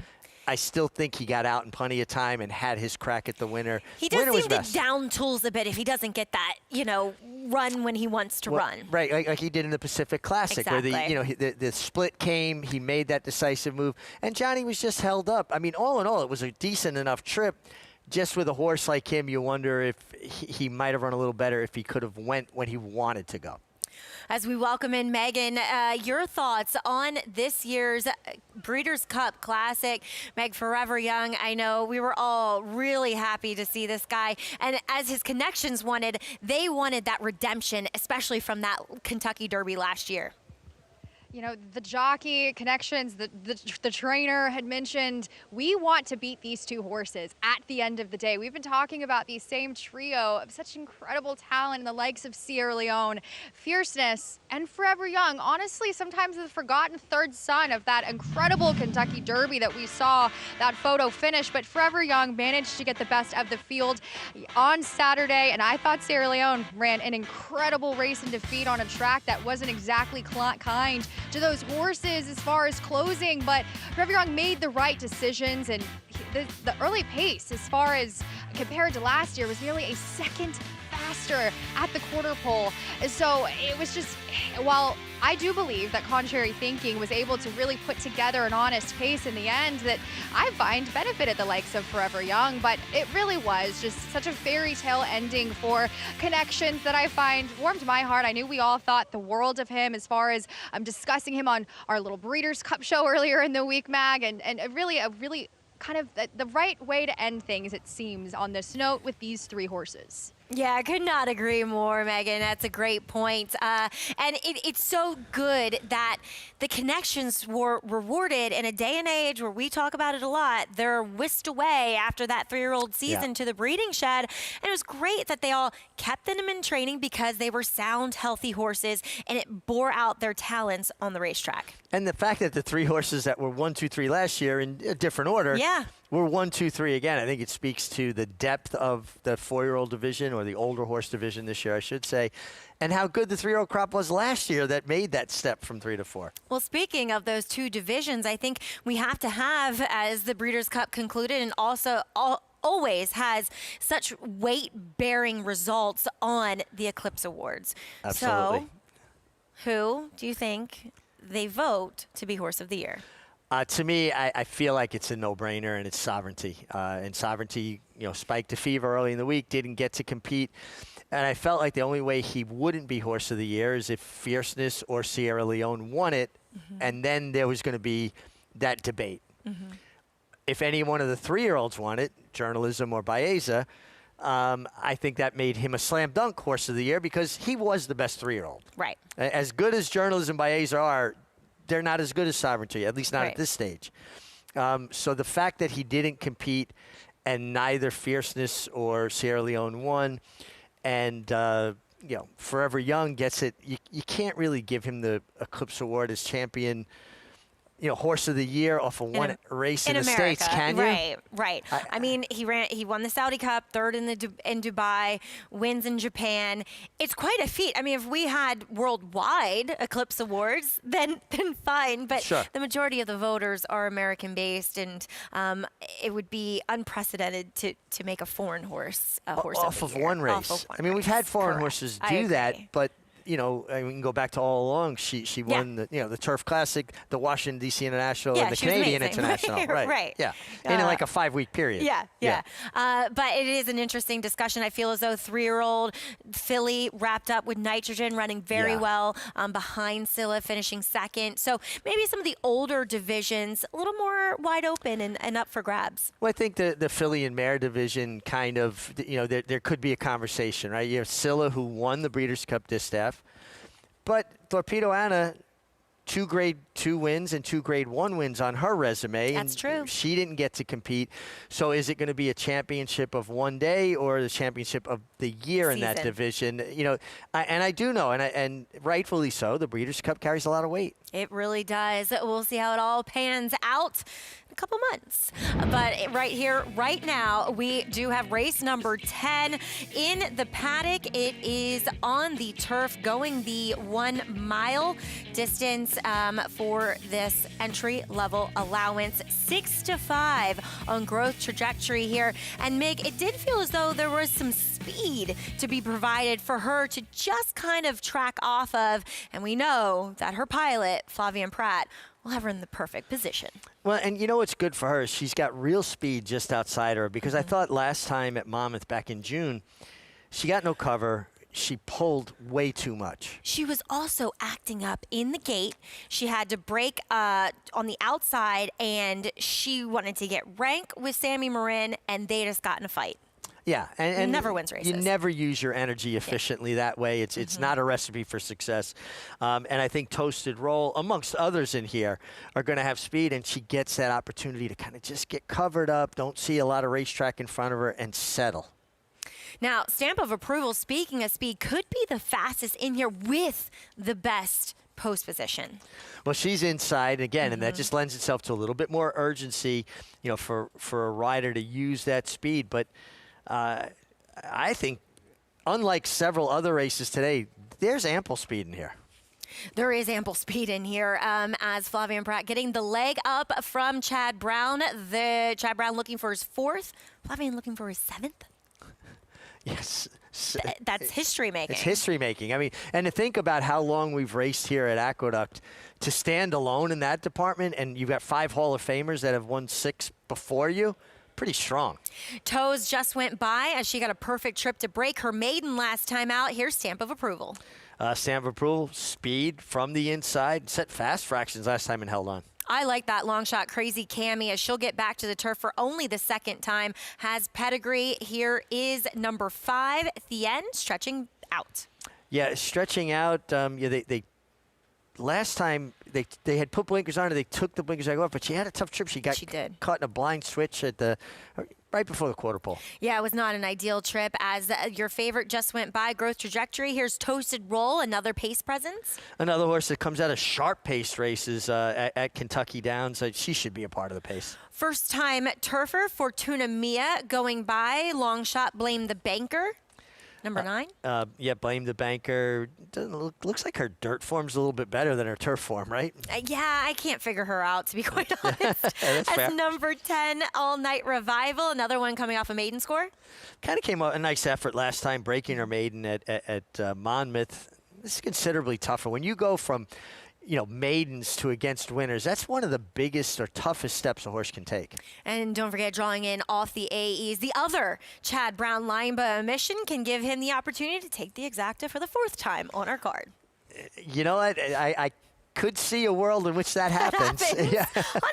I mean, she's a huge price up there right now, but, you know, you go back to her first race. It was against Laurel Lynn, and Spool would come back to win. So definitely a horse that I know she looks a little slower on speed figures, but she could improve off the bench. Here is Growth Trajectory, however, in her maiden breaking score.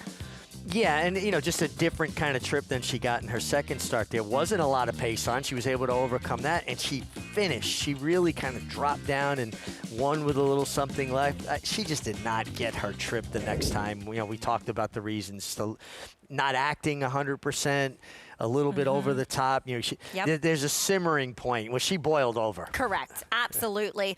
She was OTT, as I like to say. Looks as though she's behaving fairly well in the warm-ups as Chad Brown with his already 3-win day, even before that, had sewn up this meet title, which will be his 3rd consecutive here at the NYRA circuit. Yeah, dead heated with Todd Pletcher in Saratoga for the thing, but hey, still leading trainer. Doesn't matter if you're dead heated.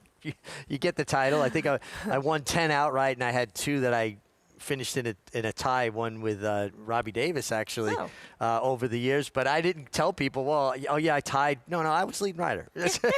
Simple as that. As we check in with Megan trackside for more on your favorite. You know, Mag, I think that there might just be a good opportunity for Flavien Prat to make history on this card, as I like the number 6 Growth Trajectory. I liked her on paper. I thought she was one of the clear horses to beat coming into this particular group, and I know she's even money, but she made a great impression to me as far as matching up her physical to the way I liked her on paper. And, you know, last time out at Monmouth, it's always tough, you know, coming into a stakes effort against winners, off a maiden win the way she did. It just wasn't her day. She was off of Lasix for the very first time when she gets back here. Seems to have maybe not been the entire reason why she's more settled, but certainly seems way more settled today. We'll see her behavior as she approaches the gate, as she was a bit agitated there. Last time out, tossed her head a bit at the break, but last time out, I mean, she was wide the whole way around there. She just did not look comfortable traveling whatsoever. She's very agitated, it seemed. So I like that she's getting back to this kind of spot off that stakes performance. It's still a test for her, though. She didn't beat an all that exciting group on debut at Monmouth. Only one came back to win, and that was at a 40K maiden claimer. So she's certainly getting up against the toughest group to me, or one of the toughest groups that she's faced. But a little bit of Vega Philly. Physically, she certainly fits that resume on paper. Her Wakila won the grade 3 matchmaker, was 2nd in the grade 1 gamely. She certainly looks like a European type, very much the Euro frame, athletic, kind of a lighter framed filly, but I liked what I saw from her. And as far as the number 2 stamp of approval, you know, she wired the field last time out. I know she's going to get a very different scenario, but there was an inside bias when she achieved that perfect trip that day, but I found she was interesting here. You know, she's filled out, she's big, she's kind of burlier, she certainly looks like a miler type and very compact kind of in her build, but she was sharp, and I find that they're going to be aggressive again with her. That's worked with her before. Javier has been spot on in doing so in her last 3 tries, but I think she could be in the mix as far as using that speed. But one that I liked to see come up on the form today, because I was able to be there all the way back in March when she was attempting to break her maiden at the fairgrounds. That's the number 10 All Night Revival for her trainer Cherie DeVoe. And yes, I agree with Meg. It's going to take her a lot to face winners here for the first time and overcome the discrepancy.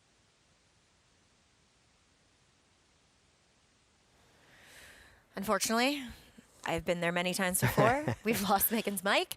So hopefully we can get back to her if there's time. But she was talking about All Night Revival in here, who, you know, if you kind of pick apart her form, Meg, when you look back at her 2-year-old form, she was running well against some pretty nice horses, including eventual graded stakes winners in Laurel Lynn and Mayday Ready. And then, you know, the fairgrounds race on the comeback was just horrible from the get-go. She was ranked, she was too fresh. Then they tried the dirt behind the very talented and fast Ragtime. She doesn't run well two back. I will say that, other than she was wide against on a track that you wanted to probably save ground on that inner. And then she breaks her maiden. So if you can judge her just upon her last race at Monmouth, that she was able to improve a bit from her 2-year-old form, maybe there's more to build on. Yeah, I think it's very fair. You know, she did have some good races early on. Like you said, kind of form got a little bit lost along the way and maybe a little dirtied up. Throw a dirt race in there as well. My problem is first time against winners and not a great post. I mean, she did get to move in one slot, and she does have a horse outside of her now. You still got to overcome being drawn wide. Yeah, that's always a big, you know, hurdle to overcome here on the turf races. Now, here is the list of some very familiar names who have won 6 races in a day at Aqueduct. 5 Hall of Famers on that list. The incredible Mike Venezia as well. And, you know, did it back in the 60s. He won 6 in a day. Pretty rarefied air there. I agree. Real quick, Cammie, Where's her Crazy Cammy? Only one try on the turf. It was at Kentucky Downs, going 6.5 furlongs. Her form has improved as a 4-year-old, going longer on the dirt. She's a half to a stakes winner on the turf and 2 other winners on it. I like her at 14-1 for the ever dangerous Mike Maker Barn. As they head in line, will Flavien Prat make history here with Chad Brown and the favorite on Growth Trajectory? They head into line. We head up to Chris Griffin. Board. And in. All set. And they're off. Stamp of approval as asked for speed towards the inside, and here comes the end in the early mix 2. Wanted to join them as Toasted Roll is going to join them 3 wide, 4 wide. That's going to be Fortuna Mia. At the rail, saving the ground, there is Toes. In between rivals, there comes Growth Trajectory, is now going to be mid-pack, is followed to the outside by Blame the Banker. Tightly packed up front, the 3 at the back. That's Crazy Cammy, followed by Lying by Omission, and the trailer, All Night Revival. The leader is Stamp of Approval, and Javier Castellano, they're alone up top. They went 23-4 for the opening quarter mile, and they're up by 2, almost 2.5, and there's the end. It's a comfortable second to the outside of Toes. Just having to steady, a little awkward there was Toasted Roll as Growth Trajectory has now moved to the inside of that rival as they're in 5th. Tight spot here at the rail for Crazy Cammy. Out wider there comes Fortuna Mia, who starts to get rolling from the mid-pack towards the back end. Lying by Omission is in tandem with Blame the Banker, and still the trailer, All Night Revival. 48.63 for a half-mile time, and Stamp of Approval is still there. Stamp of Approval up by a full length. Here comes the run towards the outside from Thien.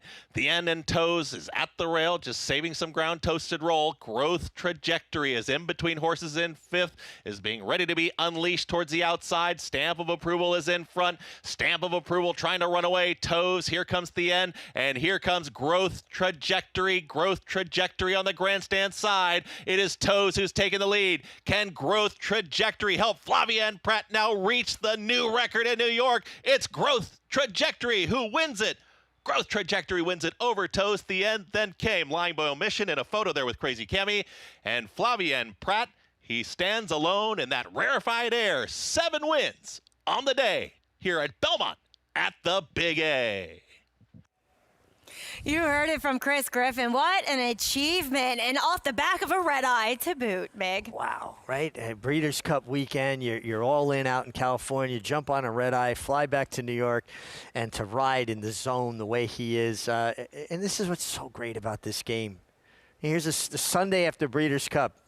Could be a quiet Sunday, right? Mm-hmm. And we're seeing history be made. I love this game. I know. Isn't it amazing? And, I mean, running 11 races doesn't often happen, so he's had a good opportunity to seize this. But so many people don't seize opportunities like this, and he has just taken every single one. No, incredible. Now, Irad Ortiz was the Bill Shoemaker Award winner for having the most success at Breeders' Cup. But Flavien had a good Breeders' Cup, too. And I think Flavien said, this could get a little close for Eclipse Award. I better go back to New York and make a statement. That he had today. 7 wins, I believe 2 seconds as well on the card. Second. You should have won 9. No. So, yeah, didn't ride the race before, so done pretty well for himself. That's really cool. And you could see, how aware of it he was, how pumped up he was. He's going to give that fist pump right through the wire there. And it's just a really cool thing. When is the last day of Aqueduct? Today. Well, no, today's I the fellow mean, at the Big A. For Yeah, good. no. Oh, yeah. I'm sort of start sweating here. I think you're safe. I mean, he is riding here this winter, but I think you're safe. Yes, the double fist pump. I love it. And talk about timing. I mean, it looked as though Toes was getting clear here, who did run very well in defeat, her first time facing winners. But he just timed it perfectly with her and didn't necessarily have, had a good trip. He was out wide, though. Yeah, I mean, he did get to save ground around the first turn, but he was in between horses, never always the most comfortable position. Right. But he got her out in the clear, and she just kept coming with that relentless run. And it's not every day you see history made like this. You think about all of the great riders over the years, and to be the only one, stand alone to take down 7 in a card, That's crazy. It's just it's a really huge accomplishment. It's huge. Right, and you saw that list of incredibly talented riders put up there before this. Yeah, look at that whole. I love that.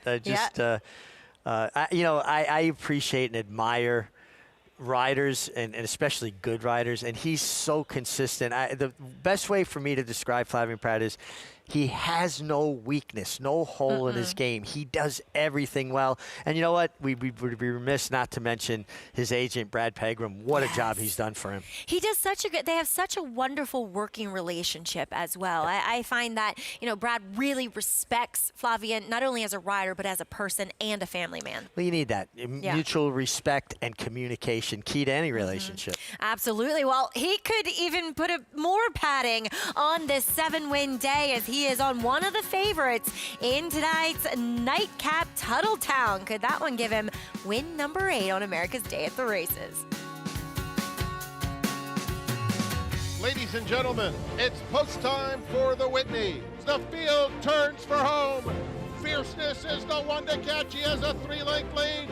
Sierra Leone down the center of the track is coming with powerful strides, and Highland Falls is in there too. But it's Sierra Leone who takes the lead from last to first. Highland Falls trying his best. Sierra Leone has won the Whitney. Gun runners on top of the world. You bet with Naira Bets. Bet any track, anywhere, anytime. Download the Naira Bets app to play today and get a $200 deposit bonus. Watch live horse racing, get expert picks, boost your bankroll with weekly promotions, and hone your handicapping skills with exclusive tips and tutorials. Download the Naira Bets app now. Sign up now to claim your $200 deposit match bonus. You bet with Naira Bets.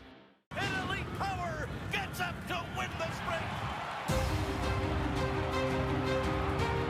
Jockey's Warrior, Elite Power in the far outside. Jockey's Warrior settles for third today. At the 16th hole, Godine is second, but Elite Power does it again. 5 automating at 875 down 900 and 900,000. The power of a champion. Please hold your applause. The power of Juddmonte. A provision in a bill passed this summer reduces the tax deduction for wagering losses from 100% to 90%. This unfair change would tax horse players on a percentage of their losses, could cost over $1 billion in handle, and threaten thousands of jobs in the racing industry. That's why the NTRA is fighting to pass the Wager Act, a new bill that would restore the deduction to 100%. Tell Congress to pass the Wager Act. Visit ntra.com/wager. America's Day at the Races on a record-setting day for Flavien Prat and growth trajectory, giving him win number 7 on this Sunday afternoon as we welcome you back to America's Day at the Races. And standing by with the man of the moment is Megan Burgess and Flavien Prat. Well, history has been made, Flavien Prat, as he notches win number 7, the most achieved on the New York circuit in a single card. The adrenaline was high, even though you might in the grand scheme of things, might be tired, but you're ready to win one more. Yeah, hopefully that would be great. No, just very grateful. It's I came today with some good mount, and just thankful. To all the trainers, owners, and all the guys that work early in the morning, and it's great. You did it for trainer Chad Brown, who of sorts is one of the reasons you came to the New York circuit and transferred your tack. Did that make it all the more special being able to do so? Yeah, absolutely. He's been a great support, and could have done without him. So yeah, it's just great to ride for him. Well, you caught that flight. It was worth it, but 2 Breeders' Cup winners yesterday, a historic day today. Congratulations. Thank you. Thank you very much. Maggie? Thank you, Megan. And, when you haven't had much sleep, he told me you got in at 3:30, I think, this morning. Okay. This is pure adrenaline, right? Well, it goes one of two ways. You're dragging, you're tired. There's also like a bit of a crash from Breeders' Cup, right? You kind of, a little bit of a lull. Then you do the travel. You don't get to eat properly. if you don't start winning right away, you're exhausted. You're dragging through the day. You win, and it's like your energy just keeps coming. Yeah. So he probably could ride another 9 right now. Yes. With a finish like this, I think you are right. And growth trajectory giving Chad Brown his 4th winner on the card. Couldn't quite get the exacta again as, what's her name?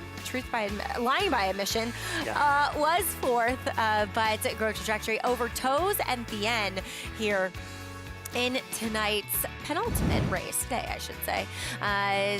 There it goes. And, logical horses, obviously, he had to come into this card feeling pretty confident. Yeah, but, even though you're riding live horses, things still have to go right, and you've still got to deliver good rides, right? It goes part and parcel. So not only is his agent, Brad Pegram, hitting on all cylinders, getting him on these live mounts, he is delivering, and he delivers flawless rides. The thing I say is that some riders may do some things slightly better.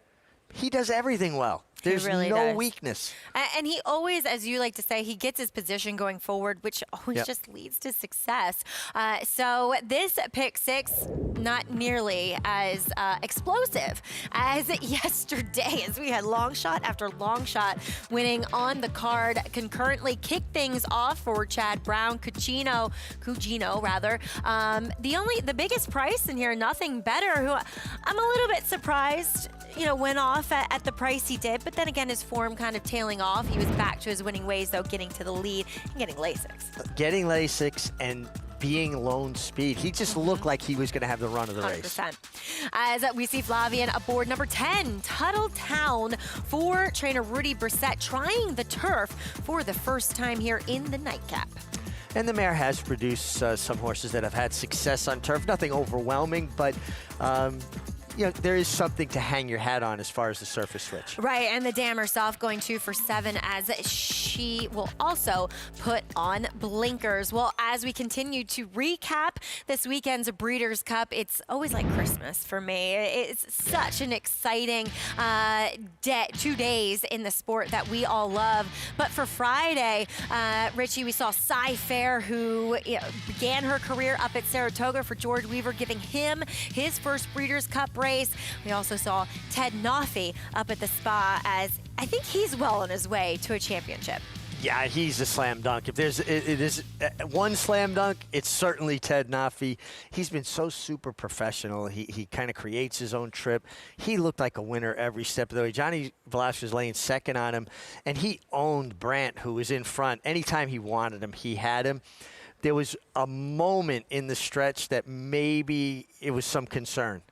But if you watch the replay, he heads into a very shadowy part. Later in the day at Del Mar, the way the shadow comes over the grandstand. So he went from sunshine to a little bit of darkness, and it looked to me like he just got a little bit lost. He did. Right? And then he felt the other horse. When you pointed that out, I was like, wow, he actually did. So was he the most impressive for you on Friday? Absolutely. Yeah. And I'm excited about him going forward because you know yourself, Maggie, it's not just about the physical ability a horse has, but it's also the mental ability to handle everything. And he has shown in his 4 starts as a 2-year-old, he's the package, physical and mental. What I love about him, too, is that you talk about that mental aspect. He just looks like he loves this. Yeah. Johnny has had trouble pulling him up after his races. He comes back, his ears are up. He's like, let's do this again. Yeah, right. What's next? Yeah. And I love it, named after Ned Toffey. So instrumental in Spendthrift Farm. And I loved when I talked to him after the win up at Saratoga. I think he won on Whitney Day, right? It was the first I think so. first race of Whitney Day. And he said it was a joke. I didn't realize, a publication had spelled his name wrong. And they said, why don't you check Ted Noffey and how he's working? He said, whoa. You actually named a horse for me. And he said, I guess it works because he's big and gray, just like me. His mother was an old-fashioned. I love old-fashions. He's like, but luckily, he's a lot faster than I am. He is fast. But again, though, right, the way he looks at things, you can see there's an intelligence and a calm. 100%.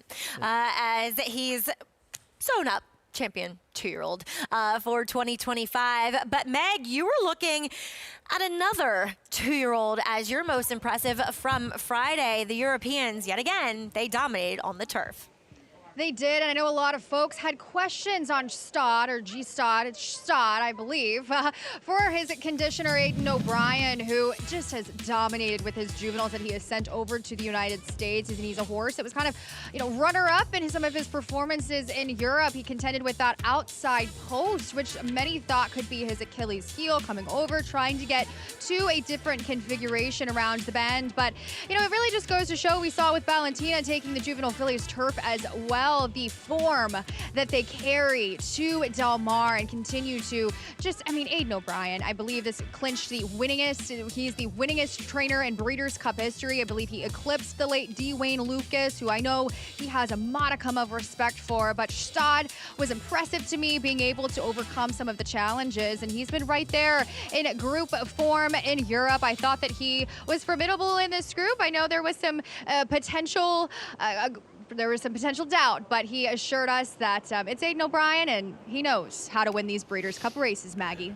So true. It really feels like he just clicks them off every year, especially, as we've gone on in this century, he has been impressive with what he's brought over. I mean, not only do they have, obviously super talented horses, they really know how to identify the horses that will be able to excel with American-style racing.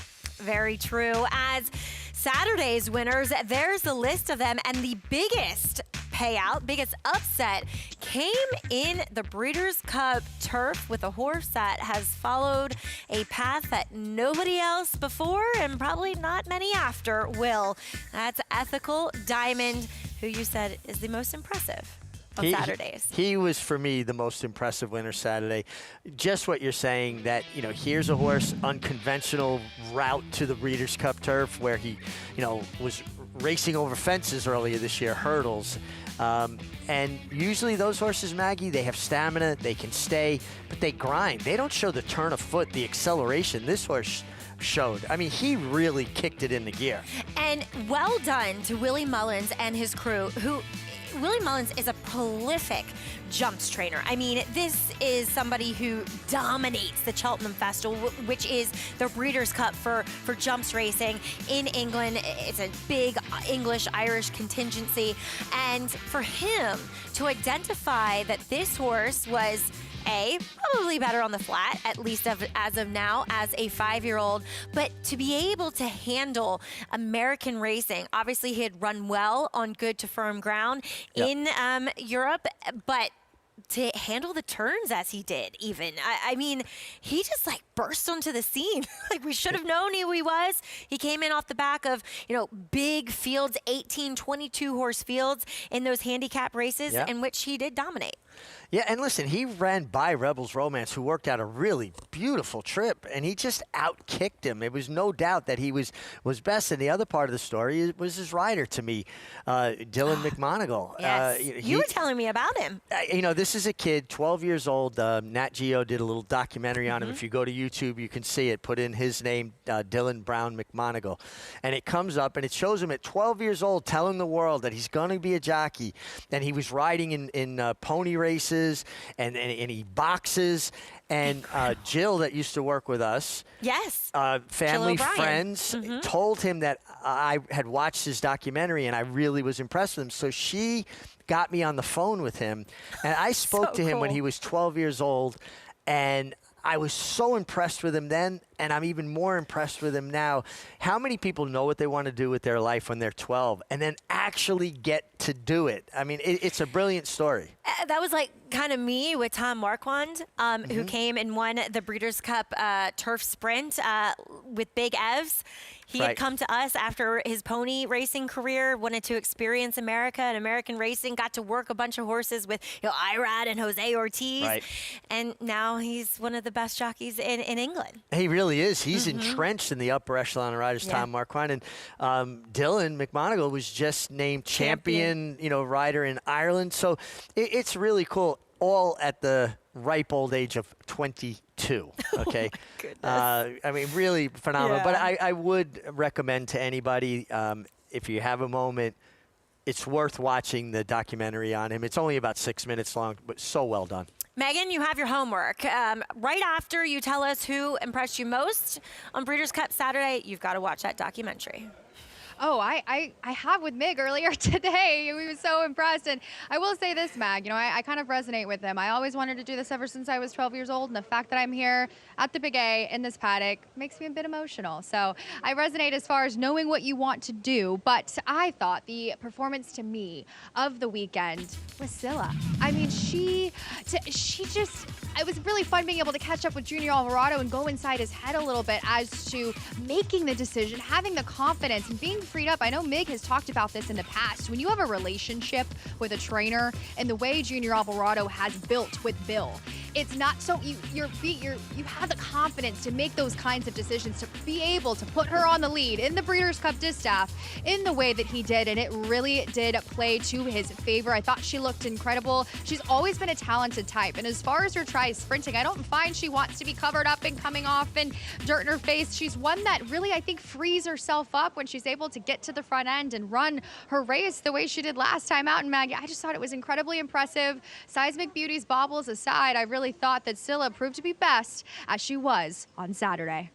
I was impressed as well. That was quite a performance. Definitely the best of her career so far, Richie. No doubt. And you could just see halfway through the race, the way she was traveling. She was going fast. Track was fast. But she framed up so beautifully, and she was doing it so easily. It was the perfect example of what I say. It's not how fast you're going, it's how you're going fast. She was doing it the right way, and I could kind of squint my eyes, and I was seeing her dam closed hatches the way she was striding into the stretch. Yes, and what a dam she has been too, as we'll see here, back to live racing, and the finale here at Belmont at the Big A. Actually, the last of this meet. Will Flavien Prat set history again, or make history again, I should say, as he goes for win number 8 on this Sunday card. He'll be aboard number 10, Tuttletown. More to come here on America's Day at the Races. Monday on FS2, live from Australia's Flemington Racecourse. Join us for special coverage of the Melbourne Cup, the race that stops the nation. Watch on FS2 and play at Naira Bets. Coverage begins 9:30 Eastern on FS2. You can gamble anywhere all the time. Just ask yourself, should I? Take a pause and think about how often you're gambling. A pause can help you stay in control. Visit oasis.ny.gov to take our survey and see if your gambling is becoming more than a game.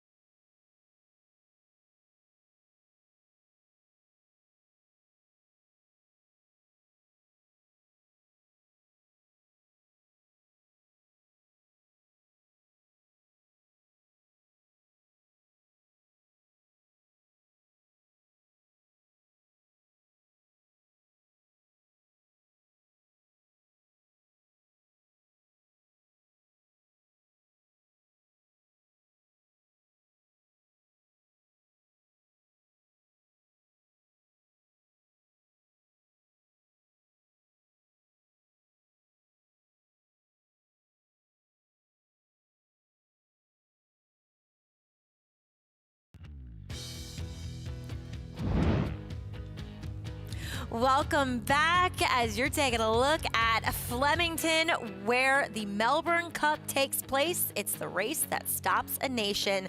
I mean, just look at it. Like, people live for this day, and they do it right. They do 1 day racing, 1 day off, 1 day, so you can recover after your day's racing. And be ready to go again. You know, it's something I would like to experience, a bucket list type thing, no doubt. As we will have coverage, Greg Wolf will be here in studio, giving some opinions and, of course, tracking the journey of Parchment Party, who won that Belmont Gold Cup off the turf, which is essentially a win and you're in for the Melbourne Cup.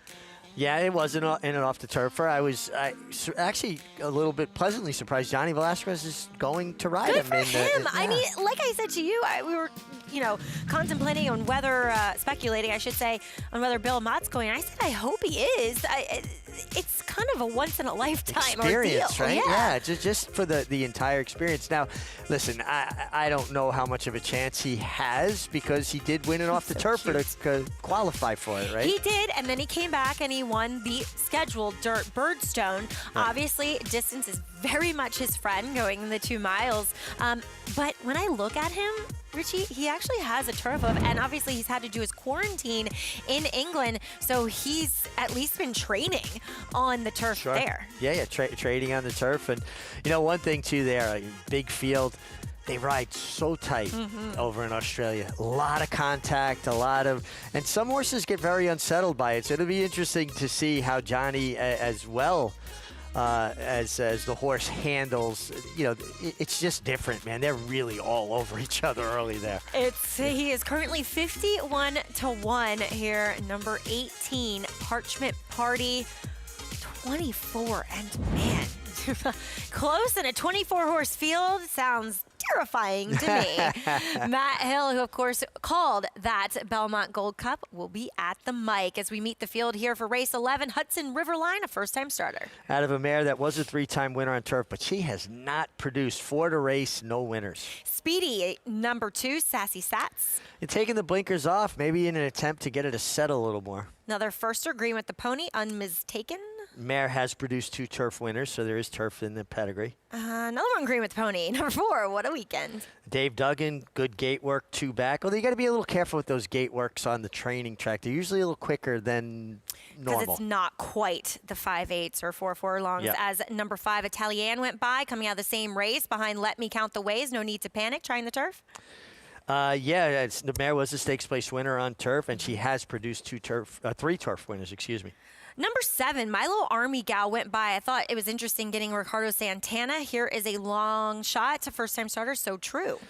Not taking much money either on debut, and we look to the board to help us. Here's the other John Terranova trainee, Greg Choi, who has the experience. Yeah, it comes off a really good effort last time, was getting there slowly. Here he is, Flavian Pratt aboard Tuttletown. And the mare, there is some turf pedigree there, but more to the fact this horse ran okay on debut with some speed, adds blinkers, and you get Flavian. And took a lot of money in that debut. Number 12, a first-time starter, Fairy Godmother. Yeah, another one, not making much money. Not an easy post either for a first-time starter to be way out there in the middle of the course. And drawing into the field is number 13, Just a Click. Did improve getting to the turf last time, was her best race yet, now adds blinkers, so maybe she's a bit of a work in progress, take another step forward, but another one with just a horrible post.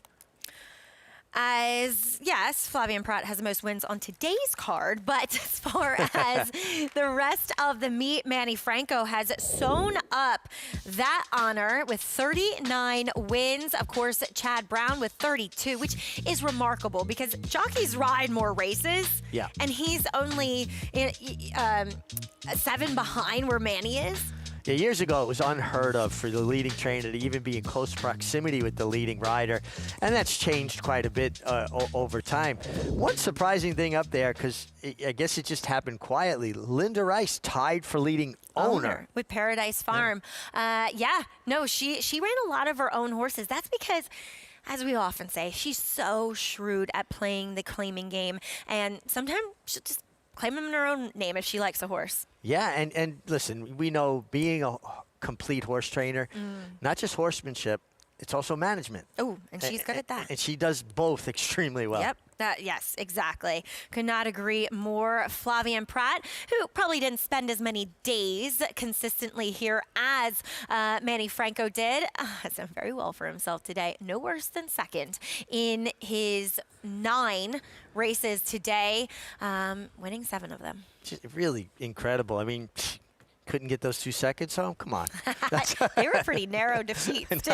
I'm teasing. It's an amazing accomplishment. Yeah. And he's, what do you ask of riders? To give their horses the opportunity to win. He does that every race he rides. So true. And Megan, as we head down to you, you have interest in number 7, My Little Army Girl, who does get Ricardo Santana today, but you're getting a fraction of the price that she has been. Exactly. She's certainly one of 2 with experience in this group, along with the number 10 taking most of the money on the dirt to turf switch, with Flavien Prat chasing even more history. But the number 7, Lil Army Gal for the Carlos Martin barn, certainly one of the logical threats here with experience, second time on the grass, as you mentioned, Mag. It's the ultimate rider upgrade to me with Ricardo Santana, and wore those hood and blinkers last time out. Now gets a shadow roll. She was professional in the paddock, and she just really seems to be one that got the benefit of that experience and racing into some of her fitness. She looked really strong, and I liked her physically in the paddock, really matched what I saw on paper, and I'm expecting her, as she acts up a little bit there, loading into the gate, to take another step forward in this race, Maggie. Yeah, I agree with you there. Definitely an improvement from her dirt debut when getting on the turf, staying on well after having an ideal trip from the 1 hole behind favored Fancy Lights. You went to My Little Army Girl as well? I did. I think Ricardo Santana taking the mount. I also think the inside post last time, though she got the save ground, she did duck in a bit at the break. And work in progress. Takes another little step forward. She's right in the mix. Yeah, I agree with you there, as they're working on getting number 8 into the gate. First-time starter. Did work 10 flat at the OBS April sale. I thought, moved like a turf sprinter, very efficient stride. And while she's 40 to 1, so obviously they don't think she's live, I didn't mind that workout. I think my son Joe liked that workout as well, because I was lobbing you up a softball. Yeah, you really did. Little tout to Joey. That was a Lafitte pink eye spike you just put up there.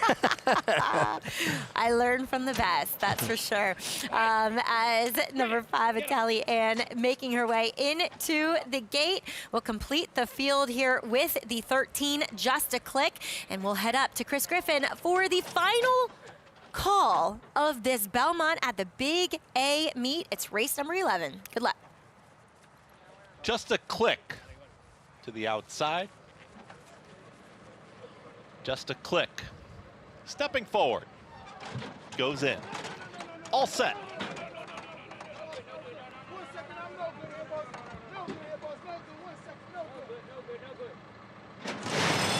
And they're off. Slow start for Hudson, River Line. The speed with Unmistaken right out towards the front is pressured towards the outside by My Little Army Girl. They're a quick one, too. Joining them is Fairy Godmother, is in the center of the course, and saving ground is Sassy Sats in 4th. There's Greyjoy in between horses from 5th. Just behind them, traveling in tandem, there's No Need to Panic, with towards the far outside Just a Click, as they're going to be mid-pack. Towards the back end of the field, there comes Italian, is in the green silks, just got passed towards the outside by So True, and also Tuttletown. Towards the back end, the 2 trailers, What a Weekend, and Hudson, River Line. 22.52 for the opening quarter mile. Unmistaken with a head in front. My Little Army Girl ready to challenge towards the outside from 2nd, and Fairy Godmother in 3rd. At the rail, that's Sassy Sats. Greyjoy gets the shove very wide as Tuttletown on the far outside. It is Unmistaken in front. Sassy Sats towards the inside. Greyjoy starts to rally on. Unmistaken still there. Greyjoy, Tuttletown. Look at this. Can Tuttletown do this? Will it be 8 for Flavien Prat? Greyjoy is in front. Down to the inside, Unmistaken, but here comes Tuttletown, Greyjoy, Tuttletown, these 2 down to the line, head and head, give it to Greyjoy. Greyjoy denies the 8 for Pratt, but it is Greyjoy over Tuttletown. Then came Unmistaken in 1 minute 10.69. That was very close here, Richie, as we saw Tuttletown exploding late to just get up to the throat latch of Greyjoy. Greyjoy was very game. She dropped her head, dug back in for trainer John Terranova, Louis Rivera. I really want to see a head-on. Okay. Because Tuttletown came through with a full head of steam, right? She had a lot of momentum. And I thought she came out late into her and might have thwarted that forward progress. It's hard to tell until we get the head-on. But right in here, I thought there might have been some contact right there. Yeah, because we, as we'll check it out here, we'll see Tuttletown on her, she's swapping leads. And we see the 9 come out there with the yellow cap, who's actually all over the racetrack. Yes, in and out. Now he's going to go to a left-handed crop here, Louis Rivera. And this is late here. Not much there. She did swap over to her outside lead, which is what I was saying with Tuttletown, that maybe that contact, pushed her over, but it was not. There was really nothing there. It was, came out to her. There might have been a slight brush, nothing that would warrant a change. But once again, Flavien Prat put Tuttletown. Am I saying that right? Tuttletown? Yeah. In a position to win. And we're on the desk. I'm leaning. I'm like looking for this. Listen, he already set a record. But how about now? 7 wins, 3 seconds. 3 seconds in 10 rides. That's some kind of day. That is some That'd be some day. kind of week. And like I said, all the seconds were by heads, nose, and necks. Yep. Yeah. But you know what's Crazy. funny now? Jockey's mentality? He'll be reliving some of these seconds and thinking about what he could have done. Yeah. That's what makes you guys the best. That's for sure. Well, still unofficially, it is Greyjoy here in the last over the 10. Tuttletown 3 and 6. So Flavien Prat, well done. You have made watching today's races incredibly exciting. Yeah, there was no kind of Breeders' Cup hangover, if you will. Kept that excitement level up, and I love watching people that are good at their craft, and Flavien Prat is very good at his craft. As we do see Tanya Terranova greeting Luis Rivera there as they're going to make their way into the winner's circle. Greyjoy, daughter of Lookin' at Lee, gets the win here and start number 3. Luis Rivera aboard. Congratulations to the connections, as that'll do it for us here on America's Day at the Races. For Megan Burgess, Richard Migliori, I'm Maggie Wolfendale. Thank you for spending your Sunday afternoon with us as we had great at stakes action, lots of stakes action. Standout sensation, she kicked off the day. Bishop's Bay always game in the 49er. Cugino, he was the second stakes winner for Flavien Prat. Hard-earned victory for Shug McGahee, getting yet another Red Smith win. And then Damon's Mound for Hall of Famer Bill Mott gets the win. But the biggest winner on the day, the record-setting Flavien Prat. 7 wins here at the Big A. Have a great night. Who's still a nose in front. Carew is lifting late as well. Better lucky than good at the rail. Better lucky than good. Carew, better lucky than good, wins the finale. Welcome to Adelphi Racing Club's unparalleled partnership experience. Exclusive access to the backstretch at Belmont and Saratoga, premier accommodations on race day, and of course, experience excitement like no other. Contact us today to get a taste of the Adelphi difference. It's America's original sport, and no one covers it better than americasbestracing.net. From the sport to the lifestyle, the best races, horses, and destination venues, cocktails, gambling, fashion, and more. americasbestracing.net is a sport for you.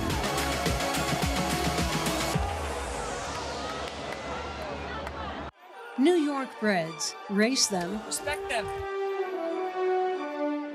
Bet them. Respect them. Breed them. Respect them. Buy them. Respect them. Train them for a second career. Respect them. Join us in respecting thoroughbreds at every stage of life. Learn more at nybreds.com. Racetrack Television Network brings you every race, from every track, on every screen, every day. With monthly packages starting as low as $5, RTN gives you great value and access to more live HD streaming and race replays than anyone. Visit RTN.tv today to sign up and watch on almost any device, including Roku and Amazon Fire. RTN has packages that start at $5 per month.